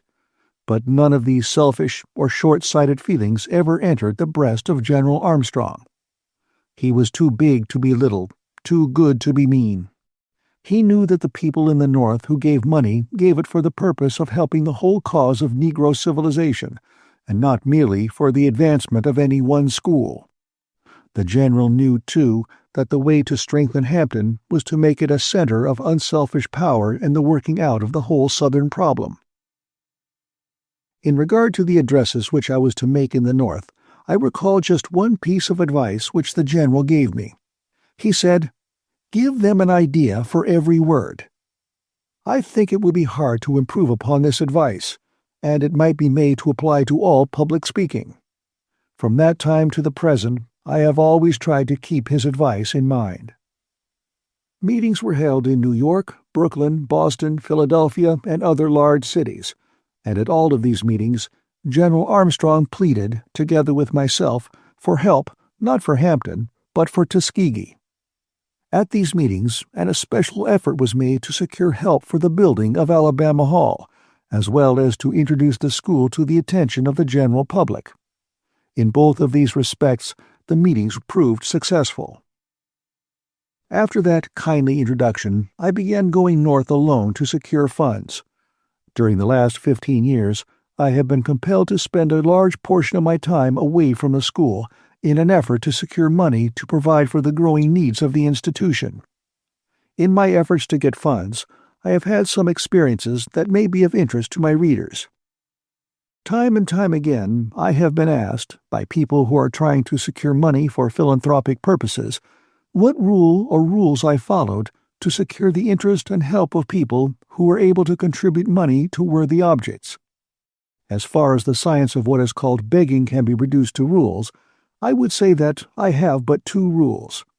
First, always do my whole duty regarding making our work known to individuals and organizations. And second, not to worry about the results. This second rule has been the hardest for me to live up to.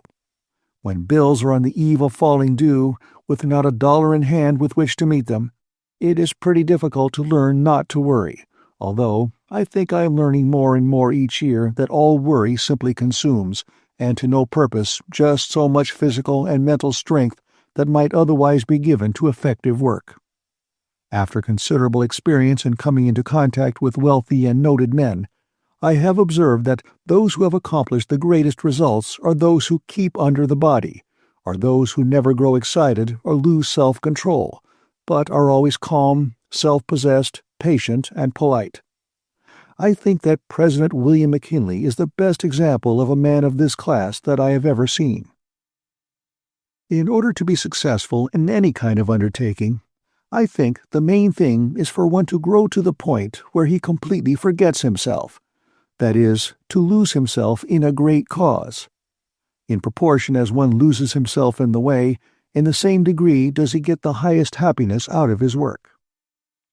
My experience in getting money for Tuskegee has taught me to have no patience with those people who are always condemning the rich because they are rich, and because they do not give to more objects of charity.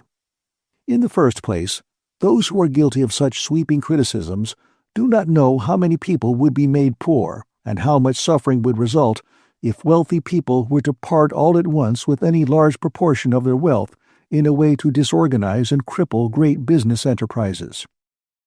Then very few persons have any idea of the large number of applications for help that rich people are constantly being flooded with. I know wealthy people who receive as much as 20 calls a day for help. More than once, when I have gone into the offices of rich men, I have found half a dozen persons waiting to see them, and all come for the same purpose, that of securing money. And all these calls in person, to say nothing of the applications received through the mails. Very few people have any idea of the amount of money given away by persons who never permit their names to be known. I have often heard persons condemned for not giving away money, who, to my own knowledge, were giving away thousands of dollars every year so quietly that the world knew nothing about it. As an example of this, there are two ladies in New York, whose names rarely appear in print, but who, in a quiet way, have given us the means with which to erect 3 large and important buildings during the last 8 years. Besides the gift of these buildings, they have made other generous donations to the school. And they not only help Tuskegee, but they are constantly seeking opportunities to help other worthy causes. Although it has been my privilege to be the medium through which a good many $100,000 have been received for the work at Tuskegee, I have always avoided what the world calls begging.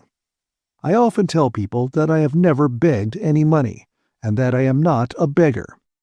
My experience and observation have convinced me that persistent asking outright for money from the rich does not, as a rule, secure help. I have always usually proceeded on the principle that persons who possess sense enough to earn money have sense enough to know how to give it away, and that the mere making known of the facts regarding Tuskegee, and especially the facts regarding the work of the graduates, has been more effective than outright begging. I think that the presentation of facts on a high, dignified plane is all the begging that most rich people care for. While the work of going from door to door and from office to office is hard, disagreeable, and costly in bodily strength, yet it has some compensations. Such work gives one a rare opportunity to study human nature. It also has its compensations in giving one an opportunity to meet some of the best people in the world. To be more correct, I think I should say the best people in the world. When one takes a broad survey of the country, he will find that the most useful and influential people in it are those who take the deepest interest in institutions that exist for the purpose of making the world better.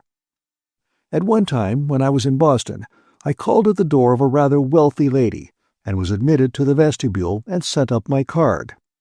While I was waiting for an answer, her husband came in and asked me in the most abrupt manner what I wanted.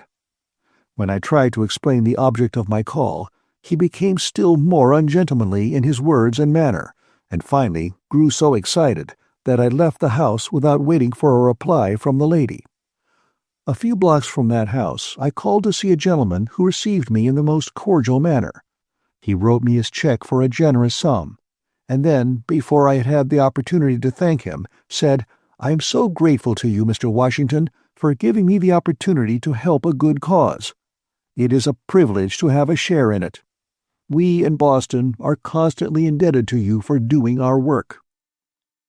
My experience in securing money convinces me that the first type of man is growing more rare all the time, and that the latter type is increasing. That is that more and more rich people are coming to regard men and women who apply to them for help for worthy objects, not as beggars, but as agents for doing their work.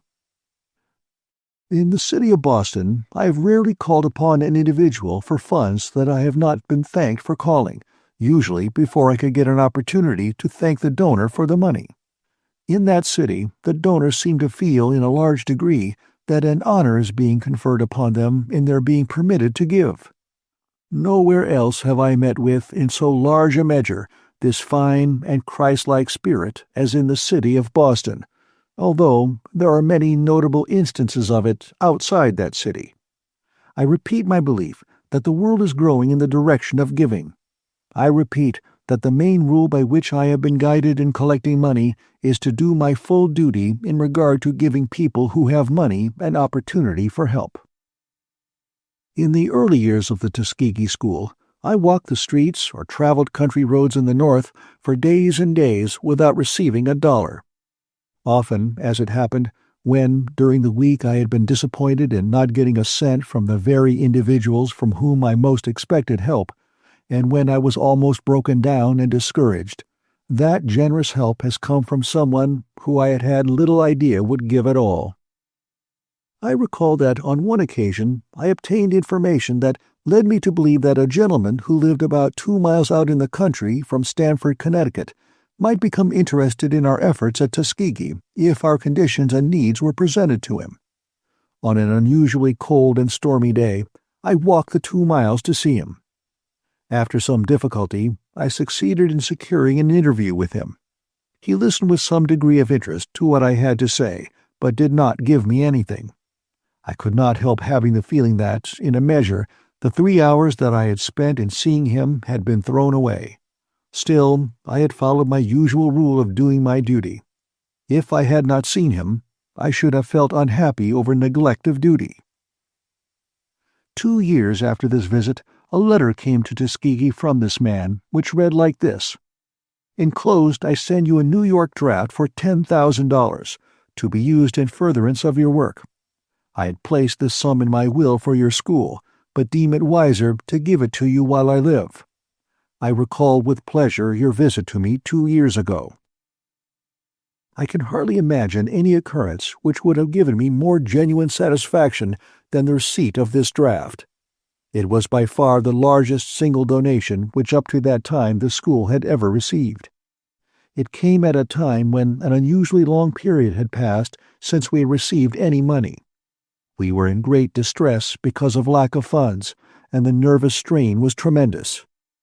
It is difficult for me to think of any situation that is more trying on the nerves than that of conducting a large institution, with heavy obligations to meet, without knowing where the money is to come from to meet these obligations from month to month. In our case, I felt a double responsibility, and this made the anxiety all the more intense. If the institution had been officered by white persons and had failed, it would have injured the cause of Negro education.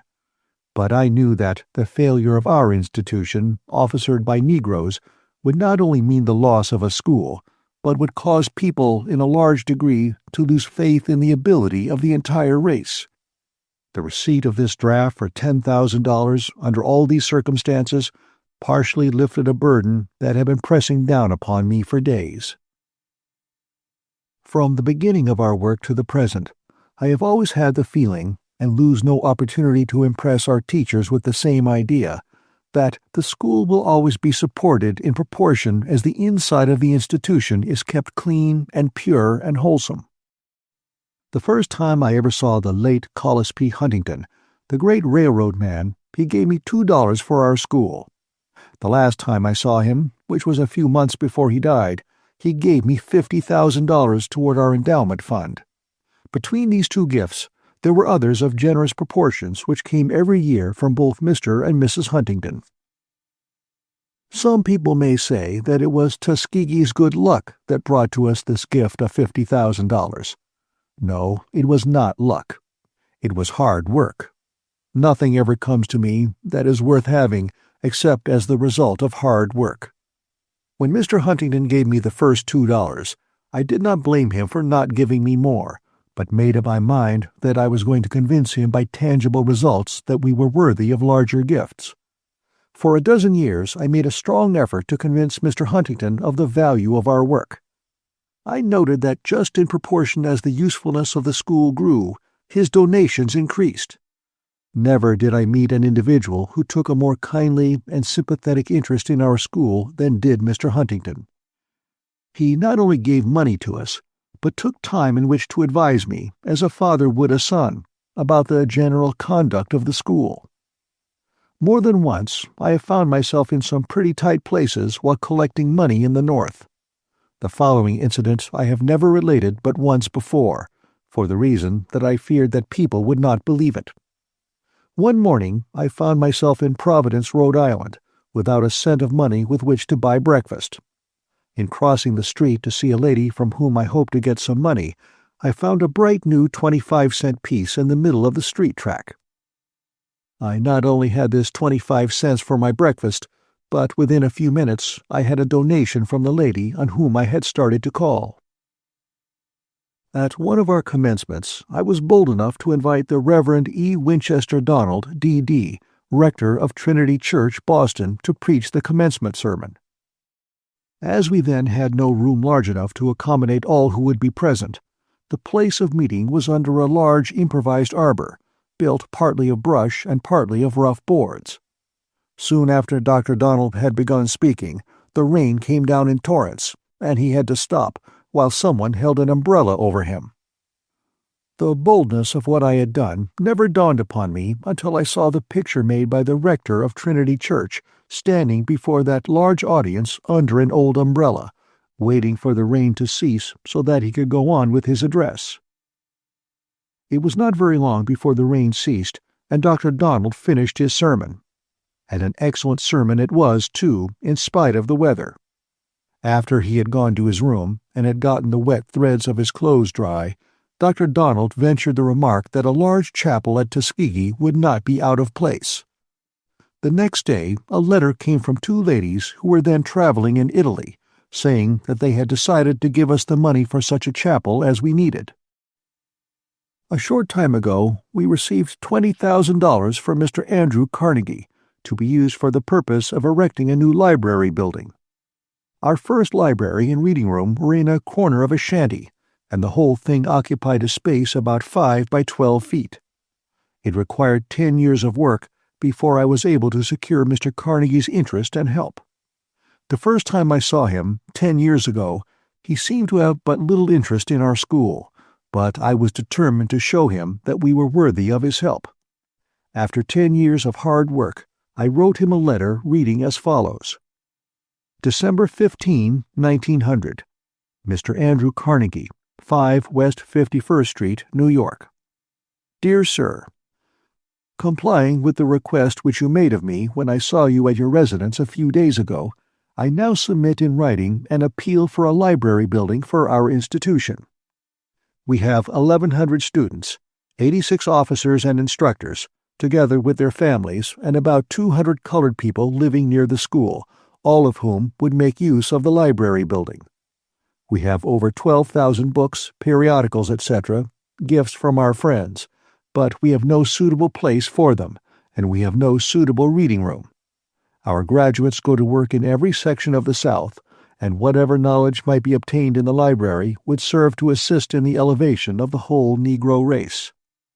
Such a building as we need could be erected for about $20,000. All of the work for the building, such as brickmaking, brick masonry, carpentry, blacksmithing, etc., would be done by the students. The money which you would give would not only supply the building, but the erection of the building would give a large number of students an opportunity to learn the building trades, and the students would use the money paid to them to keep themselves in school. I do not believe that a similar amount of money often could be made to go so far in uplifting a whole race. If you wish further information, I shall be glad to furnish it. Yours truly, Booker T. Washington, Principal. The next mail brought back the following reply. I will be very glad to pay the bills for the library building as they are incurred, to the extent of $20,000, and I am glad of this opportunity to show the interest I have in your noble work. I have found that strict business methods go a long way in securing the interest of rich people. It has been my constant aim at Tuskegee to carry out, in our financial and other operations, such business methods as would be approved of by any New York banking house. I have spoken of several large gifts to the school, but by far the greater proportion of the money that has built up the institution has come in the form of small donations from persons of moderate means. It is upon these small gifts, which carry with them the interest of hundreds of donors, that any philanthropic work must depend largely for its support.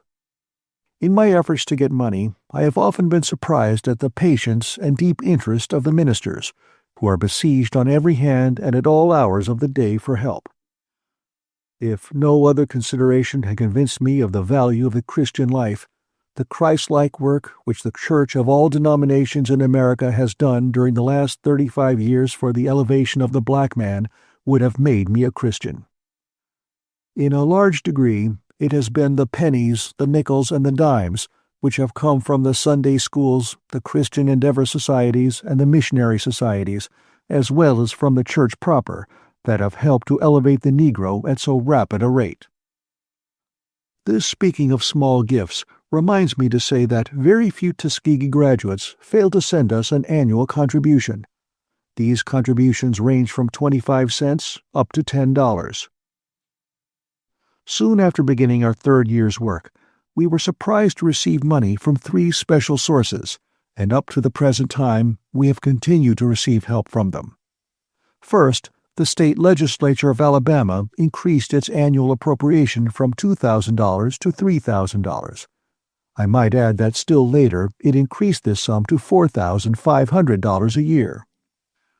The effort to secure this increase was led by the Honorable M. F. Foster, the member of the legislature from Tuskegee. Second, we received $1,000 from the John F. Slater Fund. Our work seemed to please the trustees of this fund, as they soon began increasing their annual grant. This has been added from time to time until at present we receive $11,000 annually from the fund. The other help to which I have referred came in the shape of an allowance from the Peabody Fund. This was at first $500, but it has since been increased to $1,500. The effort to secure help from the Slater and Peabody funds brought me into contact with 2 rare men who have had much to do in shaping the policy for the education of the Negro.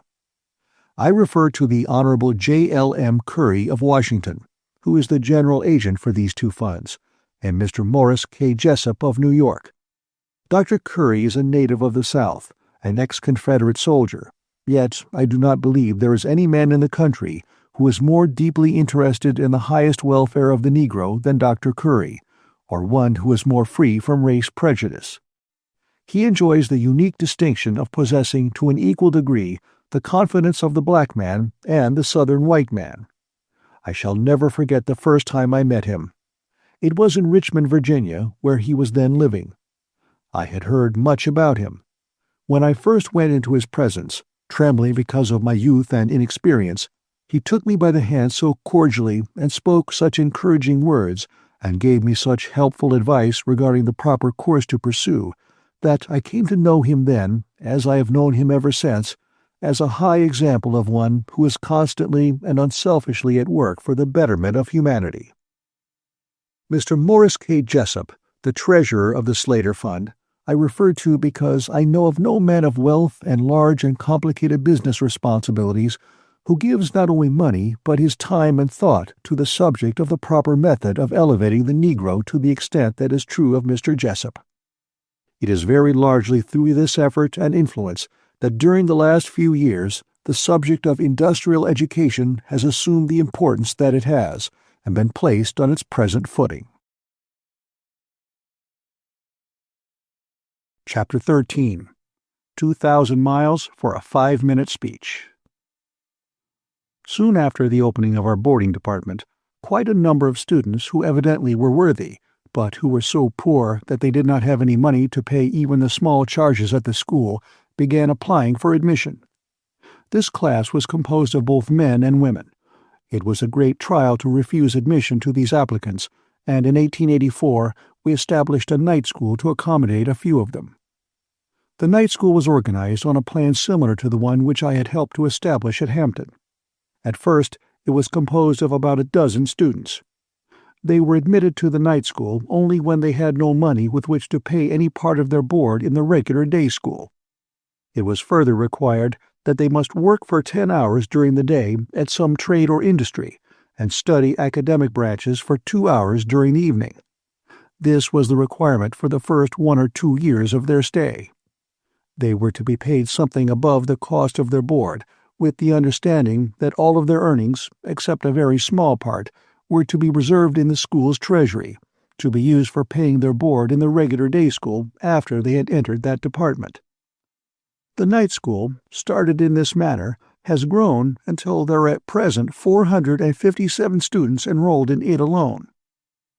There could hardly be a more severe test of a student's worth than this branch of the Institute's work.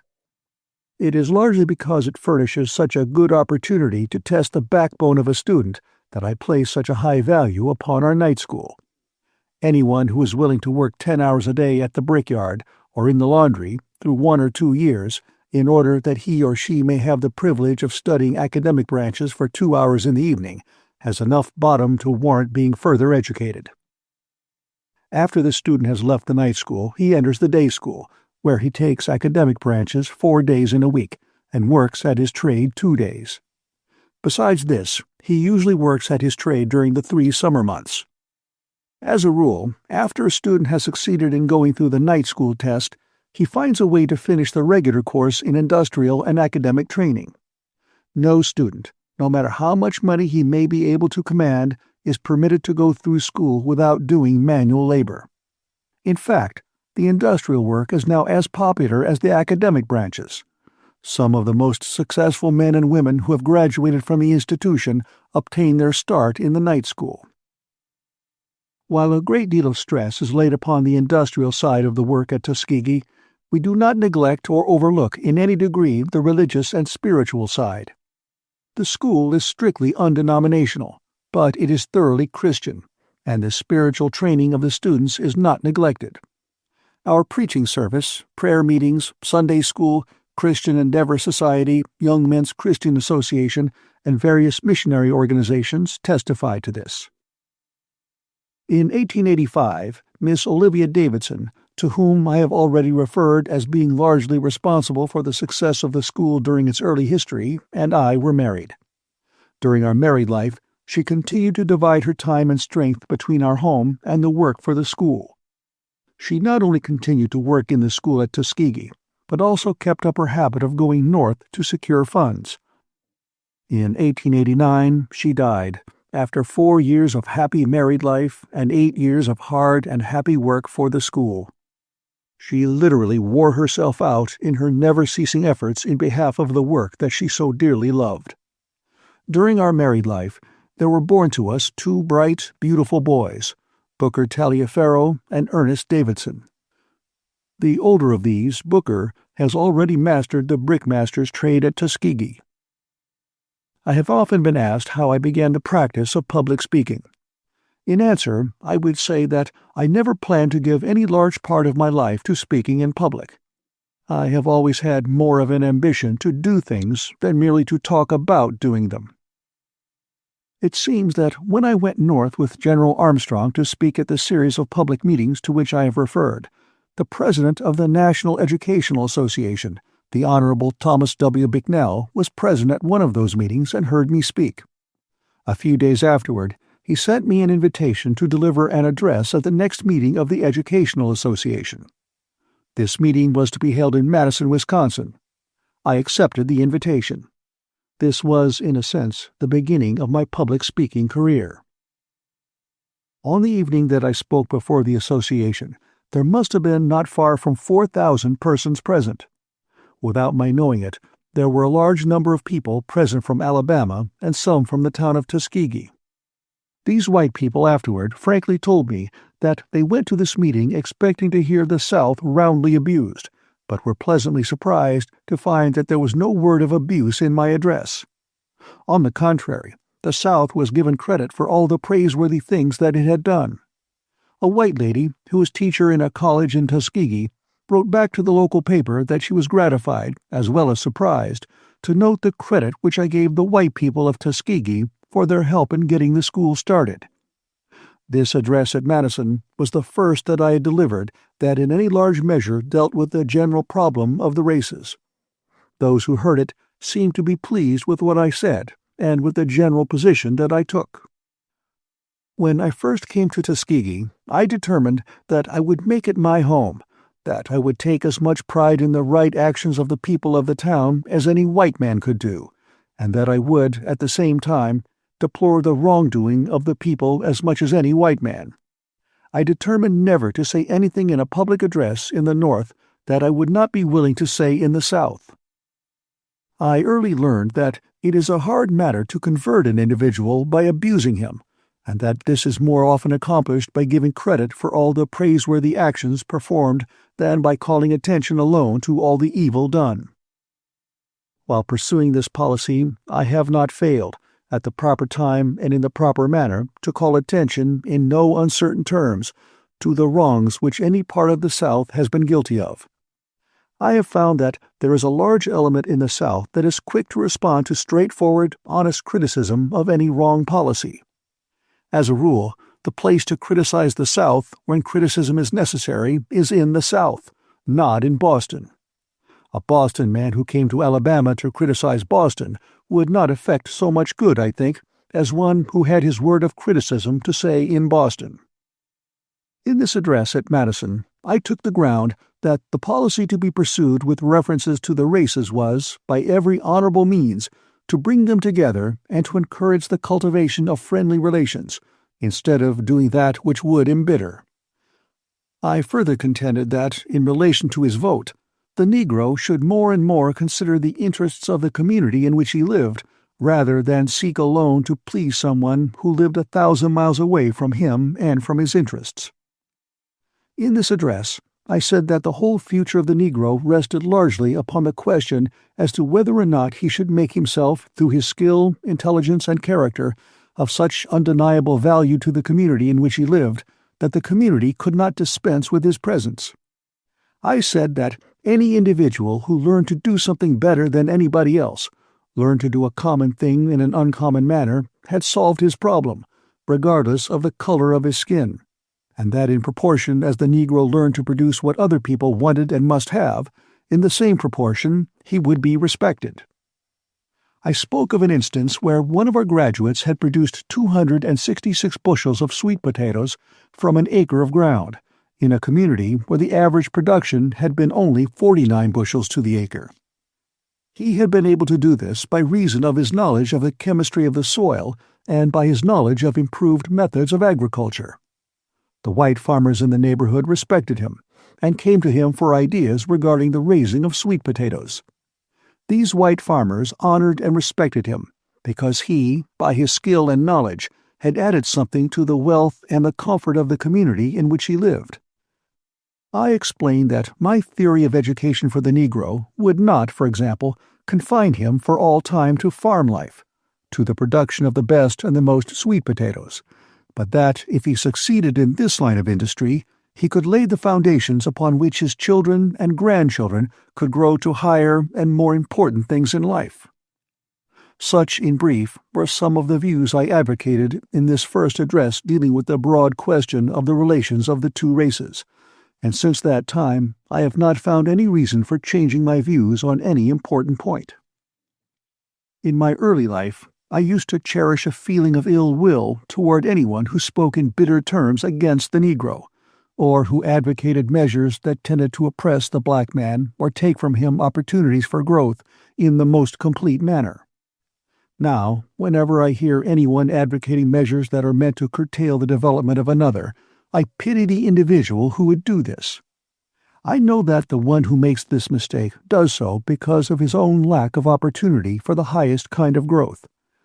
I pity him because I know that he is trying to stop the progress of the world, and because I know that in time the development and the ceaseless advance of humanity will make him ashamed of his weak and narrow position.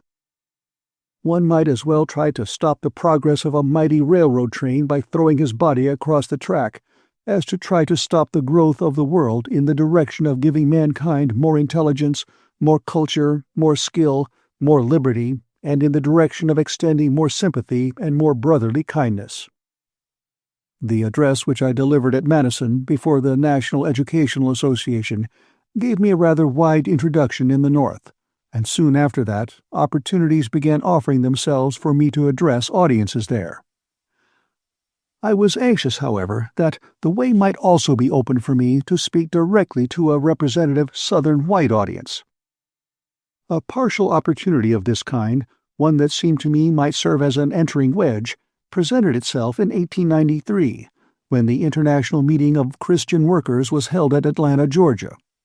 When this invitation came to me, I had engagements in Boston that seemed to make it impossible for me to speak in Atlanta. Still, after looking over my list of dates and places carefully, I found that I could take a train from Boston that would get me into Atlanta about 30 minutes before my address was to be delivered, and that I could remain in that city before taking another train for Boston. My invitation to speak in Atlanta stipulated that I was to confine my address to 5 minutes. The question, then, was whether or not I could put enough into a 5-minute address to make it worthwhile for me to make such a trip.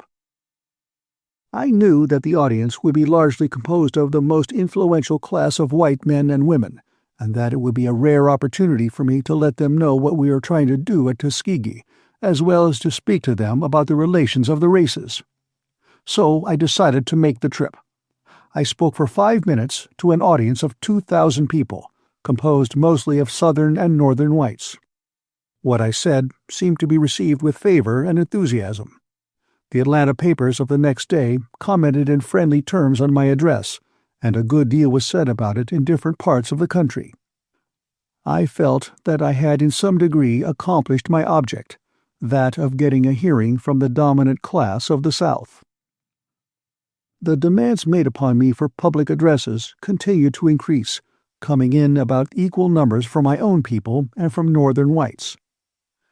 I gave as much time to these addresses as I could spare from the immediate work at Tuskegee. Most of the addresses in the North were made for the direct purpose of getting funds with which to support the school. Those delivered before the colored people had for their main object the impressing upon them the importance of industrial and technical education in addition to academic and religious training. I now come to that one of the incidents in my life which seems to have excited the greatest amount of interest, and which perhaps went further than anything else in giving me a reputation that in a sense might be called national. I refer to the address which I delivered at the opening of the Atlanta Cotton States and International Exposition at Atlanta, Georgia, September 18, 1895. So much has been said and written about this incident, and so many questions have been asked me concerning the address, that perhaps I may be excused for taking up the matter with some detail. The 5-minute address in Atlanta, which I came from Boston to deliver, was possibly the prime cause for an opportunity being given me to make the second address there. In the spring of 1895, I received a telegram from prominent citizens in Atlanta asking me to accompany a committee from that city to Washington for the purpose of appearing before a committee of Congress in the interest of securing government help for the Exposition. The committee was composed of about 25 of the most prominent and most influential white men of Georgia. All the members of this committee were white men except Bishop Grant, Bishop Gaines, and myself. The mayor and several other city and state officials spoke before the committee. They were followed by the 2 colored bishops. My name was the last on the list of speakers. I had never before appeared before such a committee, nor had I ever delivered any address in the capital of the nation. I had many misgivings as to what I ought to say, and as to the impression that my address would make. While I cannot recall in detail what I said, I remember that I tried to impress upon the committee, with all the earnestness and plainness of any language that I could command, that if Congress wanted to do something which would assist in ridding the South of the race question and making friends between the 2 races, it should, in every proper way, encourage the material and intellectual growth of both races. I said that the Atlanta Exposition would present an opportunity for both races to show what advance they had made since freedom, and would at the same time afford encouragement to them to make still greater progress. I tried to emphasize the fact that while the Negro should not be deprived by unfair means of the franchise, political agitation alone would not save him, and that back of the ballot he must have property, industry, skill, economy, intelligence, and character, and that no race without these elements could permanently succeed.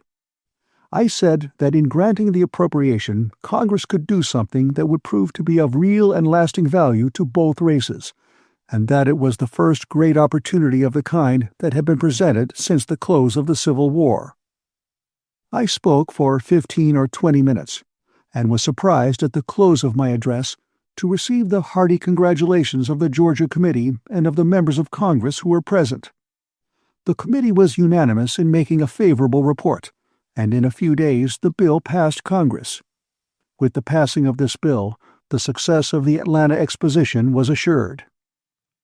Soon after this trip to Washington, the directors of the Exposition decided that it would be a fitting recognition of the colored race to erect a large and attractive building which should be devoted wholly to showing the progress of the Negro since freedom. It was further decided to have the building designed and erected wholly by Negro mechanics. This plan was carried out. In design, beauty, and general finish, the Negro building was equal to the others on the grounds. After it was decided to have a separate Negro exhibit, the question arose as to who should take care of it. The officials of the Exposition were anxious that I should assume this responsibility, but I declined to do so on the plea that the work at Tuskegee at the time demanded my time and strength. Largely at my suggestion, Mr. I. Garland Penn, of Lynchburg, Virginia, was selected to be the head of the Negro Department. I gave him all the aid that I could. The Negro exhibit, as a whole, was large and creditable. The 2 exhibits in this department which attracted the greatest amount of attention were those from the Hampton Institute and the Tuskegee Institute. The people who seemed to be the most surprised, as well as pleased, at what they saw in the Negro building were the Southern white people. As the day for the opening of the Exposition drew near, the board of directors began preparing the program for the opening exercises. In the discussion from day to day of the various features of this program, the question came up as to the advisability of putting a member of the Negro race on for one of the opening addresses, since the Negroes had been asked to take such a prominent part in the Exposition. It was argued further that such recognition would mark the good feeling prevailing between the 2 races. Of course, there were those who were opposed to any such recognition of the rights of the Negro, but the board of directors, composed of men who represented the best and most progressive element in the South, had their way and voted to invite a black man to speak on the opening day. The next thing was to decide upon the person who was thus to represent the Negro race. After the question had been canvassed for several days, The directors voted unanimously to ask me to deliver one of the opening day addresses, and in a few days after that I received the official invitation. The receiving of this invitation brought to me a sense of responsibility that it would be hard for anyone not placed in my position to appreciate. What were my feelings when this invitation came to me? I remembered that I had been a slave, that my early years had been spent in the lowest depths of poverty and ignorance, and that I had had little opportunity to prepare me for such a responsibility as this. It was only a few years before that time that any white man in the audience might have claimed me as a slave. It was easily possible that some of my former owners might be present to hear me speak. I knew, too, that this was the first time in the entire history of the Negro that a member of my race had been asked to speak from the same platform with white Southern men and women on any important national occasion. I was asked now to speak to an audience composed of the wealth and culture of the white South, the representatives of my former masters. I knew, too, that while the greater part of my audience would be composed of Southern people, yet there would be present a large number of Northern whites, as well as a great many men and women of my own race. I was determined to say nothing that I did not feel from the bottom of my heart to be true and right. When the invitation came to me, there was not one word of intimation as to what I should say or as to what I should omit. In this I felt that the board of directors had paid a tribute to me. They knew that by one sentence I could have blasted, in a large degree, the success of the Exposition. I was also painfully conscious of the fact that, while I must be true to my own race in my utterances, I had it in my power to make such an ill-timed address as would result in preventing any similar invitation being extended to a black man again for years to come. I was equally determined to be true to the North as well as to the best element of the white South in what I had to say. The papers, North and South, had taken up the discussion of my coming speech, and as the time for it drew near, this discussion became more and more widespread. Not a few of the Southern white papers were unfriendly to the idea of my speaking. From my own race I received many suggestions as to what I ought to say. I prepared myself as best I could for the address, but as the 18th of September drew nearer, the heavier my heart became, and the more I feared that my effort would prove a failure and a disappointment. The invitation had come at a time when I was very busy with my schoolwork, as it was the beginning of our school year. After preparing my address, I went through it, as I usually do with those utterances which I consider particularly important, with Mrs. Washington, and she approved of what I intended to say. On the 16th of September, the day before I was to start for Atlanta, so many of the Tuskegee teachers expressed a desire to hear my address that I consented to read it to them in a body. When I had done so, and had heard their criticisms and comments, I felt somewhat relieved, since they seemed to think well of what I had to say. On the morning of September 17, together with Mrs. Washington and my 3 children, I started for Atlanta. I felt a good deal as I suppose a man feels when he is on his way to the gallows. In passing through the town of Tuskegee, I met a white farmer who lived some distance out in the country. In a jesting manner, this man said, "Washington, you have spoken before the Northern white people, the Negroes in the South, and to us country white people in the South. But Atlanta, tomorrow, you will have before you the Northern whites, the Southern whites, and the Negroes all together. I am afraid that you have got yourself in a tight place." This farmer diagnosed the situation correctly, but his frank words did not add anything to my comfort. In the course of the journey from Tuskegee to Atlanta, both colored and white people came to the train to point me out and discussed with perfect freedom in my hearings what was going to take place the next day. We were met by a committee in Atlanta. Almost the first thing that I heard when I got off the train in that city was an expression something like this from an old colored man nearby. "That's the man of my race what's going to make a speech at the Exposition tomorrow. I sure gwine to hear him." Atlanta was literally packed at the time with people from all parts of the country, and with representatives of foreign governments, as well as with military and civic organizations. The afternoon papers had forecasts of the next day's proceedings in flaring headlines. all this tended to add to my burden. I did not sleep much that night. The next morning, before day, I went carefully over what I planned to say. I also kneeled down and asked God's blessing upon my effort. Right here, perhaps, I ought to add that I make it a rule never to go before an audience on any occasion without asking the blessing of God upon what I want to say. I always make it a rule to make a special preparation for each separate address. No two audiences are exactly alike. It is my aim to reach and talk to the heart of each individual audience, taking it into my confidence very much as I would a person. When I am speaking to an audience, I care little for how what I am saying is going to sound in the newspapers, or to another audience, or to an individual. At the time, the audience before me absorbs all my sympathy, thought, and energy. Early in the morning, a committee called to escort me to my place in the procession which was to march to the Exposition grounds. In this procession were prominent colored citizens in carriages, as well as several Negro military organizations. I noted that the Exposition officials seemed to go out of their way to see that all of the colored people in the procession were properly placed and properly treated. The procession was about 3 hours in reaching the Exposition grounds, and during all of this time the sun was shining down upon us disagreeably hot.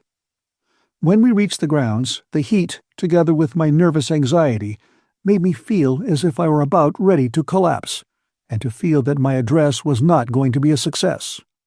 When I entered the audience room, I found it packed with humanity from bottom to top, and there were thousands outside who could not get in. The room was very large and well suited to public speaking. When I entered the room, there were vigorous cheers from the colored portion of the audience, and faint cheers from some of the white people. I had been told, while I had been in Atlanta, that while many white people were going to be present to hear me speak, simply out of curiosity, and that others who would be present would be in full sympathy with me, there was a still larger element of the audience which would consist of those who were going to be present for the purpose of hearing me make a fool of myself, or at least of hearing me say some foolish thing so that they could say to the officials who had invited me to speak, "I told you so." One of the trustees of the Tuskegee Institute, as well as my personal friend, Mr. William H. Baldwin, Jr., was at the time general manager of the Southern Railroad, and happened to be in Atlanta on that day. He was so nervous about the kind of reception that I would have, and the effect that my speech would produce, that he could not persuade himself to go into the building, but walked back and forth in the grounds outside until the opening exercises were over. Chapter 14. The Atlanta Exposition Address. The Atlanta Exposition, at which I had been asked to make an address as a representative of the Negro race, as stated in the last chapter, was opened with a short address from Governor Bullock. After other interesting exercises, including an invocation from Bishop Nelson of Georgia, a dedicatory ode by Albert Howell, Jr., and addresses by the President of the Exposition and Mrs. Joseph Thompson, the President of the Woman's Board, Governor Bullock introduced me with the words, "We have with us today a representative of Negro enterprise and Negro civilization." When I rose to speak, there was considerable cheering, especially from the colored people. As I remember it now, the thing that was uppermost in my mind was the desire to say something that would cement the friendship of the races and bring about hearty cooperation between them. So far as my outward surroundings were concerned, the only thing that I recall distinctly now is that when I got up, I saw thousands of eyes looking intently into my face. The following is the address which I delivered. Mr. President and Gentlemen of the Board of Directors and Citizens, 1/3 of the population of the South is of the Negro race. No enterprise seeking the material, civil, or moral welfare of this section can disregard this element of our population and reach the highest success. I but convey to you, Mr. President and Directors, the sentiment of the masses of my race when I say that in no way have the value and manhood of the American Negro been more fittingly and generously recognized than by the managers of this magnificent exposition at every stage of its progress. It is a recognition that will do more to cement the friendship of the two races than any occurrence since the dawn of our freedom. Not only this, but the opportunity here afforded will awaken among us a new era of industrial progress. Ignorant and inexperienced, it is not strange that in the first years of our new life we began at the top instead of at the bottom, that a seat in Congress or the state legislature was more sought than real estate or industrial skill, that the political convention or stump speaking had more attractions than starting a dairy farm or truck garden. A ship lost at sea for many days suddenly sighted a friendly vessel. From the mast of this unfortunate vessel was seen a signal: "Water, water, we die of thirst."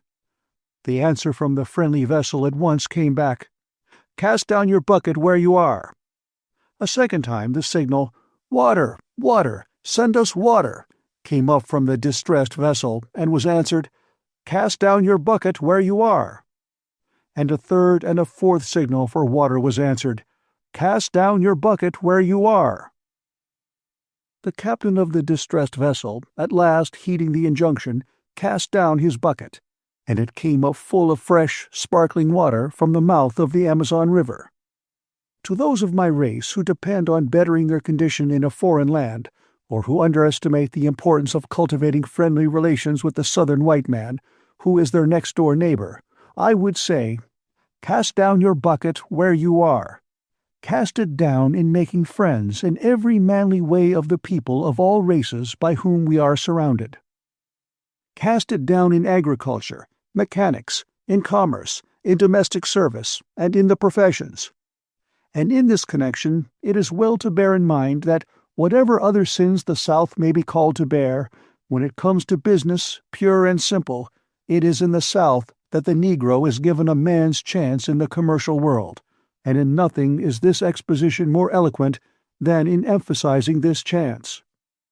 Our greatest danger is that in the great leap from slavery to freedom, we may overlook the fact that the masses of us are to live by the productions of our hands, and fail to keep in mind that we shall prosper in proportion as we learn to dignify and glorify common labor and put brains and skill into the common occupations of life. Shall prosper in proportion as we learn to draw the line between the superficial and the substantial, the ornamental gewgaws of life and the useful. No race can prosper till it learns that there is as much dignity in tilling a field as in writing a poem. It is at the bottom of life we must begin, and not at the top. Nor should we permit our grievances to overshadow our opportunities.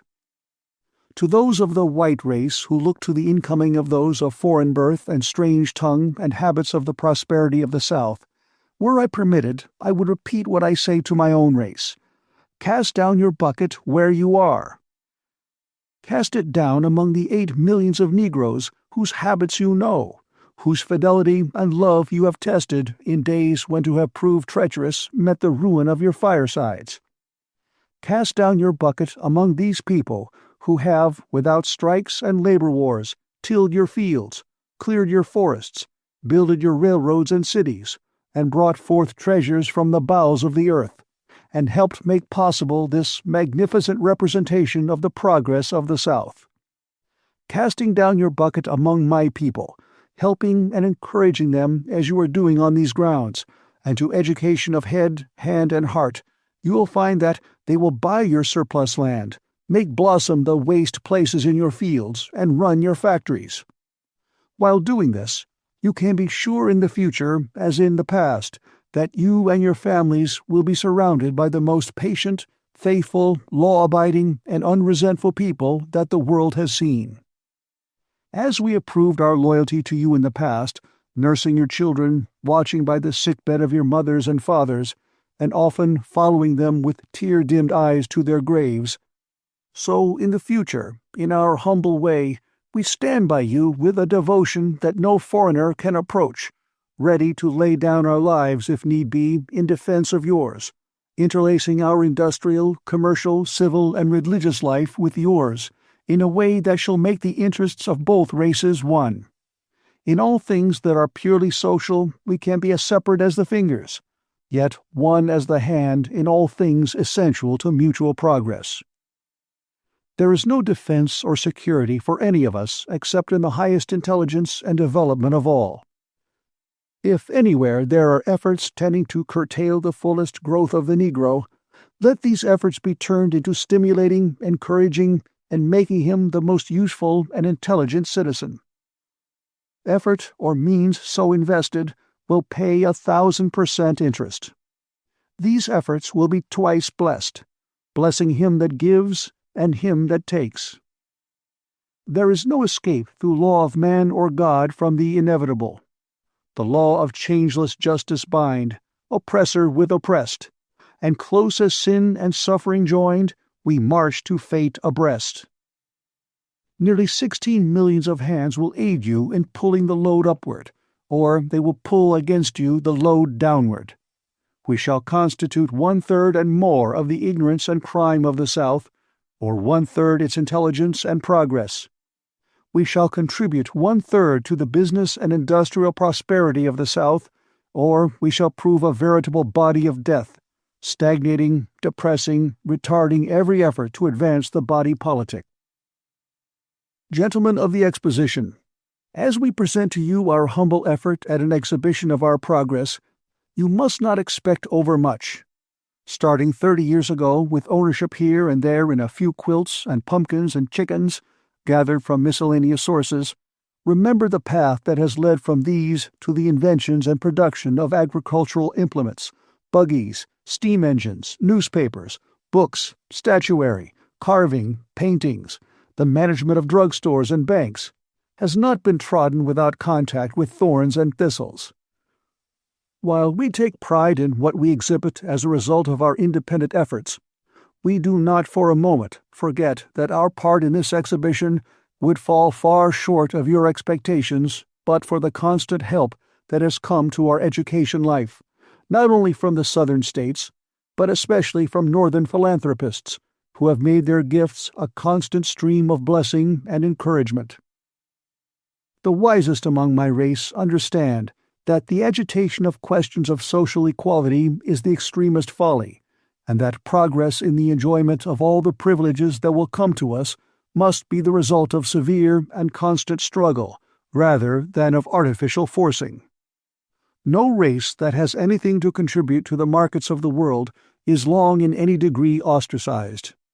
It is important and right that all privileges of the law be ours, but it is vastly more important that we be prepared for the exercises of these privileges. The opportunity to earn $1 in a factory just now is worth infinitely more than the opportunity to spend $1 in an opera house. In conclusion, may I repeat that nothing in 30 years has given us more hope and encouragement and drawn us so near to you of the white race as this opportunity offered by the Exposition. And here, bending as it were over the altar that represents the results of the struggles of your race and mine, both starting practically empty-handed 3 decades ago, I pledge that in your effort to work out the great and intricate problem which God has laid at the doors of the South, you shall have at all times the patient, sympathetic help of my race. Only let this be constantly in mind, that while from representations in these buildings of the product of field, of forest, of mine, of factory, letters, and art, much good will come, yet far above and beyond material benefits will be that higher good, that, let us pray God, will come in a blotting out of sectional differences and racial animosities and suspicions, in a determination to administer absolute justice, in a willing obedience among all classes to the mandates of law. This, coupled with our material prosperity, will bring into our beloved South a new heaven and a new earth. The first thing I remember after I had finished speaking was that Governor Bullock rushed across the platform and took me by the hand, and that others did the same. I received so many and such hearty congratulations that I found it difficult to get out of the building. I did not appreciate to any degree, however, the impression which my address seemed to have made until the next morning, when I went into the business part of the city. As soon as I was recognized, I was surprised to find myself pointed out and surrounded by a crowd of men who wished to shake hands with me. This was kept up on every street onto which I went, to an extent which embarrassed me so much that I went back to my boarding place. The next morning I returned to Tuskegee. At the station in Atlanta, and at almost all of the stations at which the train stopped between that city and Tuskegee, I found a crowd of people anxious to shake hands with me. The papers in all parts of the United States published the address in full, and for months afterward there were complimentary editorial references to it. Mr. Clark Howell, the editor of the Atlanta Constitution, telegraphed to a New York paper, among other words, the following: "I do not exaggerate when I say that Professor Booker T. Washington's address yesterday was one of the most notable speeches, both as to character and as to the warmth of its reception, ever delivered to a Southern audience. The address was a revelation. The whole speech is a platform upon which blacks and whites can stand with full justice to each other." The Boston Transcript said editorially, "The speech of Booker T. Washington at the Atlanta Exposition this week seems to have dwarfed all the other proceedings and the Exposition itself. The sensation that it has caused in the press has never been equaled." I very soon began receiving all kinds of propositions from lecture bureaus and editors of magazines and papers to take the lecture platform and to write articles. One lecture bureau offered me $50,000 or $200 a night and expenses if I would place my services at its disposal for a given period.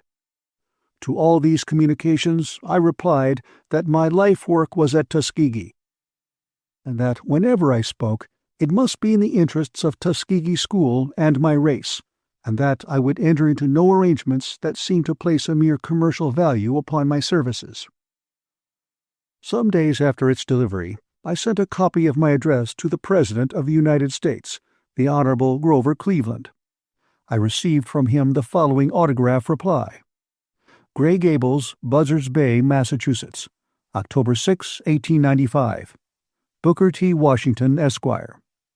My dear Sir, I thank you for sending me a copy of your address delivered at the Atlanta Exposition. I thank you with much enthusiasm for making the address. I have read it with intense interest, and I think the Exposition would be fully justified if it did not do more than furnish the opportunity for its delivery. Your words cannot fail to delight and encourage all who wish well for your race. And if our colored fellow citizens do not from your utterances gather new hope and form new determinations to gain every valuable advantage offered them by their citizenship, it will be strange indeed. Yours very truly, Grover Cleveland." Later I met Mr. Cleveland for the first time when, as president, he visited the Atlanta Exposition.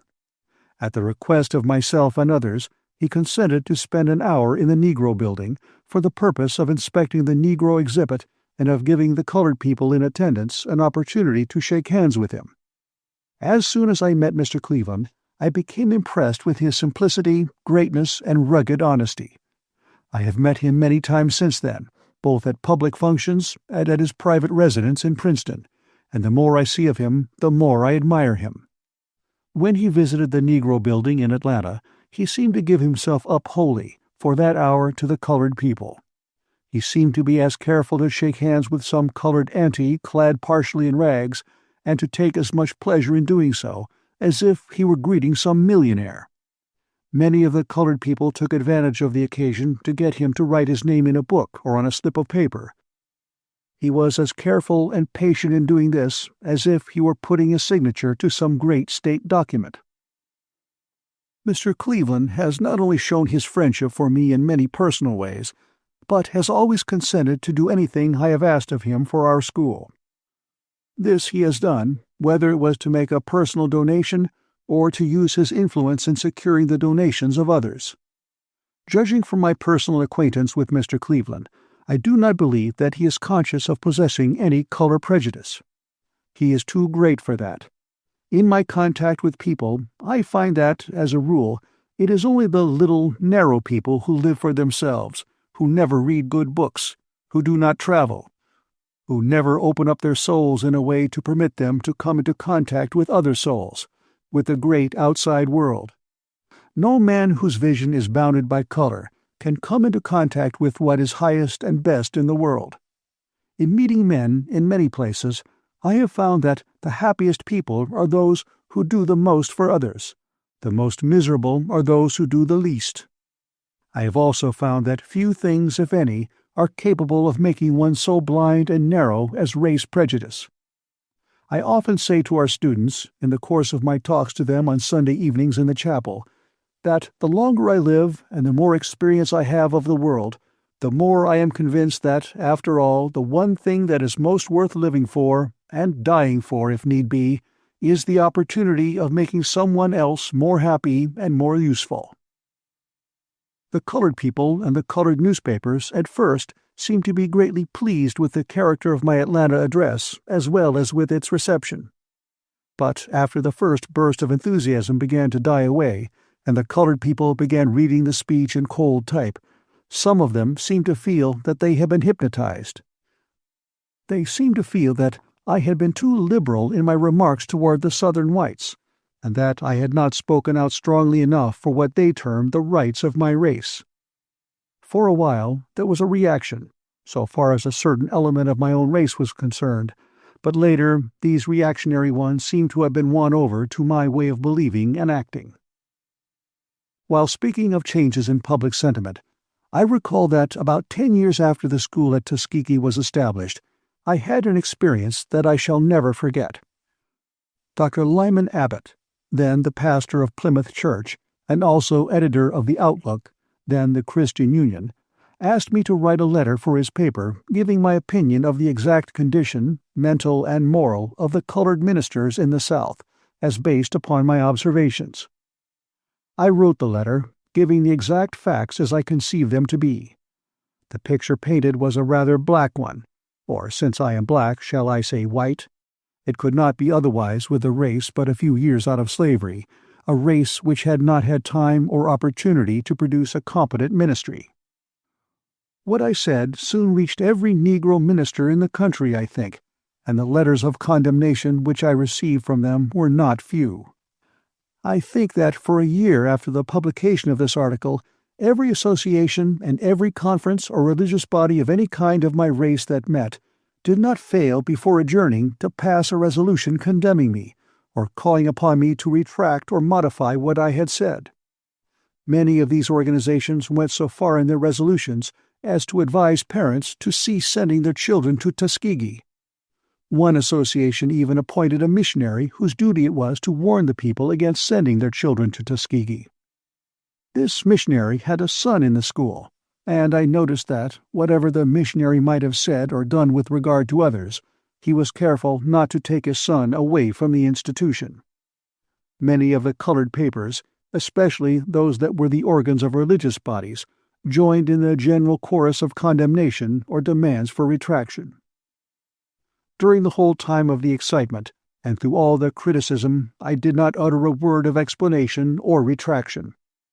I knew that I was right, and that time and the sober second thought of the people would vindicate me. It was not long before the bishops and other church leaders began to make careful investigation of the conditions of the ministry, and they found out that I was right. In fact, the oldest and most influential bishop in one branch of the Methodist Church said that my words were far too mild. Very soon, public sentiment began making itself felt in demanding a purifying of the ministry. While this is not yet complete by any means, I think I may say, without egotism, and I have been told by many of our most influential ministers, that my words had much to do with starting a demand for the placing of a higher type of men in the pulpit. I have had the satisfaction of having many who once condemned me thank me heartily for my frank words. The change of the attitude of the Negro ministry, so far as regards myself, is so complete that at the present time I have no warmer friends among any class than I have among the clergymen. The improvements in the character and life of the Negro ministers is one of the most gratifying evidences of the progress of the race. My experience with them, as well as other events in my life, convince me that the thing to do, when one feels sure that he has said or done the right thing and is condemned, is to stand still and keep quiet. If he is right, time will show it." In the midst of the discussion which was going on concerning my Atlanta speech, I received the letter which I give below from Dr. Gilman, the president of Johns Hopkins University, who had been made chairman of the judges of award in connection with the Atlanta Exposition. Johns Hopkins University, Baltimore, President's Office, September 30, 1895. Dear Mr. Washington, would it be agreeable to you to be one of the judges of award in the Department of Education at Atlanta? If so, I shall be glad to place your name upon the list. A line by telegraph will be welcomed. Yours very truly, D.C. Gilman. I think I was even more surprised to receive this invitation than I had been to receive the invitation to speak at the opening of the Exposition. It was to be a part of my duty, as one of the jurors, to pass not only upon the exhibits of the colored schools, but also upon those of the white schools. I accepted the position, and spent a month in Atlanta in performing of the duties which it entailed. The board of jurors was a large one, containing in all of 60 members. It was about equally divided between Southern white people and Northern white people. Among them were college presidents, leading scientists, and men of letters, and specialists in many subjects. When the group of jurors to which I was assigned met for organization, Mr. Thomas Nelson Page, who was one of the number, moved that I be made secretary of that division, and the motion was unanimously adopted. Nearly half of our division were Southern people. In performing my duties in the inspection of the exhibits of white schools, I was in every case treated with respect, and at the close of our labors I parted from my associates with regret. I am often asked to express myself more freely than I do upon the political condition and the political future of my race. These recollections of my experience in Atlanta gave me the opportunity to do so briefly. My own belief is, although I have never before said so in so many words, that the time will come when the Negro in the South will be accorded all the political rights which his ability, character, and material possessions entitle him to. I think, though, that the opportunity to freely exercise such political rights will not come in any large degree through outside or artificial forcing, but will be accorded to the Negro by the Southern white people themselves, and that they will protect him in the exercise of those rights. Just as soon as the South gets over the old feeling that it is being forced by foreigners or aliens to do something which it does not want to do, I believe that the change in the direction that I have indicated is going to begin.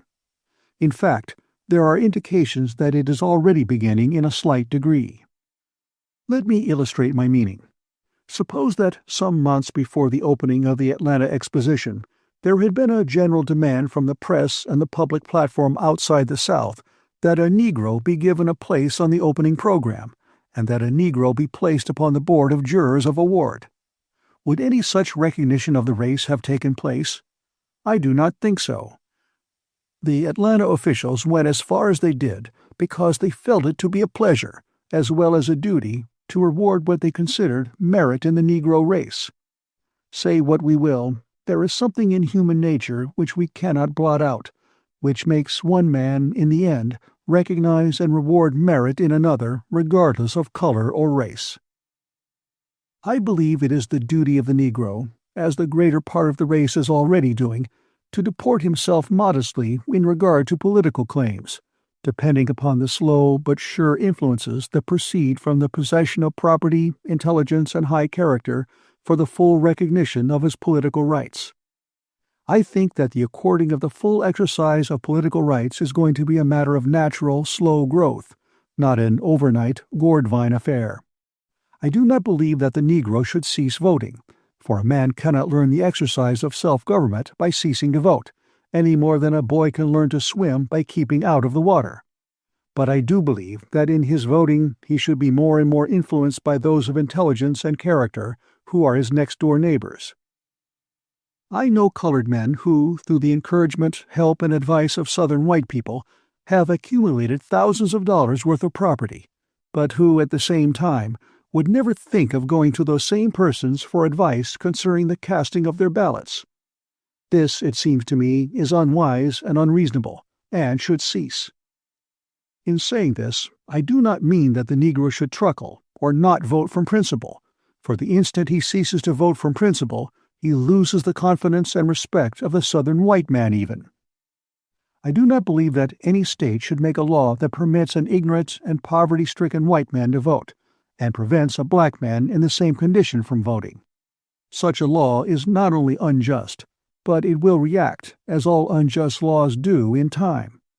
For the effect of such a law is to encourage the Negro to secure education and property, and at the same time it encourages the white man to remain in ignorance and poverty. I believe that in time, through the operation of intelligence and friendly race relations, all cheating at the ballot box in the South will cease. It will become apparent that the white man who begins by cheating a Negro out of his ballot soon learns to cheat a white man out of his, and that the man who does this ends his career of dishonesty by the theft of property or by some equally serious crime. In my opinion, the time will come when the South will encourage all of its citizens to vote. It will see that it pays better, from every standpoint, to have healthy, vigorous life than to have that political stagnation which always results when one half of the population has no share and no interests in the government.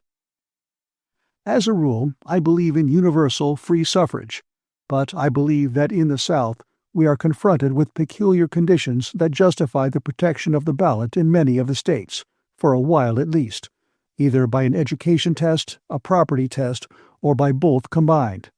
But whatever tests are required, they should be made to apply with equal and exact justice to both races. Chapter 15. The Secret of Success in Public Speaking. As to how my address at Atlanta was received by the audience in the Exposition building, I think I prefer to let Mr. James Creelman, the noted war correspondent, tell. Mr. Creelman was present and telegraphed the following account to the New York World. Atlanta, September 18. While President Cleveland was waiting at Gray Gables today to send the electric spark that started the machinery of the Atlanta Exposition, a Negro Moses stood before a great audience of white people and delivered an oration that marks a new epoch in the history of the South.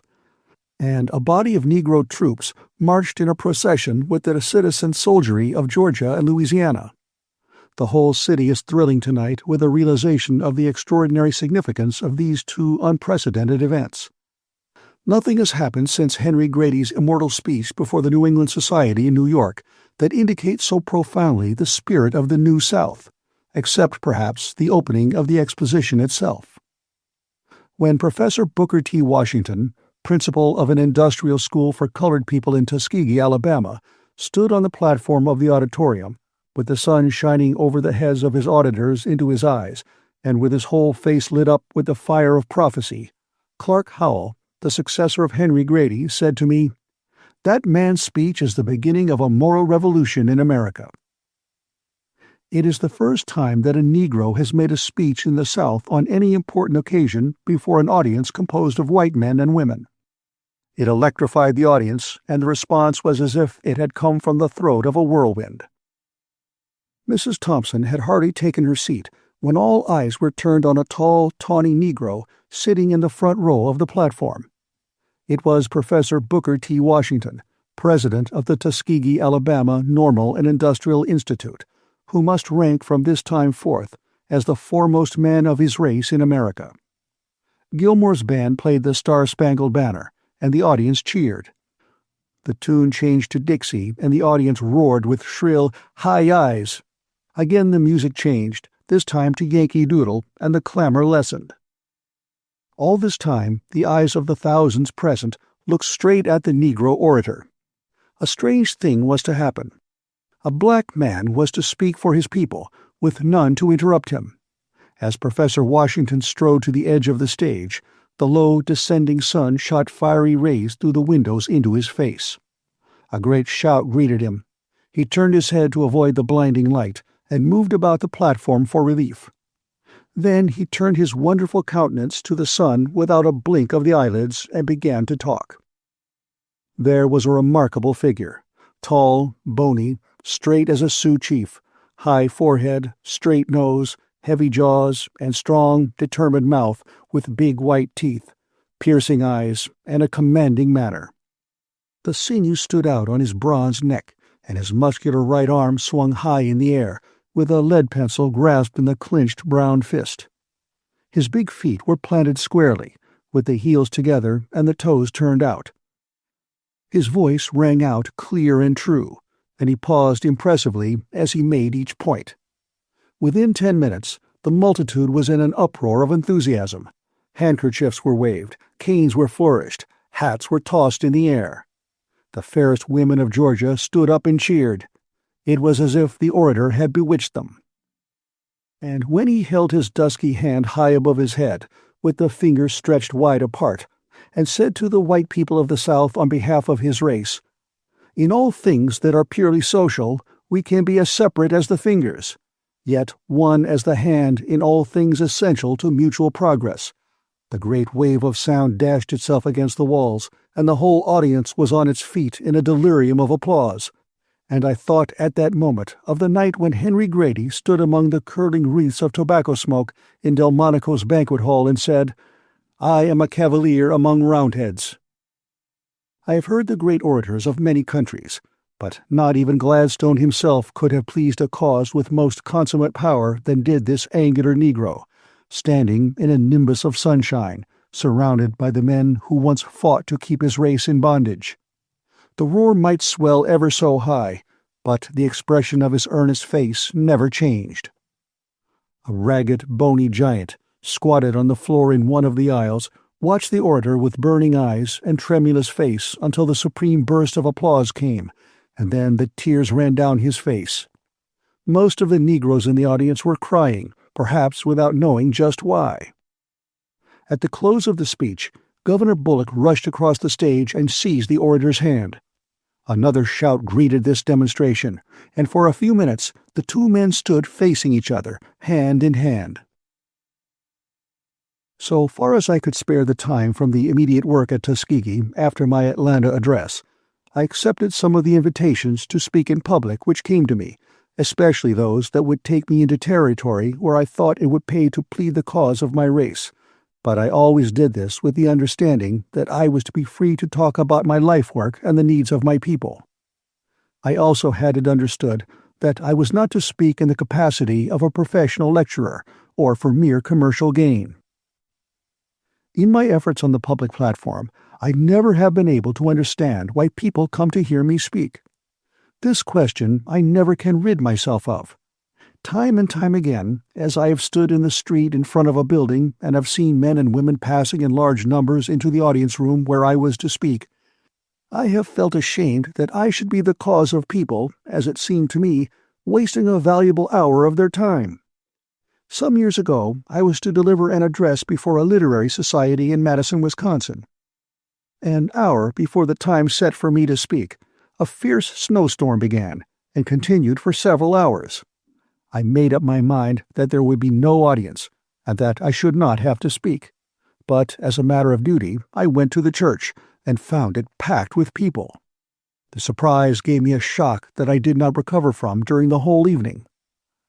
People often ask me if I feel nervous before speaking, or else they suggest that, since I speak often, they suppose that I get used to it. In answer to this question, I have to say that I always suffer intensely from nervousness before speaking. More than once, just before I was to make an important address, this nervous strain has been so great that I have resolved never again to speak in public. I not only feel nervous before speaking, but after I have finished I usually feel a sense of regret, because it seems to me if I had left out of my address the main thing and the best thing that I had meant to say. There is a great compensation, though, for this preliminary nervous suffering that comes to me after I have been speaking for about 10 minutes, and have come to feel that I have really mastered my audience, and that we have gotten into full and complete sympathy with each other. It seems to me that there is rarely such a combination of mental and physical delight in any effort as that which comes to a public speaker when he feels that he has a great audience completely within his control. There is a thread of sympathy and oneness that connects a public speaker with his audience that is just as strong as though it was something tangible and visible. If in an audience of 1,000 people there is one person who is not in sympathy with my views, or is inclined to be doubtful, cold, or critical, I can pick him out. When I have found him, I usually go straight at him, and it is a great satisfaction to watch the process of his thawing out. I find that the most effective medicine for such individuals is administered at first in the form of a story, although I never tell an anecdote simply for the sake of telling one. That kind of thing, I think, is empty and hollow, and an audience soon finds it out. I believe that one always does himself and his audience an injustice when he speaks merely for the sake of speaking. I do not believe that one should speak unless, deep down in his heart, he feels convinced that he has a message to deliver. When one feels, from the bottom of his feet to the top of his head, that he has something to say that is going to help some individual or some cause, then let him say it. And in delivering his message, I do not believe that many of the artificial rules of elocution can, under such circumstances, help him very much. Although there are certain things, such as pauses, breathing, and pitch of voice, that are very important, none of these can take the place of soul in an address. When I have an address to deliver, I like to forget all about the rules for proper use of the English language, and all about rhetoric and that sort of thing, and I like to make the audience forget all about these things too. Nothing tends to throw me off my balance so quickly when I am speaking as to have someone leave the room. To prevent this, I make up my mind, as a rule, that I will try to make my address so interesting, will try to state so many interesting facts one after another, that no one can leave. The average audience, I have come to believe, wants facts rather than generalities or sermonizing. Most people, I think, are able to draw proper conclusions if they are given the facts in an interesting form on which to base them. As to the kind of audience that I like best to talk to, I would put at the top of the list an organization of strong, wide-awake businessmen, such, for example, as is found in Boston, New York, Chicago, and Buffalo. I have found no other audience so quick to see a point, and so responsive. Within the last few years, I have had the privilege of speaking before most of the leading organizations of this kind in the large cities of the United States. The best time to get hold of an organization of businessmen is after a good dinner, although I think that one of the worst instruments of torture that was ever invented is the custom which makes it necessary for a speaker to sit through a 14-course dinner, every minute of the time feeling sure that his speech is going to prove a dismal failure and disappointment. I rarely take part in one of these long dinners that I do not wish that I could put myself back in the little cabin where I was a slave boy, and again go through the experience there, one that I shall never forget, of getting molasses to eat once a week from the big house. Our usual diet on the plantation was cornbread and pork, but on Sunday morning my mother was permitted to bring down a little molasses from the big house for her 3 children, and when it was received, how I did wish that every day was Sunday. I would get my tin plate and hold it up for the sweet morsel, but I would always shut my eyes while the molasses was being poured out into the plate, with the hope that when I opened them I would be surprised to see how much I had got. When I opened my eyes, I would tip the plate in one direction and another, so as to make the molasses spread all over it, in the full belief that there would be more of it and that it would last longer if spread out in this way. So strong are my childish impressions of those Sunday morning feasts that it would be pretty hard for anyone to convince me that there is not more molasses on a plate when it is spread all over the plate than when it occupies a little corner, if there is a corner in a plate. At any rate, I have never believed in cornering syrup. My share of the syrup was usually about 2 tablespoonfuls, and those 2 spoonfuls of molasses were much more enjoyable to me than is a 14-course dinner after which I am to speak. Next to a company of businessmen, I prefer to speak to an audience of Southern people of either race, together or taken separately. Their enthusiasm and responsiveness are a constant delight. The amens and "that's the truth" that come spontaneously from the colored individuals are calculated to spur any speaker on to his best efforts. I think that next in order of preference I would place a college audience.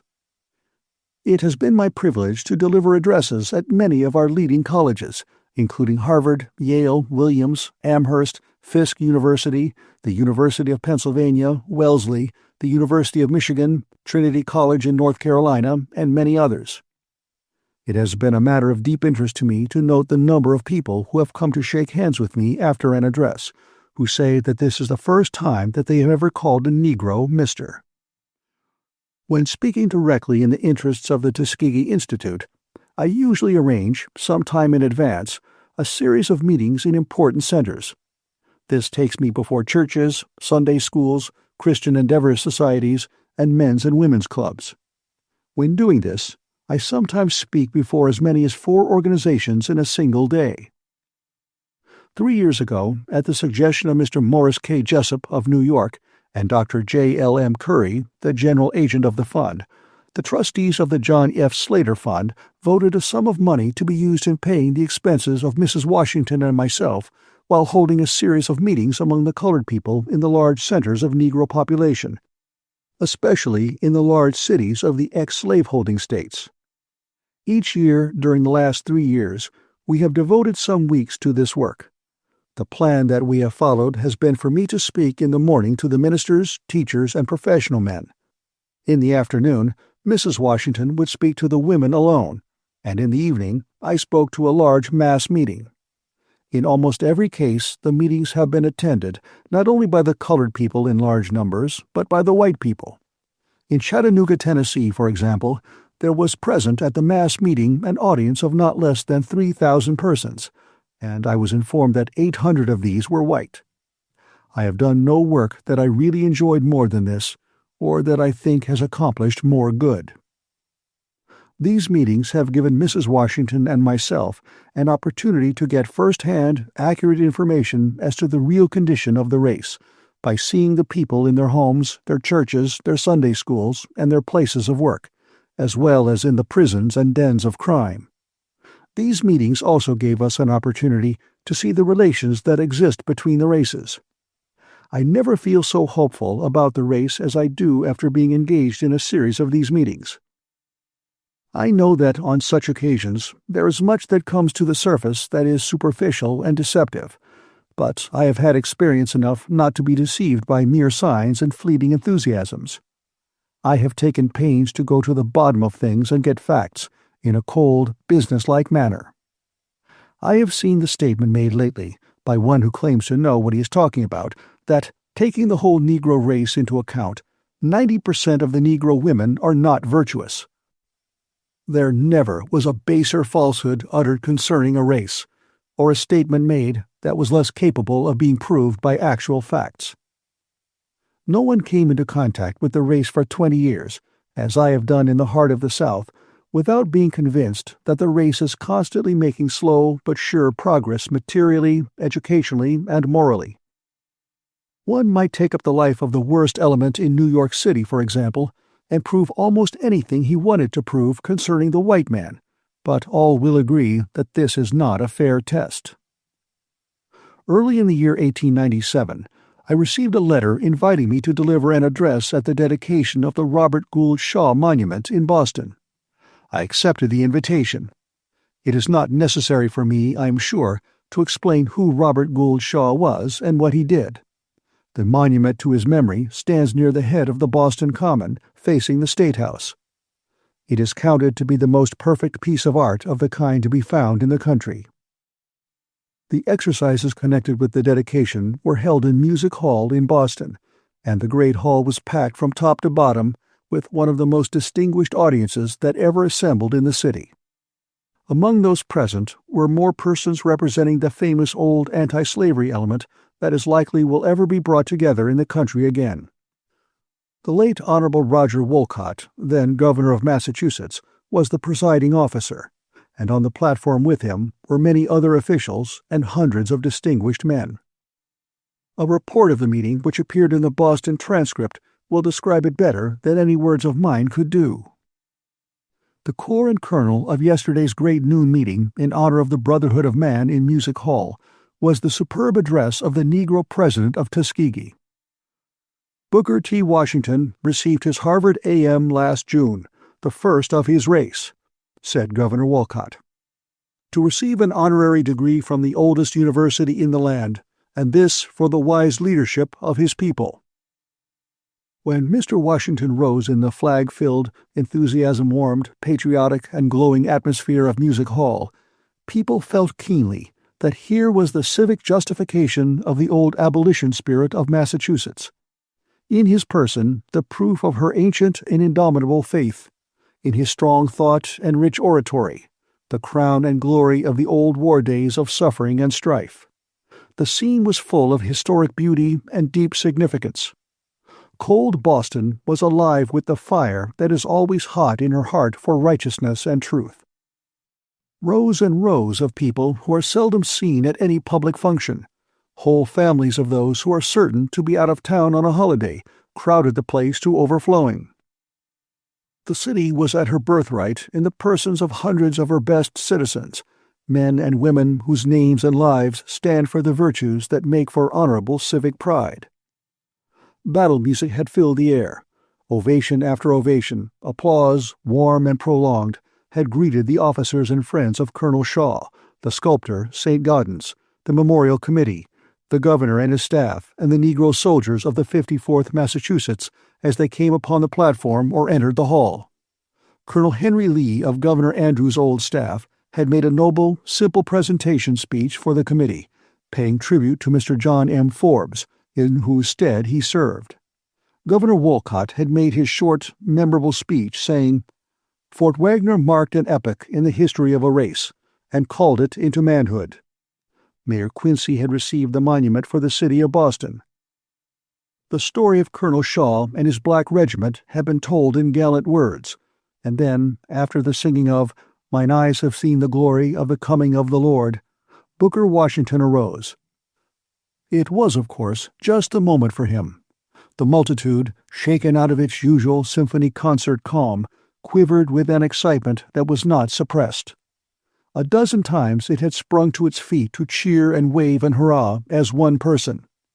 When this man of culture and voice and power, as well as a dark skin, began and uttered the names of Stearns and of Andrew, feeling began to mount.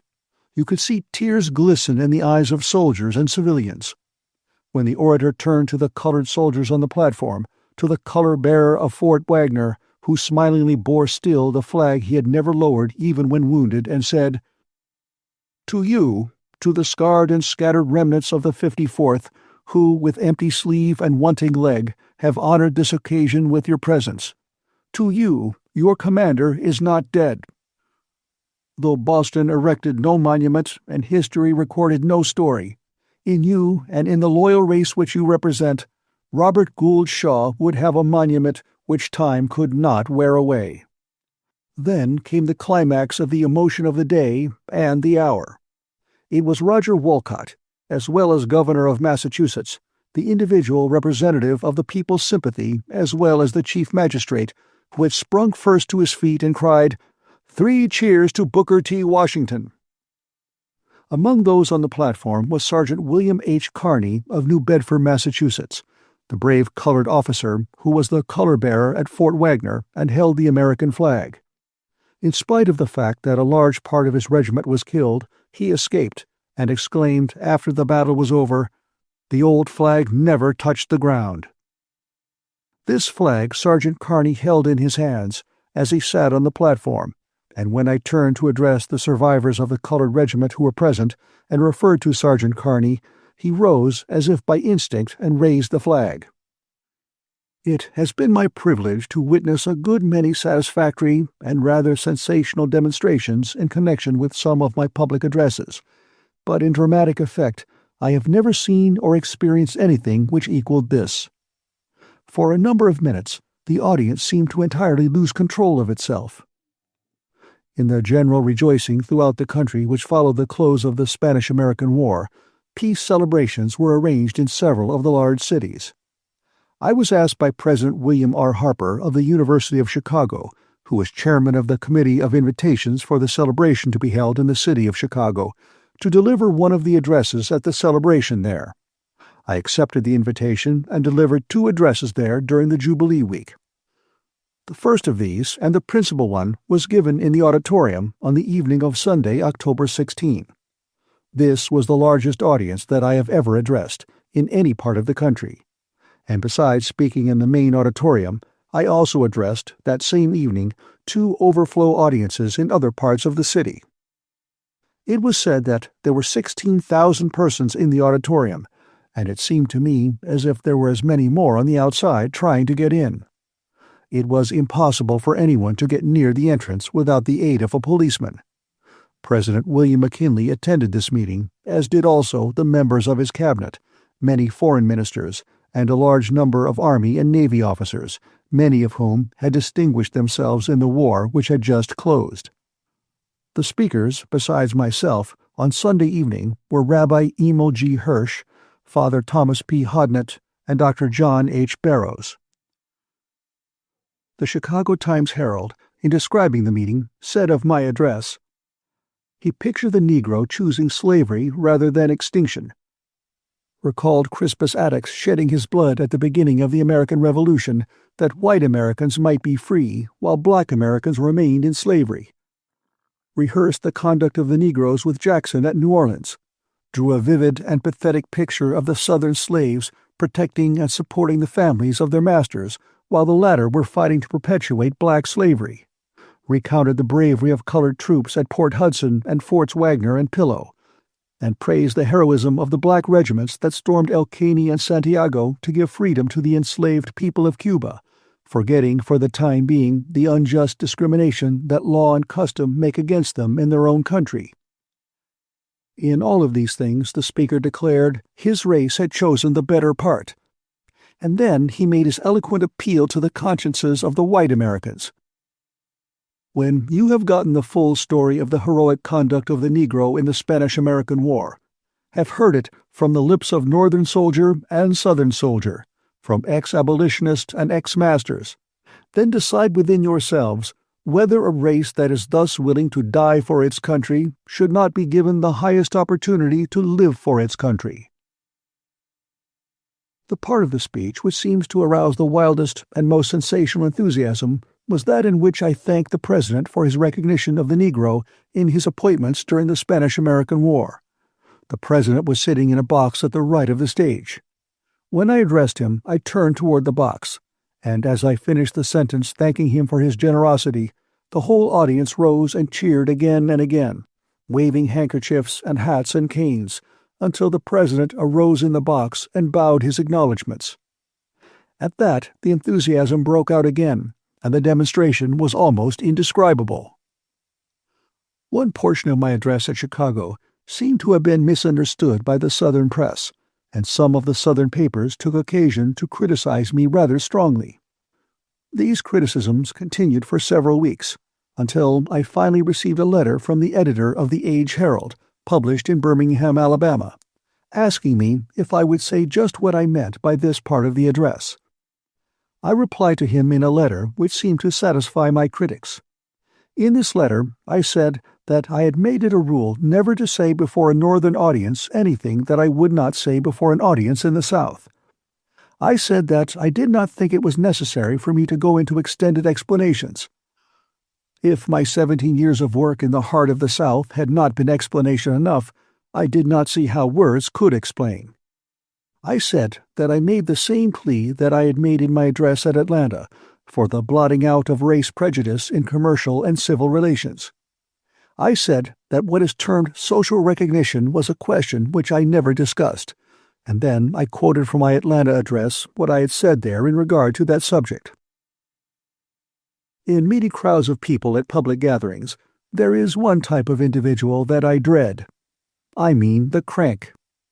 I have become so accustomed to these people now that I can pick them out at a distance when I see them elbowing their way up to me. The average crank has a long beard, poorly cared for, a lean, narrow face, and wears a black coat. The front of his vest and coat are slick with grease, and his trousers bag at the knees. In Chicago, after I had spoken at a meeting, I met one of these fellows. They usually have some process for curing all of the ills of the world at once. This Chicago specimen had a patent process by which he said Indian corn could be kept through a period of 3 or 4 years, and he felt sure that if the Negro race in the South would, as a whole, adopt his process, it would settle the whole race question. It mattered nothing that I tried to convince him that our present problem was to teach the Negroes how to produce enough corn to last them through 1 year. Another Chicago crank had a scheme by which he wanted me to join him in an effort to close up all the national banks in the country. If that was done, he felt sure it would put the Negro on his feet. The number of people who stand ready to consume one's time to no purpose is almost countless. At one time, I spoke before a large audience in Boston in the evening. The next morning, I was awakened by having a card brought to my room, and with it a message that said someone was anxious to see me. Thinking that it must be something very important, I dressed hastily and went down. When I reached the hotel office, I found a blank and innocent-looking individual waiting for me, who coolly remarked, "I heard you talk at a meeting last night. I rather liked your talk, and so I came in this morning to hear you talk some more." I am often asked how it is possible for me to superintend the work at Tuskegee and at the same time be so much away from the school.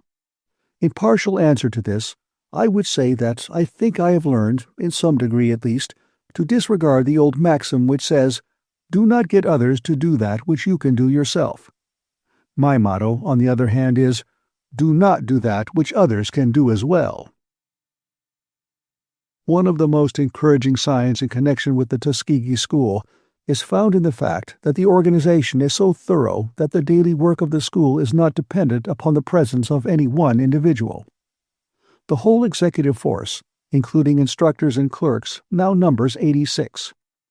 This force is so organized and subdivided that the machinery of the school goes on day by day like clockwork. Most of our teachers have been connected with the institutions for a number of years, and are as much interested in it as I am. In my absence, Mr. Warren Logan, the treasurer, who has been at the school 17 years, is the executive. He is efficiently supported by Mrs. Washington and by my faithful secretary, Mr. Emmett J. Scott, who handles the bulk of my correspondence and keeps me in daily touch with the life of the school, and who also keeps me informed of whatever takes place in the South that concerns the race. I owe more to his tact, wisdom, and hard work than I can describe. The main executive work of the school, whether I am at Tuskegee or not, centers in what we call the Executive Council. This council meets twice a week, and is composed of the 9 persons who are at the head of the 9 departments of the school. For example, Mrs. B.K. Bruce, the lady principal, the widow of the late ex-Senator Bruce, is a member of the council, and represents in it all that pertains to the life of the girls at the school. In addition to the Executive Council, there is a financial committee of 6 that meets every week and decides upon the expenditures for the week. Once a month, and sometimes oftener, there is a general meeting of all the instructors. Aside from these, there are innumerable smaller meetings, such as that of the instructors in the Phelps Hall Bible Training School, or of the instructors in the Agricultural Department. In order that I may keep in constant touch with the life of the institution, I have a system of reports so arranged that a record of the school's work reaches me every day of the year, no matter in what part of the country I am. I know by these reports even what students are excused from school and why they are excused, whether for reasons of ill health or otherwise. Through the medium of these reports, I know each day what the income of the school in money is. I know how many gallons of milk and how many pounds of butter come from the dairy, what the bill of fare for the teachers and students is, whether a certain kind of meat is boiled or baked, and whether certain vegetables served in the dining room were bought from a store or procured from our own farm. Human nature I find to be very much the same the world over, and it is sometimes not hard to yield to the temptation to go to a barrel of rice that has come from the store, with the grain all prepared to go in the pot, rather than to take the time and trouble to go to the field and dig and wash one's own sweet potatoes, which might be prepared in a manner to take the place of the rice. I am often asked how, in the midst of so much work, a large part of which is for the public, I can find time for any rest or recreation, and what kind of recreation or sports I am fond of. This is rather a difficult question to answer. I have a strong feeling that every individual owes it to himself, and to the cause which he is serving, to keep a vigorous, healthy body, with the nerves steady and strong, prepared for great efforts, and prepared for disappointments and trying positions. As far as I can, I make it a rule to plan for each day's work, not merely to go through with the same routine of daily duties, but to get rid of the routine work as early in the day as possible, and then to enter upon some new or advanced work. I make it a rule to clear my desk every day before leaving my office of all correspondence and memoranda, so that on the morrow I can begin a new day of work. I make it a rule never to let my work drive me, but to so master it and keep it in such complete control, and to keep so far ahead of it, that I will be the master instead of the servant. There is a physical and mental and spiritual enjoyment that comes from a consciousness of being the absolute master of one's work in all its details, that is very satisfactory and inspiring. My experience teaches me that, if one learns to follow this plan, he gets a freshness of body and vigor of mind out of work that goes a long way toward keeping him strong and healthy. I believe that when one can grow to the point where he loves his work, this gives him a kind of strength that is most valuable. When I begin my work in the morning, I expect to have a successful and pleasant day of it, but at the same time I prepare myself for unpleasant and unexpected hard places. I prepare myself to hear that one of our school buildings is on fire, or has burned, or that some disagreeable accident has occurred, or that someone has abused me in a public address or printed article, for something that I have done or omitted to do, or for something that he had heard that I had said, probably something that I had never thought of saying. In 19 years of continuous work, I have taken but one vacation. That was 2 years ago, when some of my friends put the money into my hands and forced Mrs. Washington and myself to spend 3 months in Europe. I have said that I believe it is the duty of everyone to keep his body in good condition.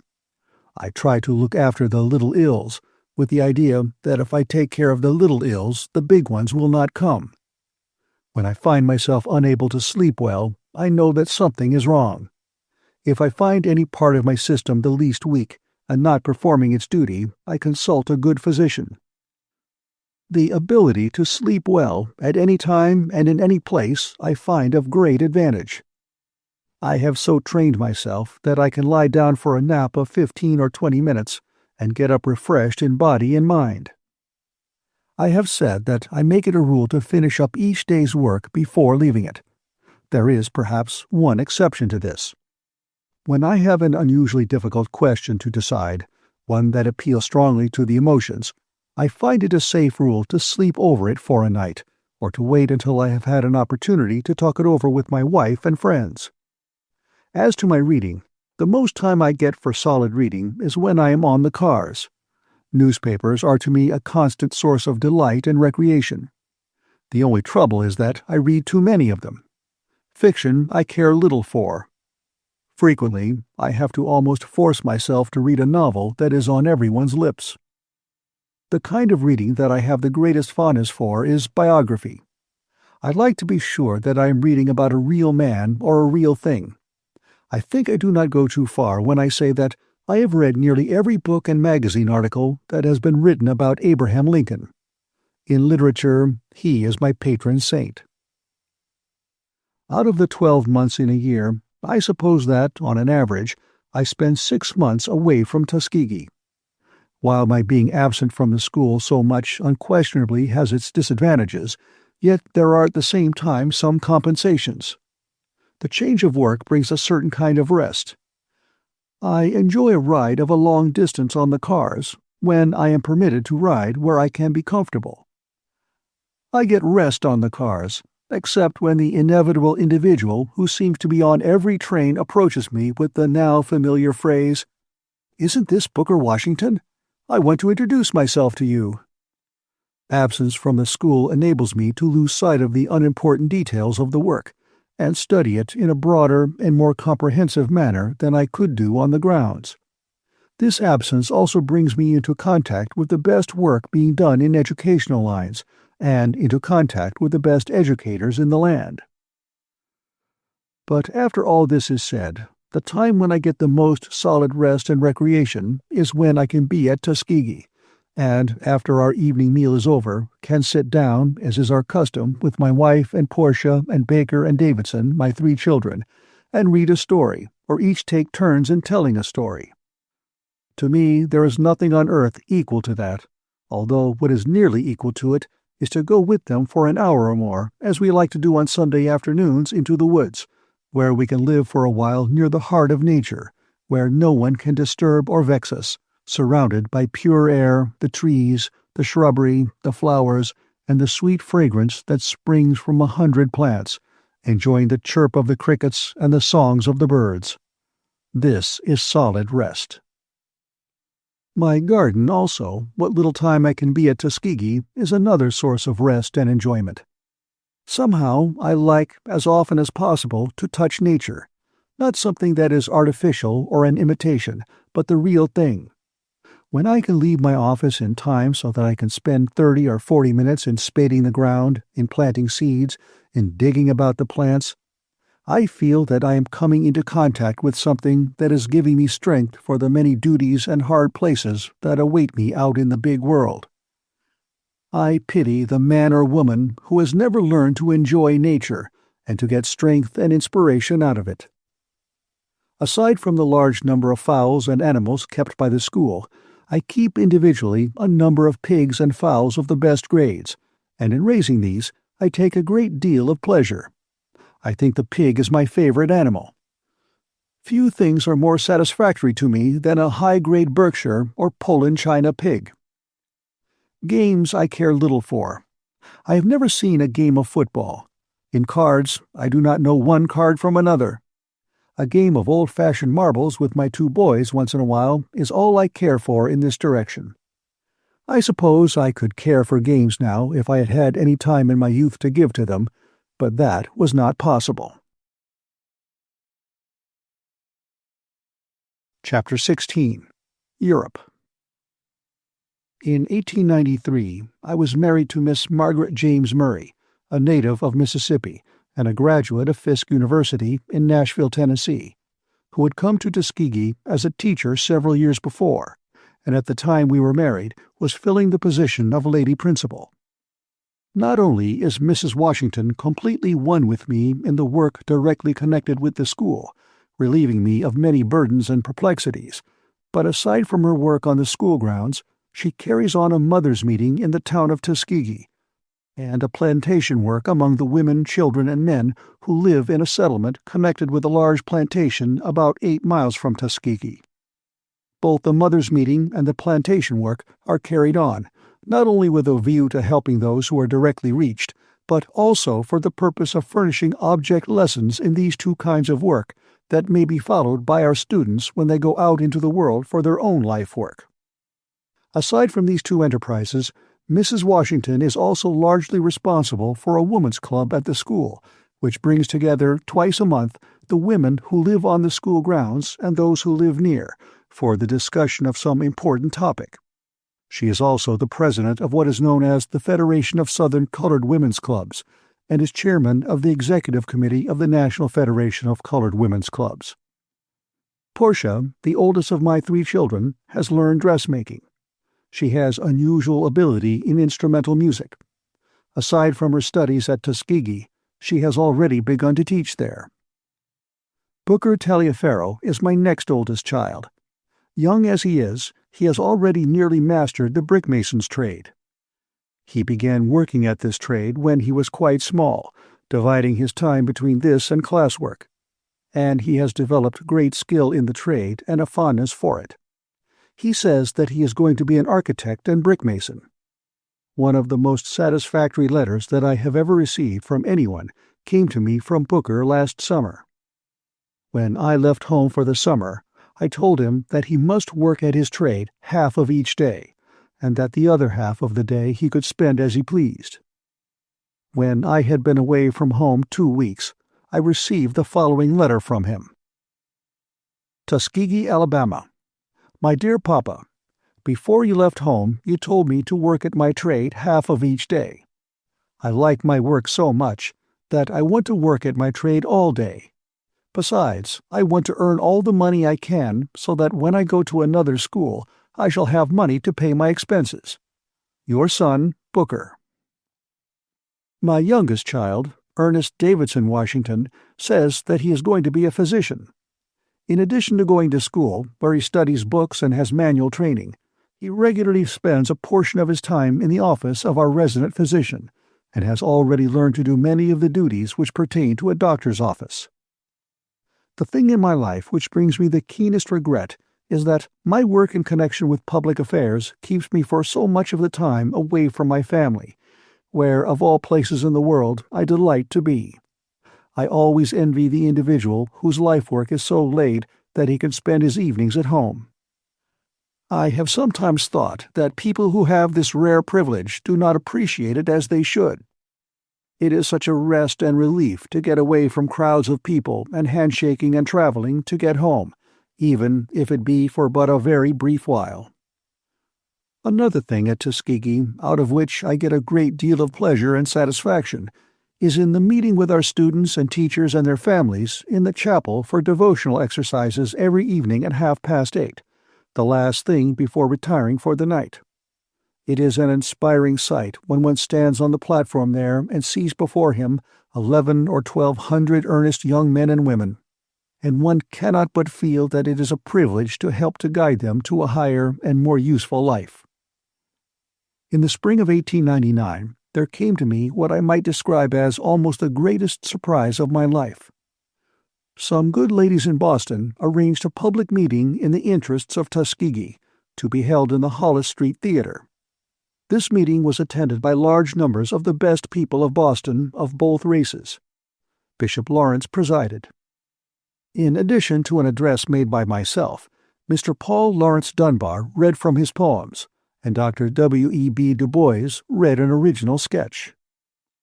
Some of those who attended this meeting noticed that I seemed unusually tired, and some little time after the close of the meeting, one of the ladies who had been interested in it asked me in a casual way if I had ever been to Europe.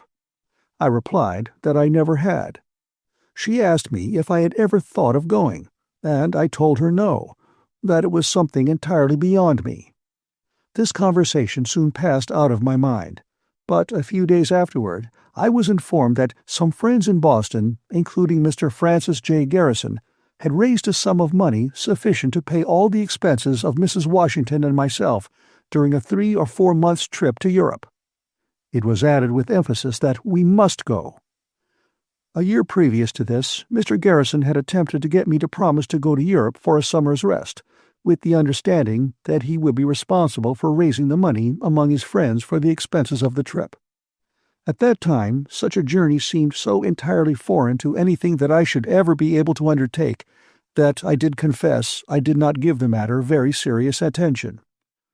But later, Mr. Garrison joined his efforts to those of the ladies whom I have mentioned, and when their plans were made known to me, Mr. Garrison not only had the route mapped out, but had, I believe, selected the steamer upon which we were to sail.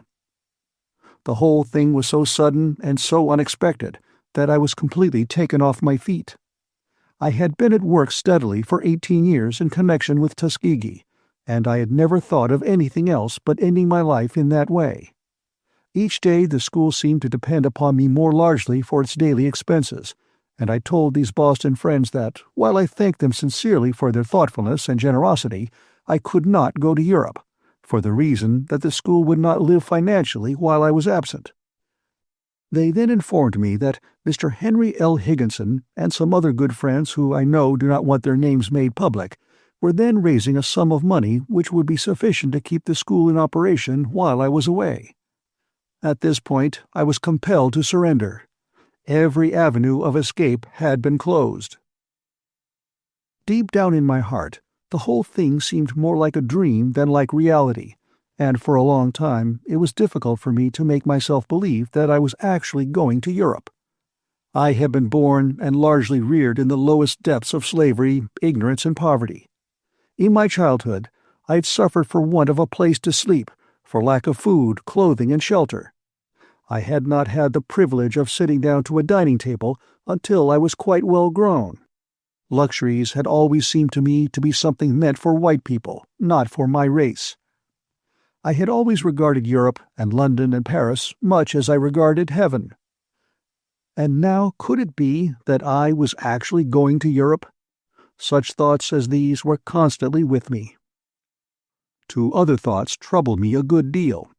I feared that people who heard that Mrs. Washington and I were going to Europe might not know all the circumstances, and might get the idea that we had become, as some might say, stuck up, and were trying to show off.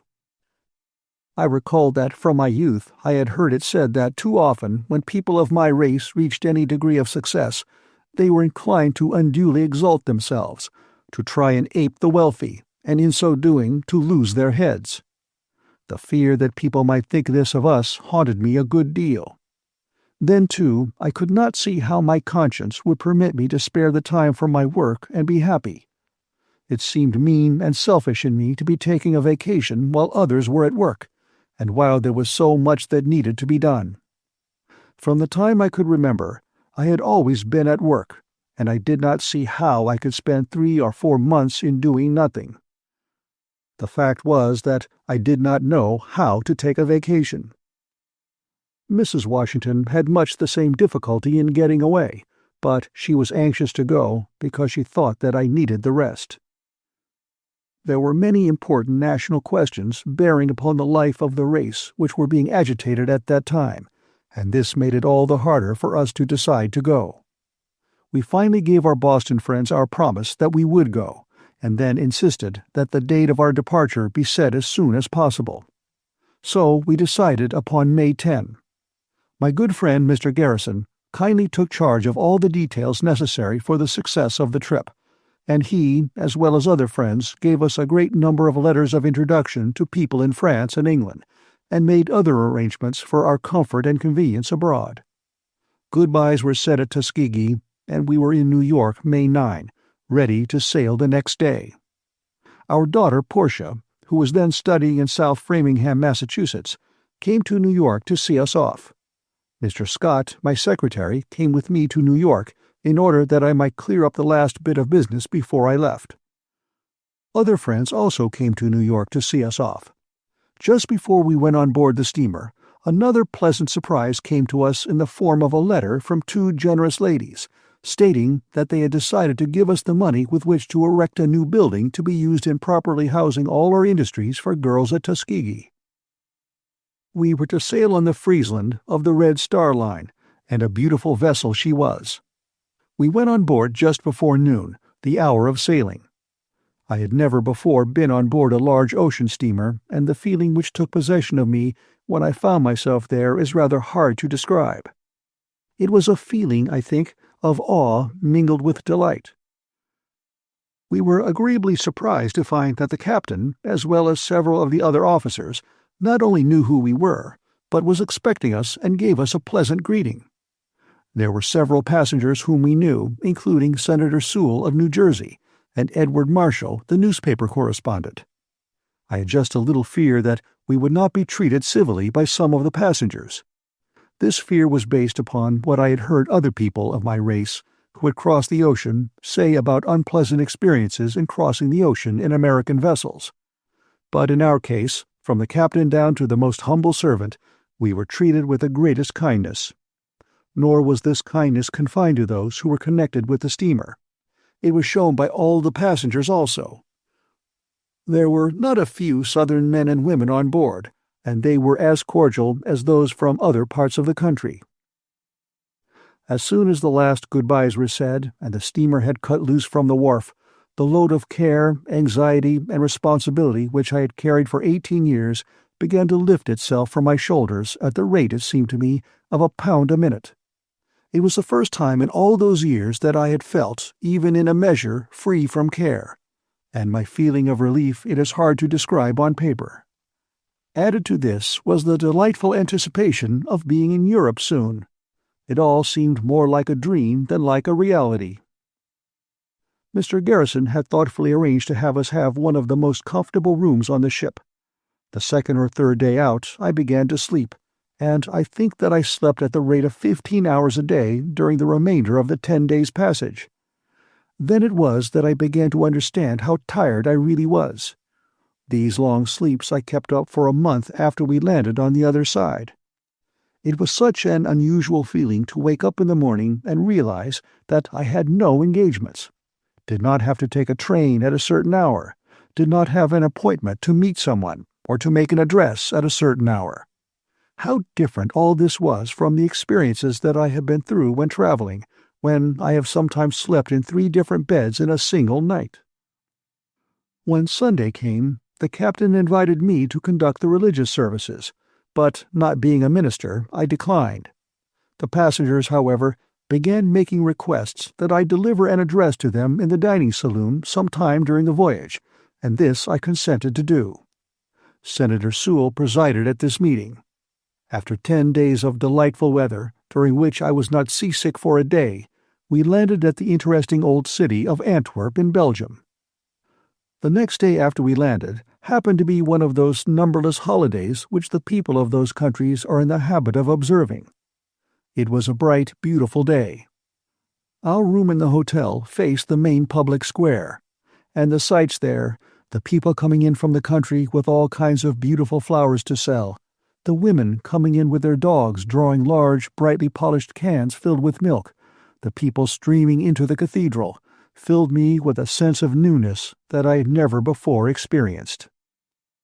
After spending some time in Antwerp, we were invited to go with a party of a half-dozen persons on a trip through Holland. This party included Edward Marshall and some American artists who had come over on the same steamer with us.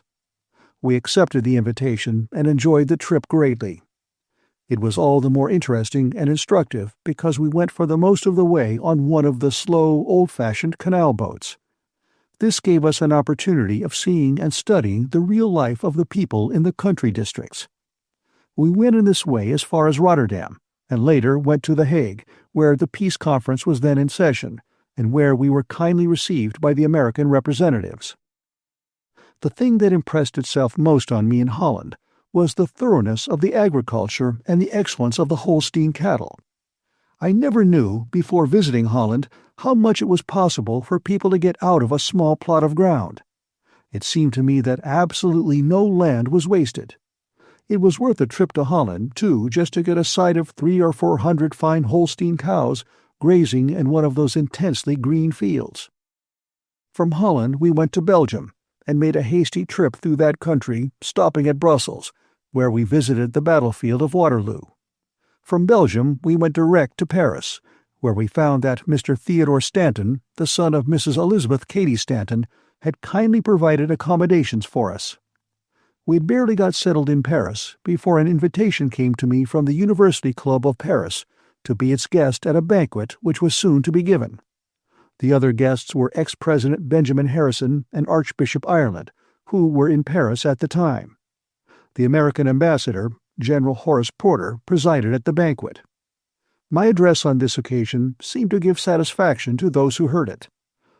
General Harrison kindly devoted a large portion of his remarks at dinner to myself and to the influence of the work at Tuskegee on the American race question.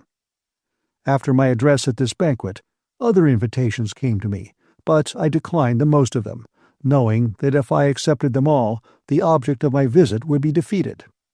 I did, however, consent to deliver an address in the American chapel the following Sunday morning, and at this meeting General Harrison, General Porter, and other distinguished Americans were present. Later, we received a formal call from the American ambassador, and were invited to attend a reception at his residence. At this reception we met many Americans, among them Justices Fuller and Harlan of the United States Supreme Court. During our entire stay of a month in Paris, both the American ambassador and his wife, as well as several other Americans, were very kind to us. While in Paris, we saw a good deal of the now famous American Negro painter, Mr. Henry O. Tanner, whom we had formerly known in America. It was very satisfactory to find how well known Mr. Tanner was in the field of art, and to note the high standing which all classes accorded to him. When we told some Americans that we were going to the Luxembourg Palace to see a painting by an American Negro, it was hard to convince them that a Negro had been thus honored. I do not believe that they were really convinced of the fact until they saw the picture for themselves. My acquaintance with Mr. Tanner reinforced in my mind the truth which I am constantly trying to impress upon our students at Tuskegee and on our people throughout the country, as far as I can reach them with my voice, that any man, regardless of color, will be recognized and rewarded just in proportion as he learns to do something well, learns to do it better than someone else, however humble the thing may be. As I have said, I believe that my race will succeed in proportion as it learns to do a common thing in an uncommon manner, learns to do a thing so thoroughly that no one can improve upon what it has done, learns to make its services of indispensable value. This was the spirit that inspired me in my first effort at Hampton, when I was given the opportunity to sweep and dust that schoolroom. In a degree, I felt that my whole future life depended upon the thoroughness with which I cleaned that room, and I was determined to do it so well that no one could find any fault with the job. Few people ever stopped, I found, when looking at his pictures, to inquire whether Mr. Tanner was a Negro painter, a French painter, or a German painter. They simply knew that he was able to produce something which the world wanted, a great painting, and the matter of his color did not enter into their minds. When a Negro girl learns to cook, to wash dishes, to sew, or to write a book, or a Negro boy learns to groom horses, or to grow sweet potatoes, or to produce butter, or to build a house, or to be able to practice medicine as well or better than someone else, they will be rewarded regardless of race or color. In the long run, the world is going to have the best, and any difference in race, religion, or previous history will not long keep the world from what it wants. I think that the whole future of my race hinges on the question as to whether or not it can make itself of such indispensable value that the people in the town and the state where we reside will feel that our presence is necessary to the happiness and well-being of the community. No man who continues to add something to the material, intellectual, and moral well-being of the place in which he lives is long left without proper reward. This is a great human law which cannot be permanently nullified. The love of pleasure and excitement, which seems in a large measure to possess the French people, impressed itself upon me. I think they are more noted in this respect than is true of the people of my own race. In point of morality and moral earnestness, I do not believe that the French are ahead of my own race in America. Severe competition and the great stress of life have led them to learn to do things more thoroughly and to exercise greater economy. But time, I think, will bring my race to the same point. In the matter of truth and high honor, I do not believe that the average Frenchman is ahead of the American Negro, while so far as mercy and kindness to dumb animals go, I believe that my race is far ahead. In fact, when I left France, I had more faith in the future of the black man in America than I had ever possessed. From Paris we went to London, and reached there early in July, just about the height of the London social season. Parliament was in session, and there was a great deal of gaiety. Mr. Garrison and other friends had provided us with a large number of letters of introduction, and they had also sent letters to other persons in different parts of the United Kingdom, apprising these people of our coming. Very soon after reaching London, we were flooded with invitations to attend all manner of social functions, and a great many invitations came to me asking that I deliver public addresses. The most of these invitations I declined, for the reason that I wanted to rest. Neither were we able to accept more than a small proportion of the other invitations. The Reverend Dr. Brooke Herford and Mrs. Herford, whom I had known in Boston, consulted with the American ambassador, the Honorable Joseph Choate, and arranged for me to speak at a public meeting to be held in Essex Hall. Mr. Choate kindly consented to preside. The meeting was largely attended. There were many distinguished persons present, among them several members of Parliament, including Mr. James Bryce, who spoke at the meeting. What the American ambassador said in introducing me, as well as a synopsis of what I said, was widely published in England and in the American papers at the time. Dr. and Mrs. Herford gave Mrs. Washington and myself a reception, at which we had the privilege of meeting some of the best people in England. Throughout our stay in London, Ambassador Choate was most kind and attentive to us. At the ambassador's reception I met for the first time Mark Twain. We were the guests several times of Mrs. T. Fisher Unwin, the daughter of the English statesman Richard Cobden. It seemed as if both Mr. and Mrs. Unwin could not do enough for our comfort and happiness. Later, for nearly a week, we were the guests of the daughter of John Bright, now Mrs. Clark of Street, England. Both Mr. and Mrs. Clark, with their daughter, visited us at Tuskegee the next year. In Birmingham, England, we were the guests for several days of Mr. Joseph Sturge, whose father was a great abolitionist and friend of Whittier and Garrison. It was a great privilege to meet throughout England those who had known and honored the late William Lloyd Garrison, the Honorable Frederick Douglass, and other abolitionists. The English abolitionists with whom we came in contact never seemed to tire of talking about these two Americans. Before going to England, I had had no proper conception of the deep interest displayed by the abolitionists of England in the cause of freedom, nor did I realize the amount of substantial help given by them. In Bristol, England, both Mrs. Washington and I spoke at the Women's Liberal Club. I was also the principal speaker at the commencement exercises of the Royal College for the Blind. These exercises were held in the Crystal Palace, and the presiding officer was the late Duke of Westminster, who was said to be, I believe, the richest man in England, if not in the world. The Duke, as well as his wife and their daughter, seemed to be pleased with what I said, and thanked me heartily. Through the kindness of Lady Aberdeen, my wife and I were enabled to go with a party of those who were attending the International Congress of Women, then in session in London, to see Queen Victoria at Windsor Castle, where afterward we were all the guests of Her Majesty at tea. In our party was Miss Susan B. Anthony, and I was deeply impressed with the fact that one did not often get an opportunity to see, during the same hour, two women so remarkable in different ways as Susan B. Anthony and Queen Victoria. In the House of Commons, which we visited several times, we met Sir Henry M. Stanley. I talked with him about Africa and its relation to the American Negro, and after my interview with him, I became more convinced than ever that there was no hope of the American Negro's improving his condition by emigrating to Africa. On various occasions, Mrs. Washington and I were the guests of Englishmen in their country homes, where, I think, one sees the Englishman at his best.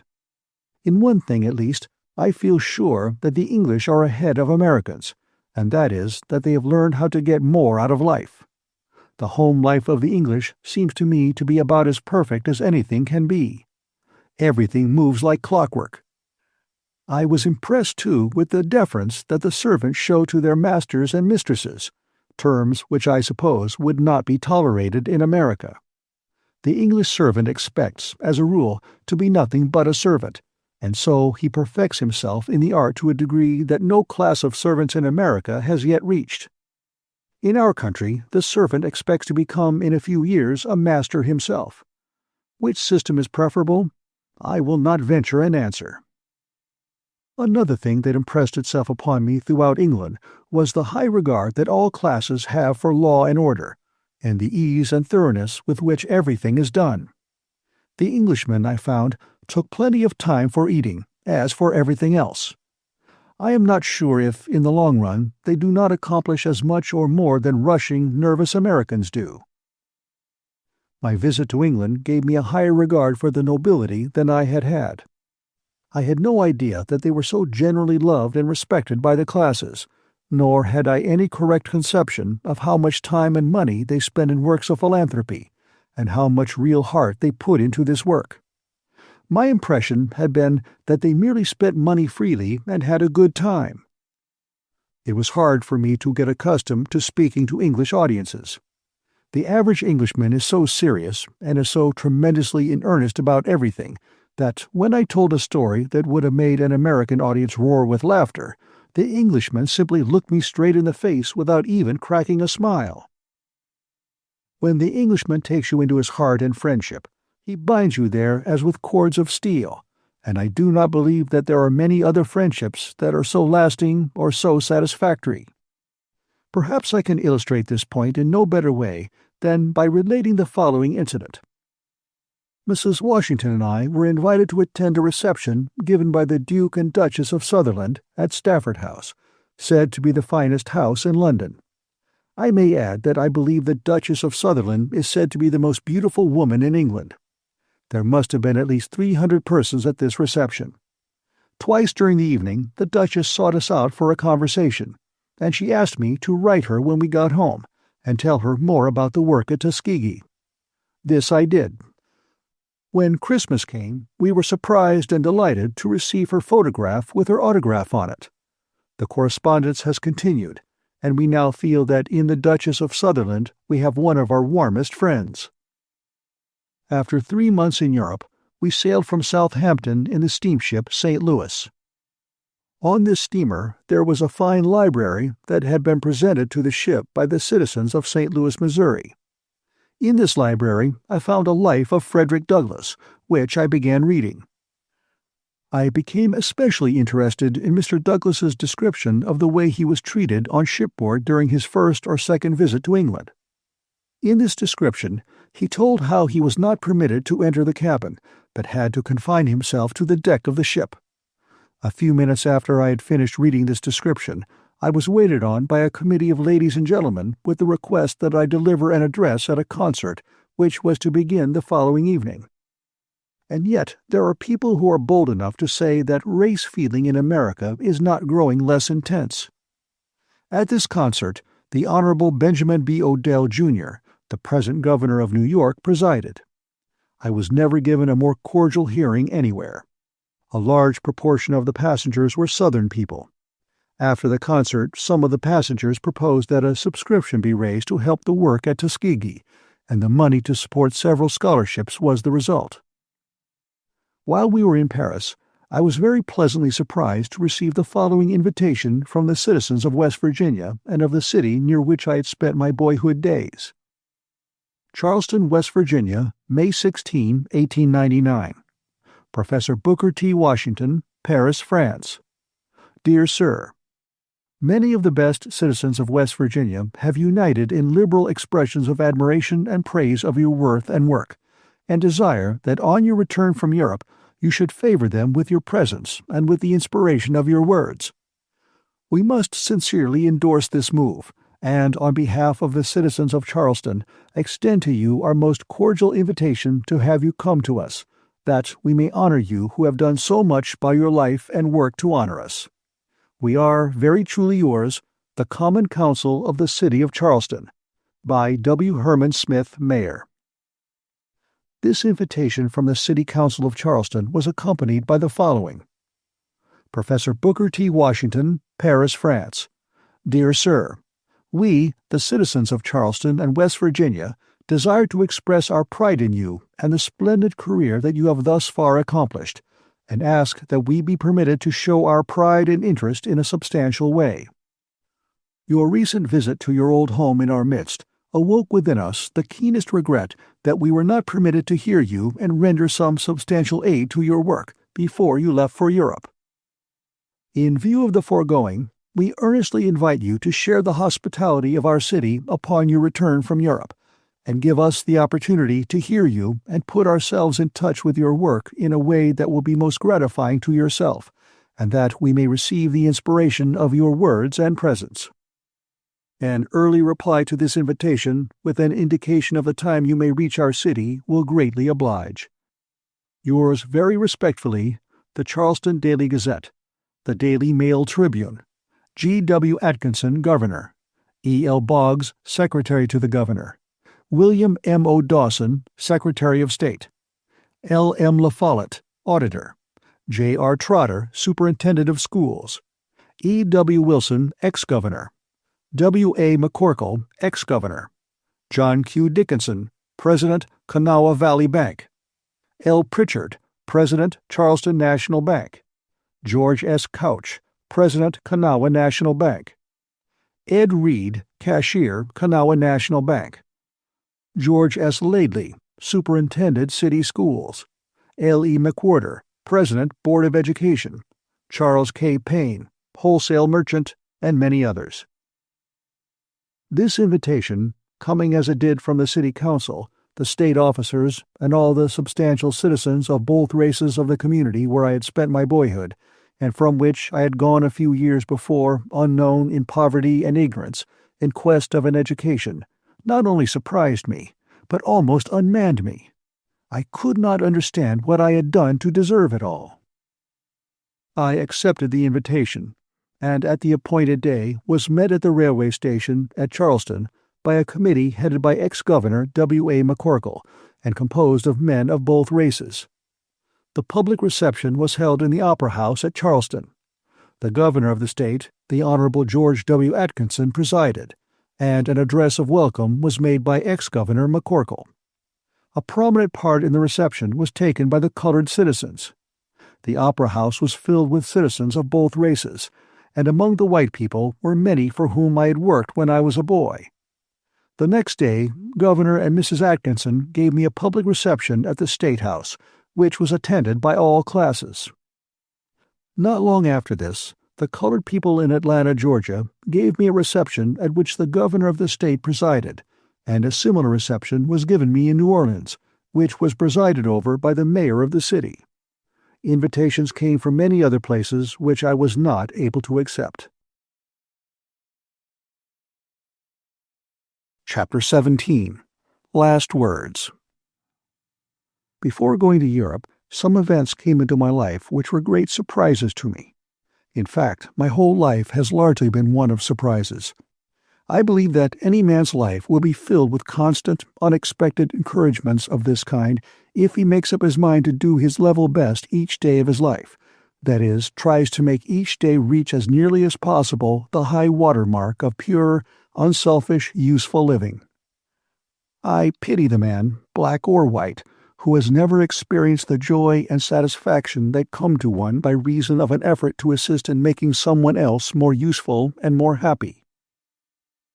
6 months before he died, and nearly a year after he had been stricken with paralysis, General Armstrong expressed a wish to visit Tuskegee again before he passed away.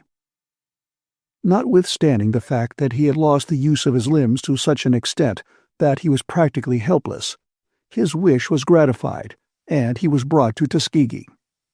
The owners of the Tuskegee Railroad, white men living in the town, offered to run a special train, without cost, out of the main station, Chehaw, 5 miles away, to meet him. He arrived on the school grounds about 9 o'clock in the evening. Someone had suggested that we give the general a pine-knot torchlight reception.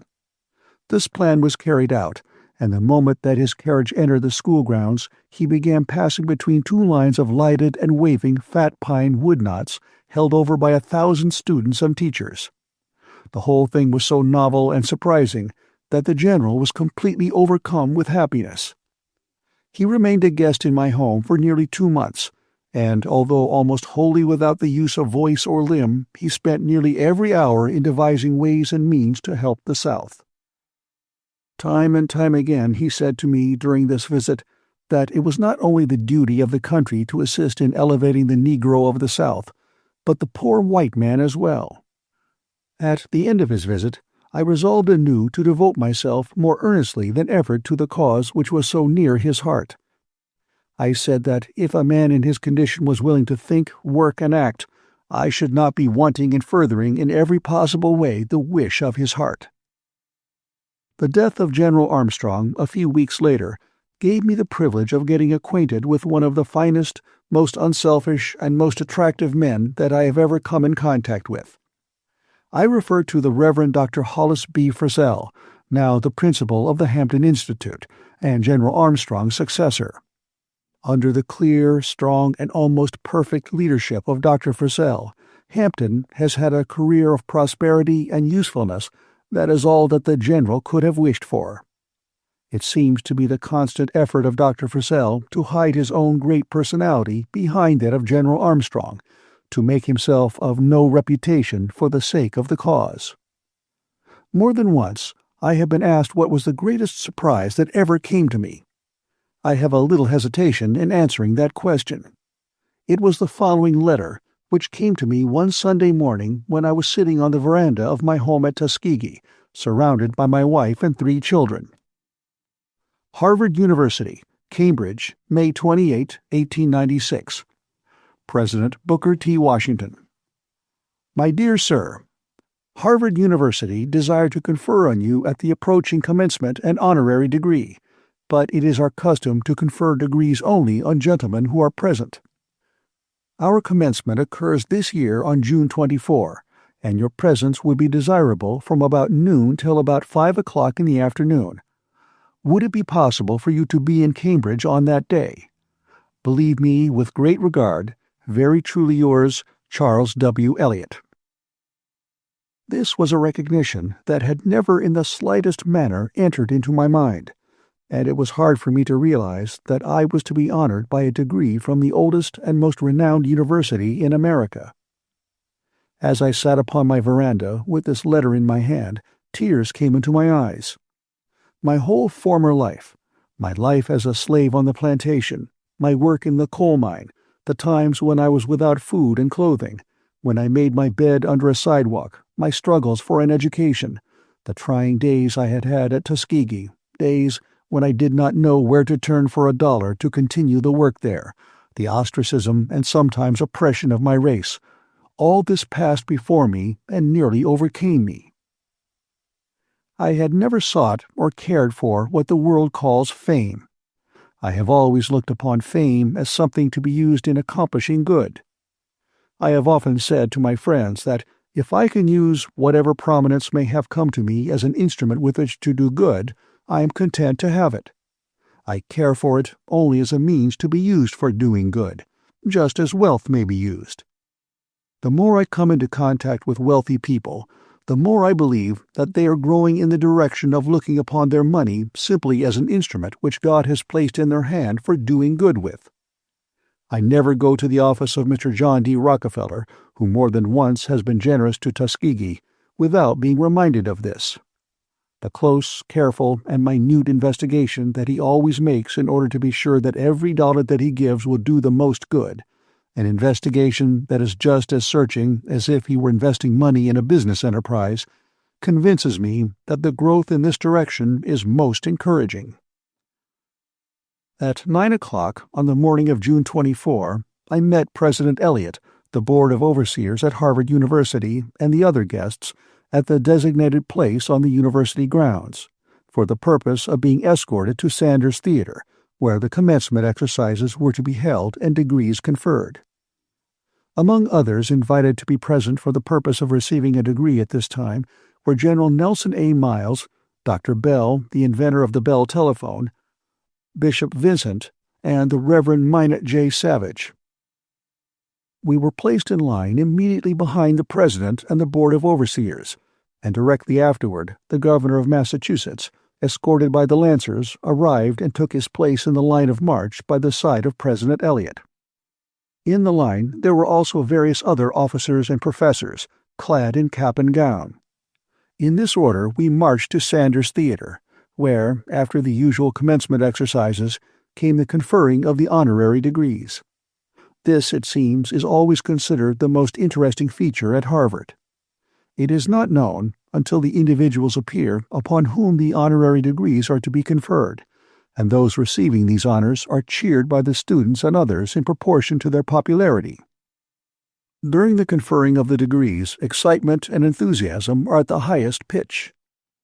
When my name was called, I rose, and President Eliot, in beautiful and strong English, conferred upon me the degree of Master of Arts. After these exercises were over, those who had received honorary degrees were invited to lunch with the President.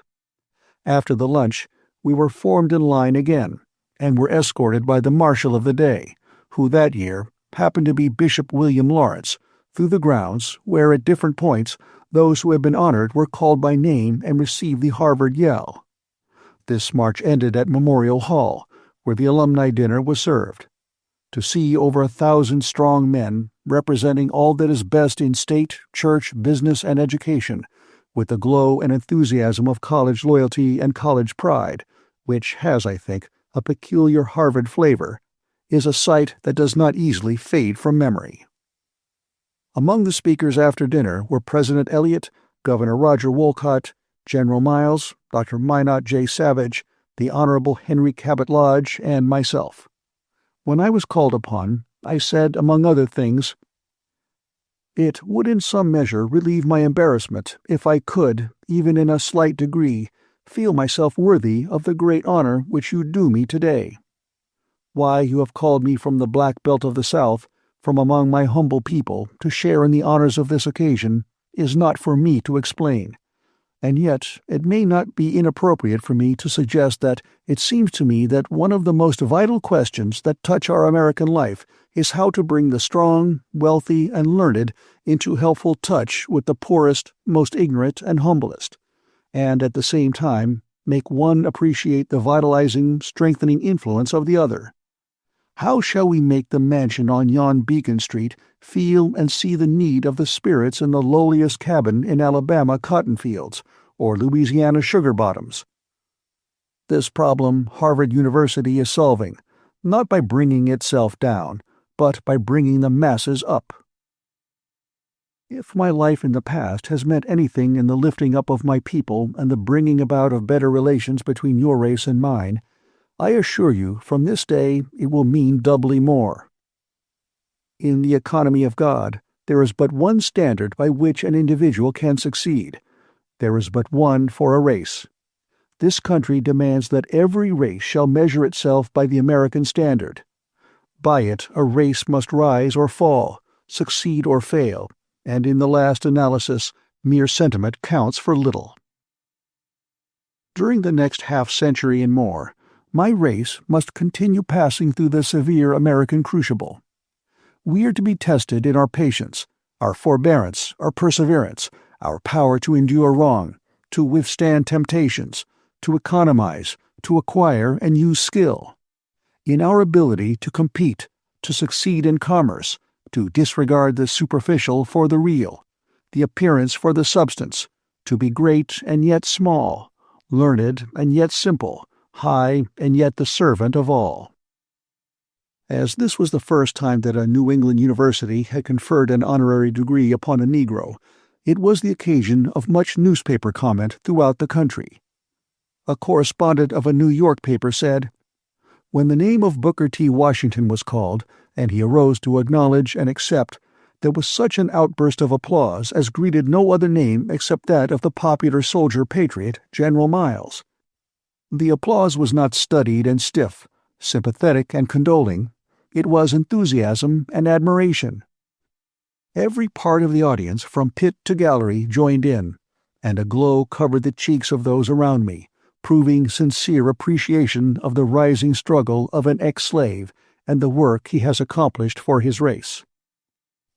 A Boston paper said editorially, "In conferring the honorary degree of Master of Arts upon the principal of Tuskegee Institute, Harvard University has honored itself as well as the object of this distinction.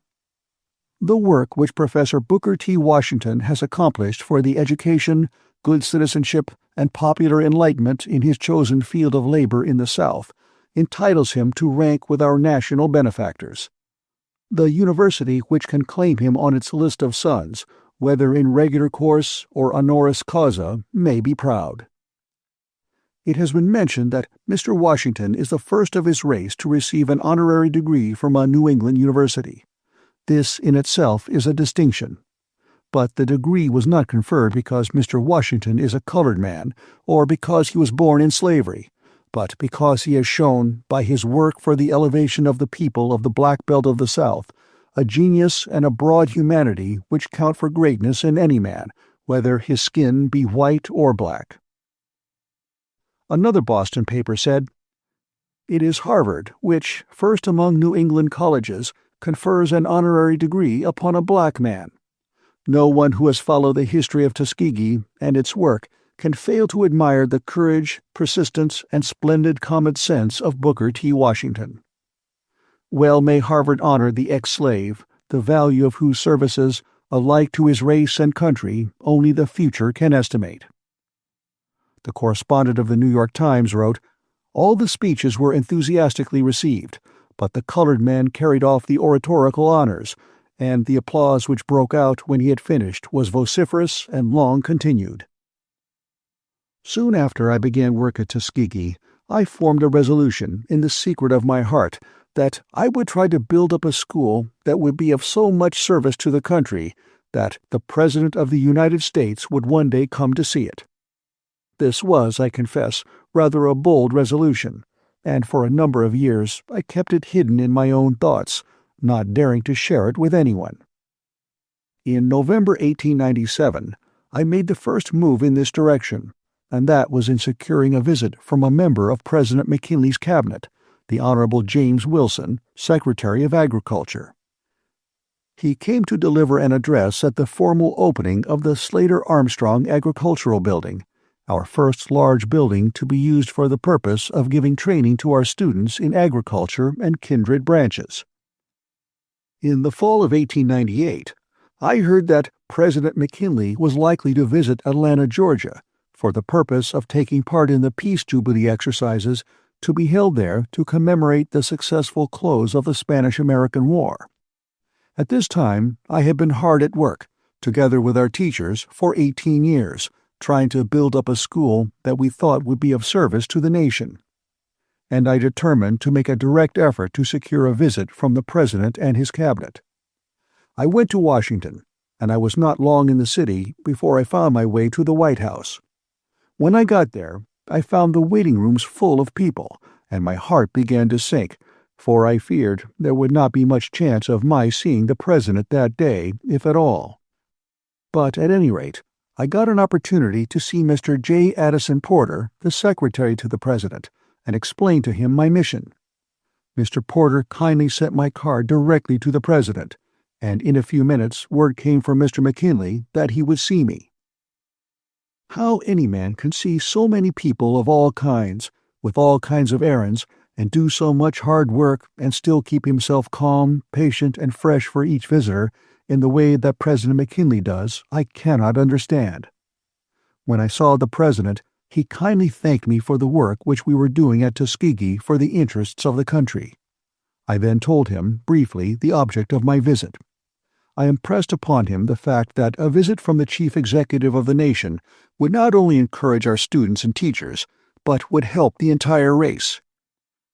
He seemed interested, but did not make a promise to go to Tuskegee, for the reason that his plans about going to Atlanta were not then fully made, but he asked me to call the matter to his attention a few weeks later. By the middle of the following month, the President had definitely decided to attend the Peace Jubilee at Atlanta. I went to Washington again and saw him, with a view of getting him to extend his trip to Tuskegee. On this second visit, Mr. Charles W. Hare, a prominent white citizen of Tuskegee, kindly volunteered to accompany me, to reinforce my invitation with one from the white people of Tuskegee and the vicinity. Just previous to my going to Washington the second time, the country had been excited and the colored people greatly depressed because of several severe race riots which had occurred at different points in the South. As soon as I saw the President, I perceived that his heart was greatly burdened by reason of these race disturbances. Although there were many people waiting to see him, he detained me for some time, discussing the condition and prospects of the race. He remarked several times that he was determined to show his interest and faith in the race, not merely in words, but by acts. When I told him that I thought that at that time scarcely anything would go farther in giving hope and encouragement to the race than the fact that the President of the nation would be willing to travel 140 miles out of his way to spend a day at a Negro institution, he seemed deeply impressed. While I was with the President, a white citizen of Atlanta, a Democrat and an ex-slaveholder, came into the room, and the President asked his opinion as to the wisdom of his going to Tuskegee. Without hesitation, the Atlanta man replied that it was the proper thing for him to do. This opinion was reinforced by that friend of the race, Dr. J. L. M. Curry. The President promised that he would visit our school on the 16th of December. When it became known that the President was going to visit our school, the white citizens of the town of Tuskegee, a mile distant from the school, were as much pleased as were our students and teachers. The white people of this town, including both men and women, began arranging to decorate the town and to form themselves into committees for the purpose of cooperating with the officers of our school in order that the distinguished visitor might have a fitting reception. I think I never realized before this how much the white people of Tuskegee and vicinity thought of our institution. During the days when we were preparing for the President's reception, Dozens of these people came to me and said that, while they did not want to push themselves into prominence, if there was anything they could do to help or to relieve me personally, I had but to intimate it and they would be only too glad to assist. In fact, the thing that touched me almost as deeply as the visit of the President himself was the deep pride which all classes of citizens in Alabama seemed to take in our work. The morning of December 16th brought to the little city of Tuskegee such a crowd as it had never seen before. With the President came Mrs. McKinley and all of the cabinet officers but one, and most of them brought their wives or some members of their families. Several prominent generals came, including General Shafter and General Joseph Wheeler, who were recently returned from the Spanish-American War. There was also a host of newspaper correspondents. The Alabama legislature was in session in Montgomery at this time. This body passed a resolution to adjourn for the purpose of visiting Tuskegee. Just before the arrival of the President's party, the legislature arrived, headed by the governor and other state officials. The citizens of Tuskegee had decorated the town from the station to the school in a generous manner. In order to economize in the matter of time, we arranged to have the whole school pass in review before the President. Each student carried a stalk of sugar cane with some open bowls of cotton fastened to the end of it. Following the students, the work of all departments of the school passed in review, displayed on floats drawn by horses, mules, and oxen. On these floats, we tried to exhibit not only the present work of the school, but to show the contrasts between the old methods of doing things and the new. As an example, we showed the old method of dairying in contrast with the improved methods, the old methods of tilling the soil in contrast with the new, the old methods of cooking and housekeeping in contrast with the new. These floats consumed an hour and a half of time in passing. In his address in our large new chapel, which the students had recently completed, the President said, among other things, "To meet you under such pleasant auspices and to have the opportunity of a personal observation of your work is indeed most gratifying. The Tuskegee Normal and Industrial Institute is ideal in its conception, and has already a large and growing reputation in the country, and is not unknown abroad. I congratulate all who are associated in this undertaking for the good work which it is doing in the education of its students to lead lives of honor and usefulness, thus exalting the race for which it was established. Nowhere, I think, could a more delightful location have been chosen for this unique educational experiment, which has attracted the attention and won the support even of conservative philanthropists in all sections of the country. To speak of Tuskegee without paying special tribute to Booker T. Washington's genius and perseverance would be impossible. The inception of this noble enterprise was his, and he deserves high credit for it. His was the enthusiasm and enterprise which made its steady progress possible and established in the institution its present high standard of accomplishment. He has won a worthy reputation as one of the great leaders of his race, widely known and much respected at home and abroad as an accomplished educator, a great orator, and a true philanthropist. The Honorable John D. Long, the Secretary of the Navy, said in part, "I cannot make a speech today. My heart is too full of hope, admiration, and pride for my countrymen of both sections and both colors. I am filled with gratitude and admiration for your work, and from this time forward I shall have absolute confidence in your progress and in the solution of the problem in which you are engaged." The problem, I say, has been solved. A picture has been presented today which should be put upon canvas with the pictures of Washington and Lincoln and transmitted to future time and generations, a picture which the press of the country should spread broadcast over the land, a most dramatic picture, and that picture is this: the President of the United States standing on this platform. On one side, the Governor of Alabama; on the other, completing the Trinity, a representative of a race only a few years ago in bondage, the colored President of the Tuskegee Normal and Industrial Institute. God bless the President under whose majesty such a scene as this is presented to the American people. God bless the state of Alabama, which is showing that it can deal with this problem for itself. God bless the orator, philanthropist, and disciple of the great master, who, if he were on earth, would be doing the same work. Booker T. Washington. Postmaster General Smith closed the address, which he made with these words: "We have witnessed many spectacles within the last few days. We have seen the magnificent grandeur and the magnificent achievements of one of the great metropolitan cities of the South. We have seen heroes of the war pass by in procession. We have seen floral parades.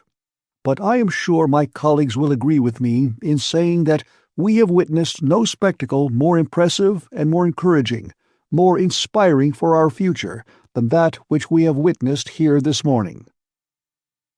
Some days after the President returned to Washington, I received the letter which follows: Executive Mansion, Washington, December 23, 1899.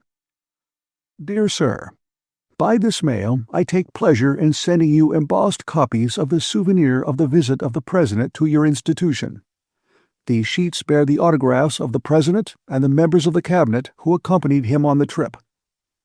Let me take this opportunity of congratulating you most heartily and sincerely upon the great success of the exercises provided for and entertainment furnished us under your auspices during our visit to Tuskegee. Every feature of the program was perfectly executed and was viewed or participated in with the heartiest satisfaction by every visitor present. The unique exhibition which you gave of your pupils engaged in their industrial vocations was not only artistic, but thoroughly impressive. The tribute paid by the President and his Cabinet to your work was none too high, and forms a most encouraging augury, I think, for the future prosperity of your institution. I cannot close without assuring you that the modesty shown by yourself in the exercises was most favorably commented upon by all the members of our party. With best wishes for the continued advance of your most useful and patriotic undertaking, kind personal regards, and the compliments of the season, believe me always, very sincerely yours, John Addison Porter, Secretary to the President. To President Booker T. Washington, Tuskegee Normal and Industrial Institute, Tuskegee, Alabama. 20 years have now passed since I made the first humble effort at Tuskegee, in a broken-down shanty and an old hen-house, without owning a dollar's worth of property, and with but one teacher and 30 students. At the present time, the institution owns 2,300 acres of land, 1,000 of which are under cultivation each year, entirely by student labor. There are now upon the grounds, counting large and small, 66 buildings, and all, except 4 of these, have been almost wholly erected by the labor of our students. While the students are at work upon the land and in erecting buildings, they are taught, by competent instructors, the latest methods of agriculture and the trades connected with building. There are in constant operation at the school, in connection with thorough academic and religious training, 30 industrial departments. All of these teach industries at which our men and women can find immediate employment as soon as they leave the institution. The only difficulty now is that the demand for our graduates from both white and black people in the South is so great that we cannot supply more than one-half the persons for whom applications come to us. Neither have we the buildings nor the money for current expenses to enable us to admit to the school more than one-half the young men and women who apply to us for admission. In our industrial teaching, we keep 3 things in mind.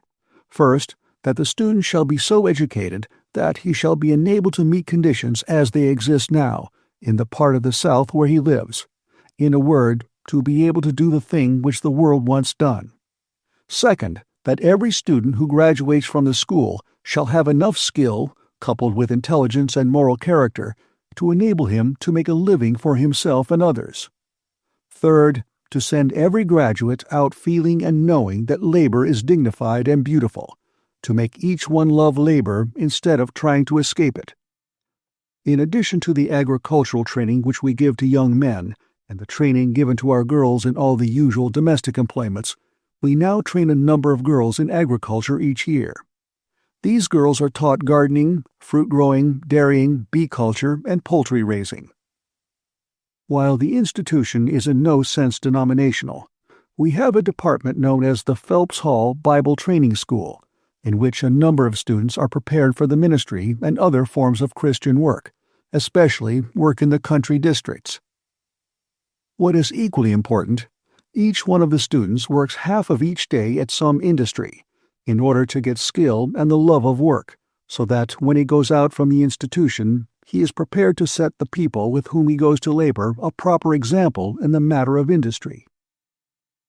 The value of our property is now over $700,000. If we add to this our endowment fund, which at present is $1 million, the value of the total property is now $1,700,000.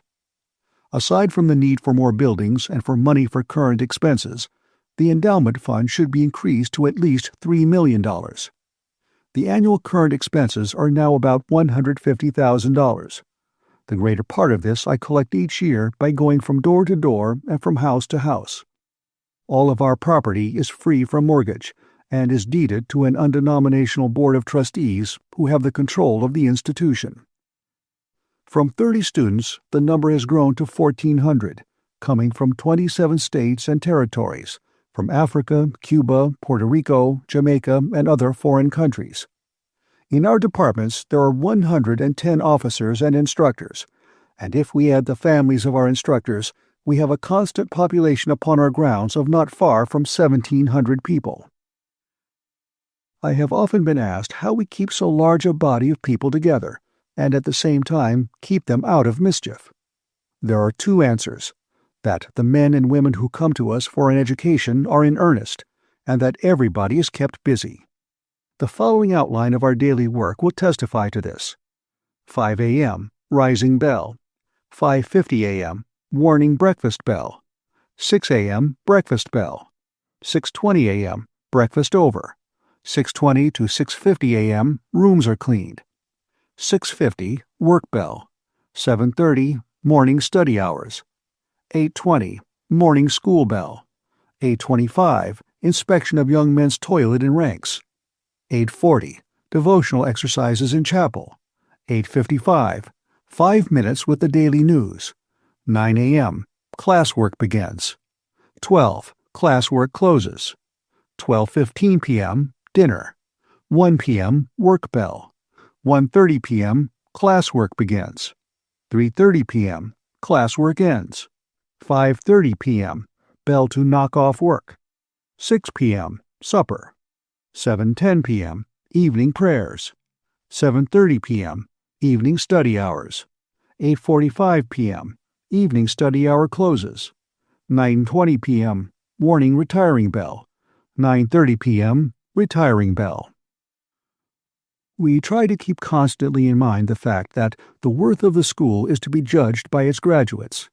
Counting those who have finished the full course, together with those who have taken enough training to enable them to do reasonably good work, we can safely say that at least 6,000 men and women from Tuskegee are now at work in different parts of the South. Men and women who, by their own example or by direct efforts, are showing the masses of our race now to improve their material, educational, and moral and religious life. What is equally important, they are exhibiting a degree of common sense and self-control, which is causing better relations to exist between the races, and is causing the Southern white man to learn to believe in the value of educating the men and women of my race.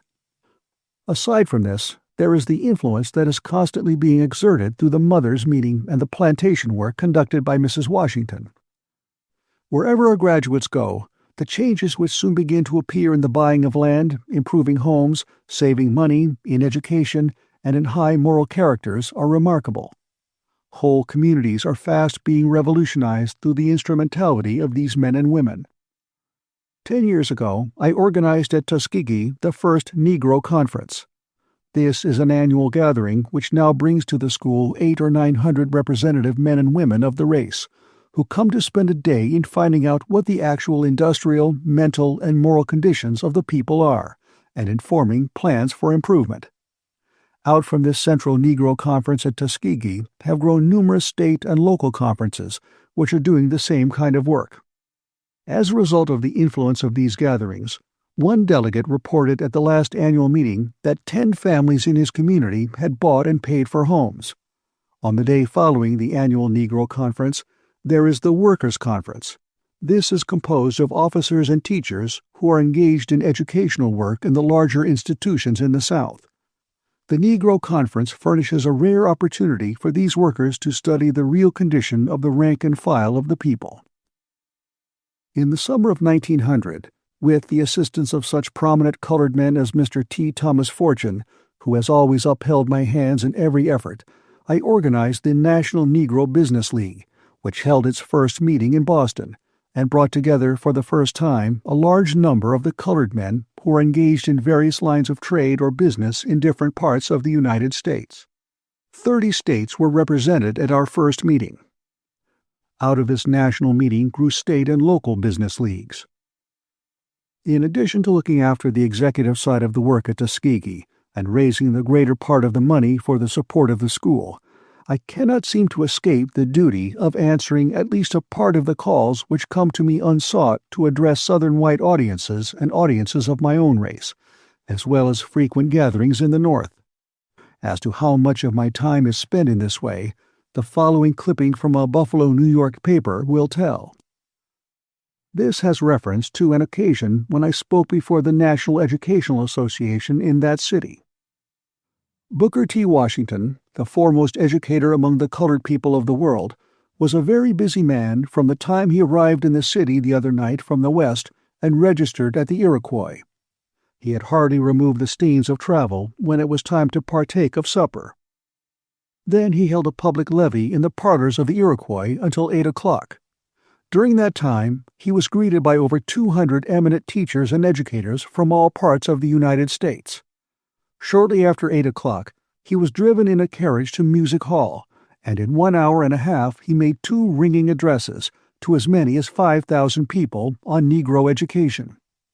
Then Mr. Washington was taken in charge by a delegation of colored citizens, headed by the Reverend Mr. Watkins, and hustled off to a small informal reception, arranged in honor of the visitor by the people of his race.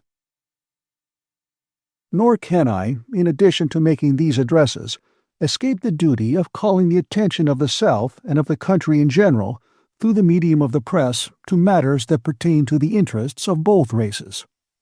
This, for example, I have done in regard to the evil habit of lynching. When the Louisiana State Constitutional Convention was in session, I wrote an open letter to that body pleading for justice for the race. In all such efforts, I have received warm and hearty support from the Southern newspapers, as well as from those in all other parts of the country. Despite superficial and temporary signs which might lead one to entertain a contrary opinion, there was never a time when I felt more hopeful for the race than I do at the present. The great human law that in the end recognizes and rewards merit is everlasting and universal.